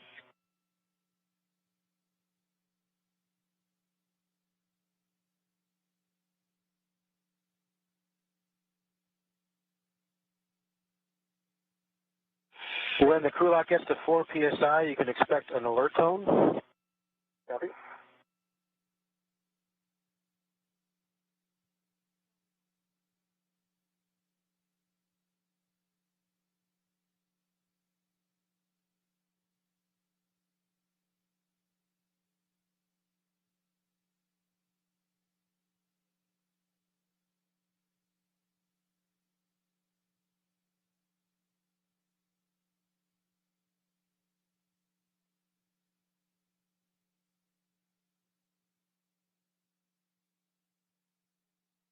Like I've got my feet in your face. They're all good. Okay. Got plenty of room.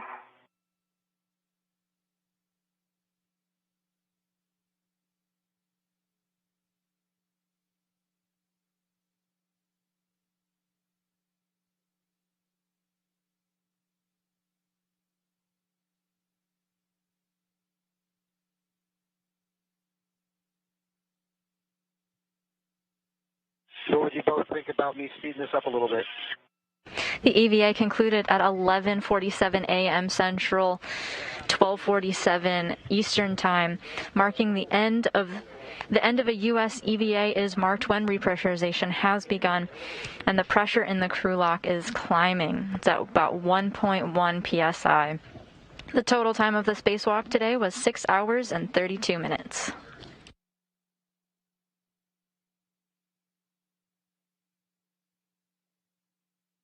Still good, Kayla. How about you? I'm good. Can we bump it up a little bit more? I'll say a little more. Yep, I'm ready for a little bit more.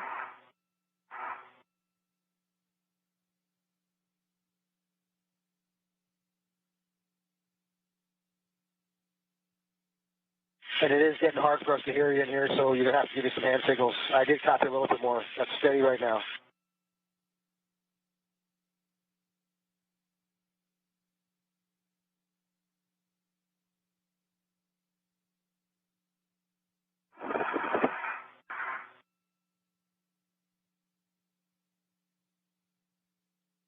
How you feeling, Tom? Doing good. Good rate. Yeah, I'd say potentially go a little bit higher, but maybe just leave it here. Yeah. I think I could if you want to just bump it up a tad bit more. I'm happy with this as well. I'm clicking my ears. Up a little bit. Or just give me a thumbs up. Speed up a little bit more. Here we go.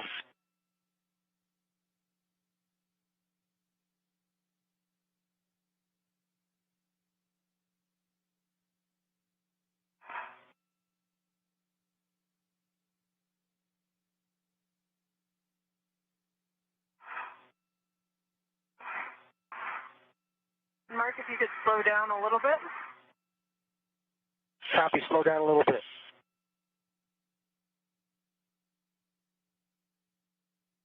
Okay, we're getting close to 4 psi. Again, you can expect an alert tone. Copy.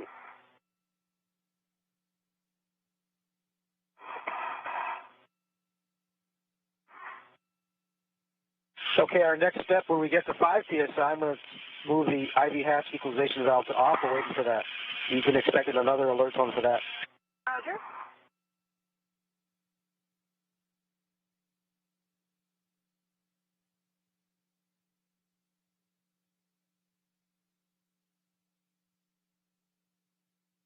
Well, it didn't get any Z93 on me.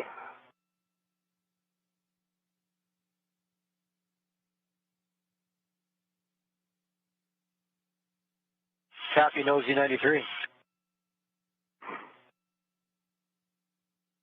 My knowledge, I did not either. Copy, Kayla as well.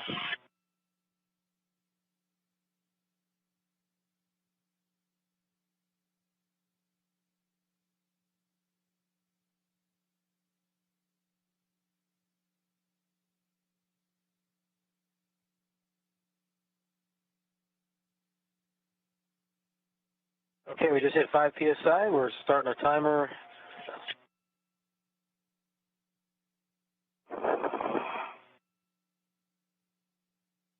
What's going on now is we're waiting 2 minutes for the crew lock pressure to stabilize, and then we'll see what difference we get over the next minute after that. Sure. Roger.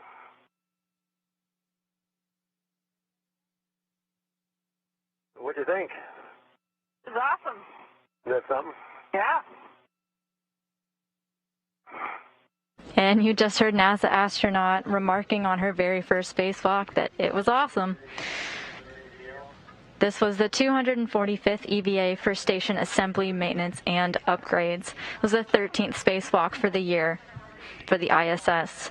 This was Marshburn's 5th spacewalk, giving him a total of 31 hours, 1 minute spacewalking time outside of the space station. This is Barron's first ever spacewalk, so the total of today's spacewalk, 6 hours and 32 minutes, is her record. Since this is the 245th spacewalk, that totals 1,548 hours and 26 minutes, or the equivalent of 64 days, 12 hours, and 26 minutes. This is the very first EVA of Expedition 66. Right.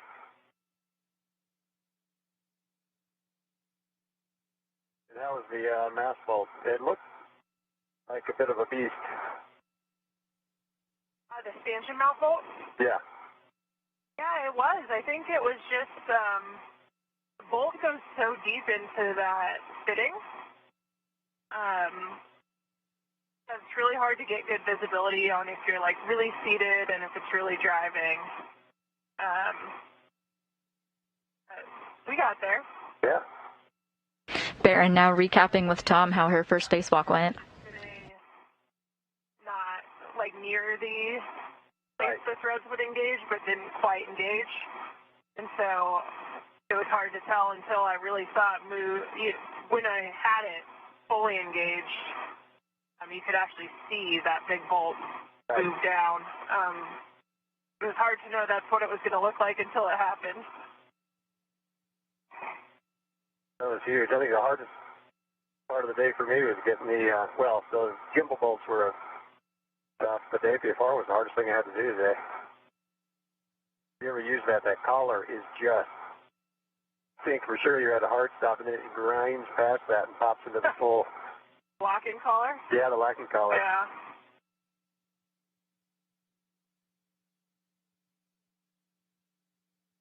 The spacewalk began at 5:15 a.m. Central Time, 6:15 a.m. Eastern, nearly an hour ahead of schedule. It concluded at 11:47 a.m. Central, giving us a total of 6 hours and 32 minutes. To get good DRT body positioning over those bolts because they're so far inboard from the handrails. Right. Right. And you have to get pretty high too because it's up on the frame. Kayla and Tom, we had a good leak check, so we're going to continue on with the crew lock repress. Copy. Can you switch your glove heaters to off, OFF? My glove heaters are off. Glove heaters going to off. All right, Tom, let me know when your glove heaters are off, and then we'll press. They're off. Okay, got them. They're off. Now check your gloves for contamination. Let us know if we've got any. Negative for 1. Negative, I have the dark smudges I reported earlier, but given that they're black in color, I think we can confidently say that's not D93 paint.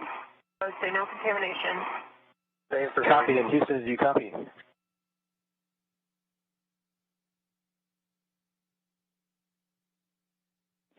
Houston copies, no issues. All right, Houston's good with that, and we're going to continue on. So on both of your DCMs, take your O2 actuators to IV. Didn't work? Didn't work.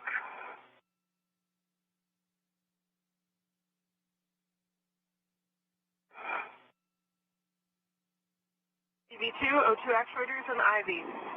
And the EV1 O2 actuator is getting there. Is in IV.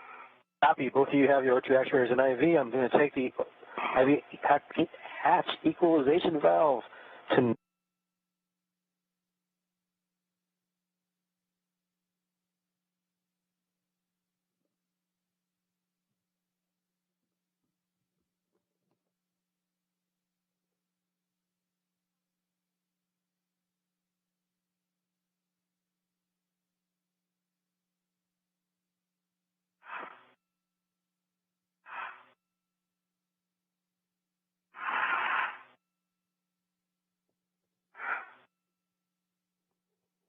I think one of the reasons why it was hard to get the degraded facet down is when I tried to push it down to get it flush, the arm would bounce back a little bit. Yeah. So I needed to get something, one hand on structure. Stabilize a little better. Yeah, or both hands on around the asphalt. Yeah, we worked through it though. Yeah. I kind of expected that to be tricky because that alignment pin, can rotate about that alignment pin. So until you get one bolt started, it's like kind of hard to tell. Yeah.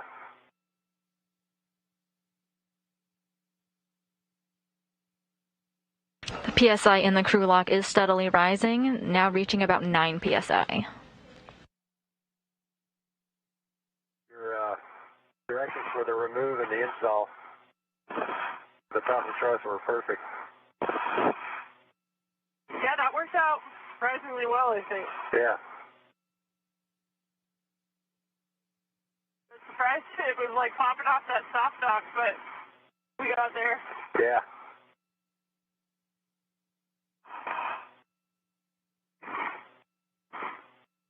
I'm a believer in the gimbal bolt trim sheet. That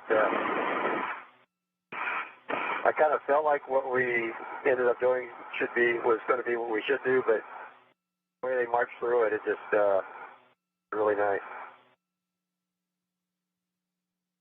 You guys worked through that really well.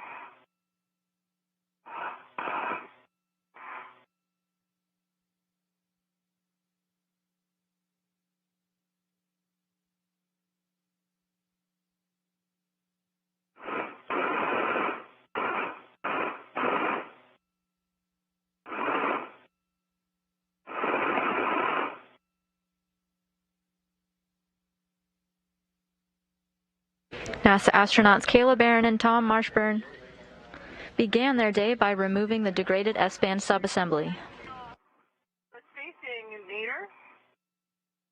Oh, wow. So it kind of felt like, belly towards the Earth was an interesting perspective to have. There's not a lot to hold on to. I know. Yeah, with your, you have your hand on those handrails along the edge, and then your feet kind of dangling out over the edge of the Earth. It was cool, though. Yeah.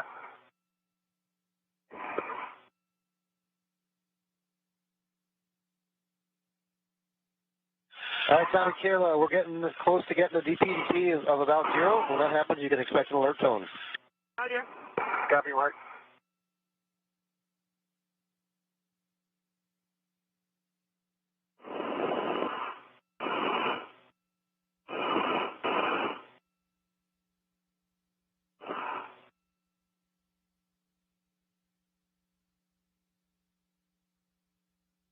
Where that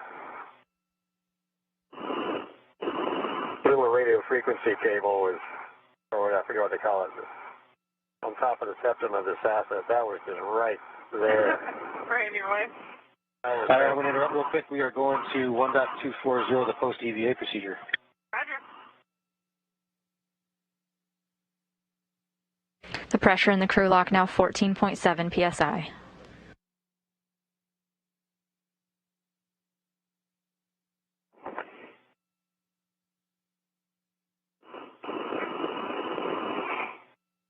Opening the hatch.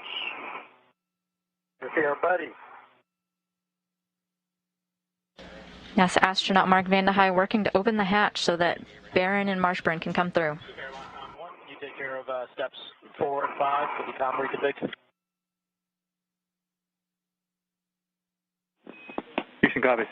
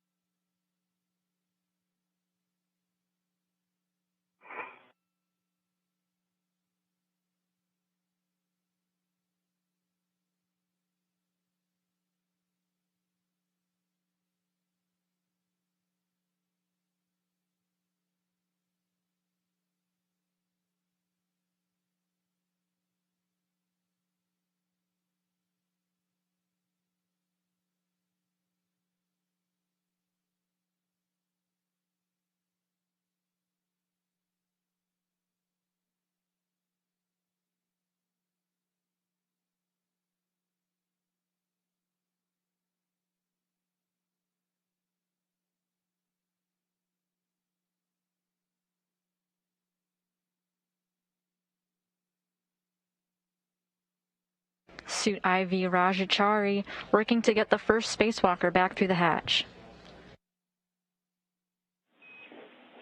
Airlock Houston on 1. The EV crew is no longer hot mic'd. Copy.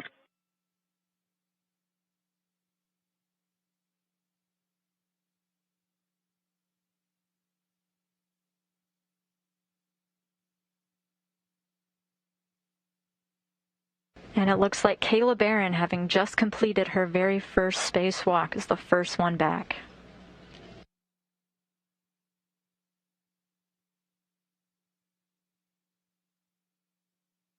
Chari and Vandahai now working to remove her safer units. The jetpack type backpack that would have been used in case of an emergency was not needed today.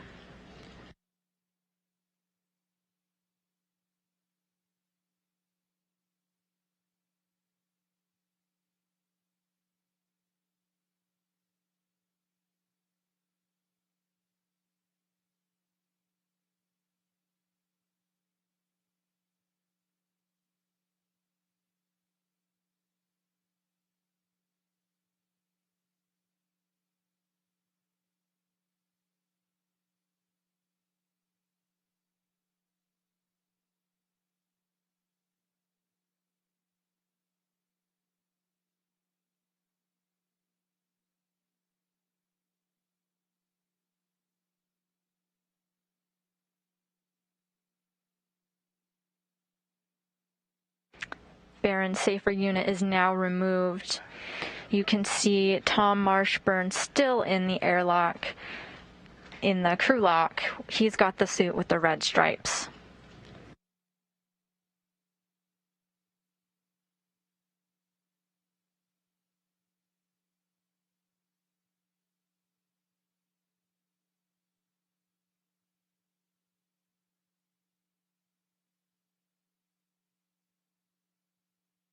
Astronauts Kayla Barron and Tom Marshburn began their day by removing a degraded S-band subassembly, just one of many communications antennae aboard the space station. It had lost partial functionality a few months ago, but thanks to several redundancies built in, the crew saw very minimal impact to their operations. They brought a spare SASA already on board, connected to the Express Logistics Carrier number 3, and put it in the degraded SASA's place on the P-1 truss of the International Space Station. They got the spare installed, hooked up, turned on, and they did a communications check to verify that it worked. The team here in Mission Control confirmed that they saw the communications antenna online and that they heard the voice check. The spacewalkers restored S-band capability to the International Space Station this morning. They wrapped up the day by stowing the degraded antenna, hooking it up to a heat source, and tucking it in for the night with a thermal blanket covering. Kayla Barron was able to complete some get-ahead tasks, including braking torque on some of the bolts on the battery charge and discharge units, and connecting some wire ties.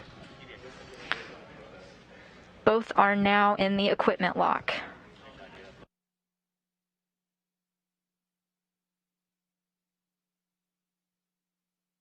They completed all of their tasks for today, including the get-ahead tasks.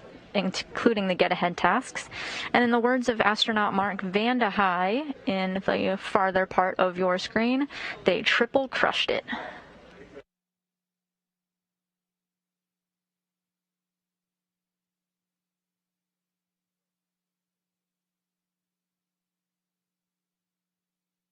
Marshburn wrapped up his 5th EVA with his career with some kind words, noting that it was unbelievable that everyone was able to pull this together in just a few weeks, and gave a nod to his support team, including EVA officer Art Thomason, her flight director Vincent LaCourte, and all the folks here on the ground, including those monitoring the spacesuits and robotics.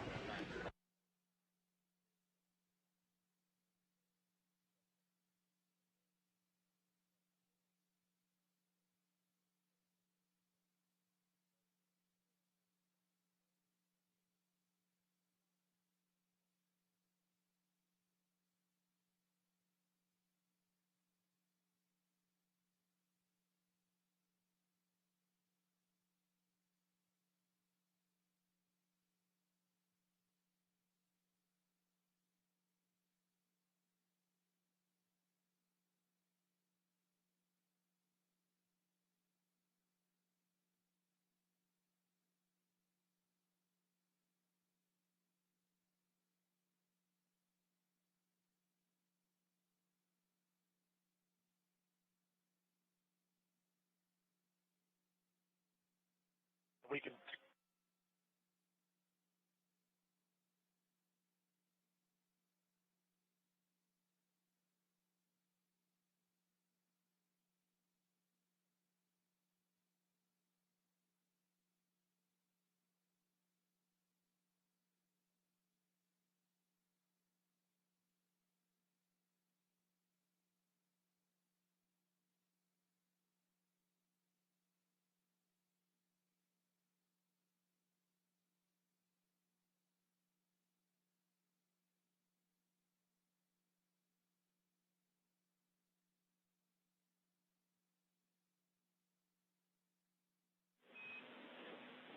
Airlock Houston on 1, friendly reminder to perform step 17.1 for the helmet Velcro straps.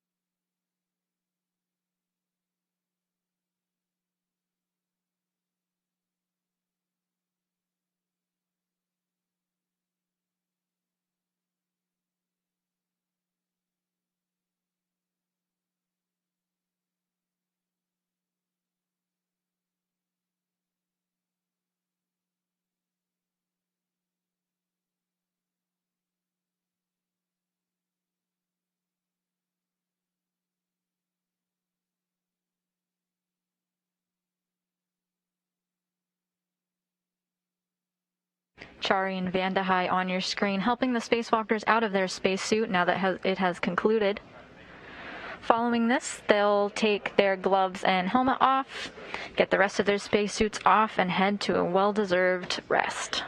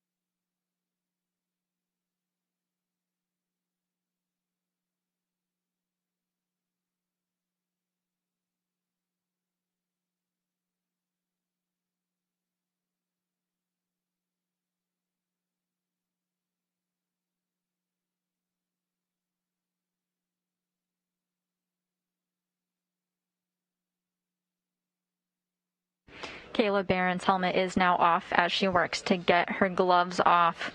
Next up, we're about to see Rajachari as he helps Tom Marshburn take his helmet off.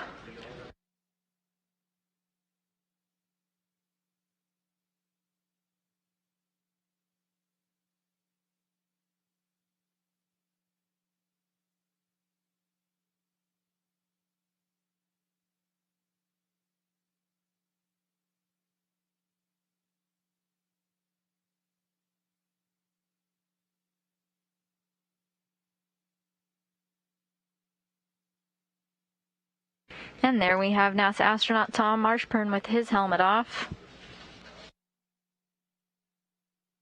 This concludes the spacewalk for these two NASA astronauts now that they've accomplished their goal of restoring S-band capability to the International Space Station in 6 hours and 32 hours of spacewalking time, replacing a degraded SASA unit with a spare on board.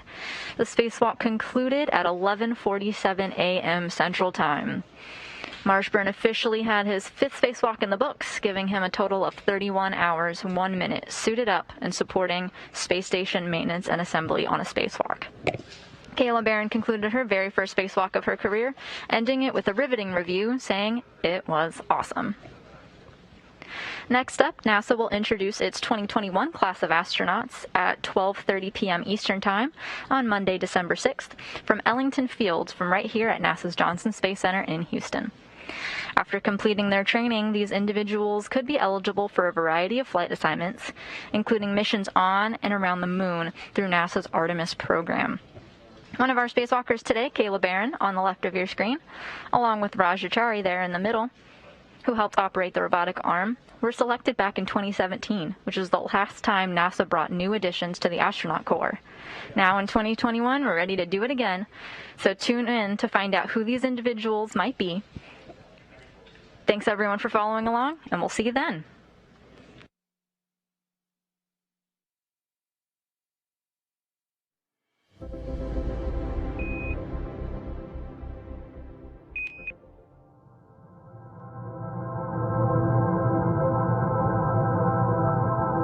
We see deep into the heart and veins of our ever-changing planet. Pictures of Earth are worth more than 1,000 words. They are the blueprint for our future. To unlock the full potential of space's unique vantage point, we've created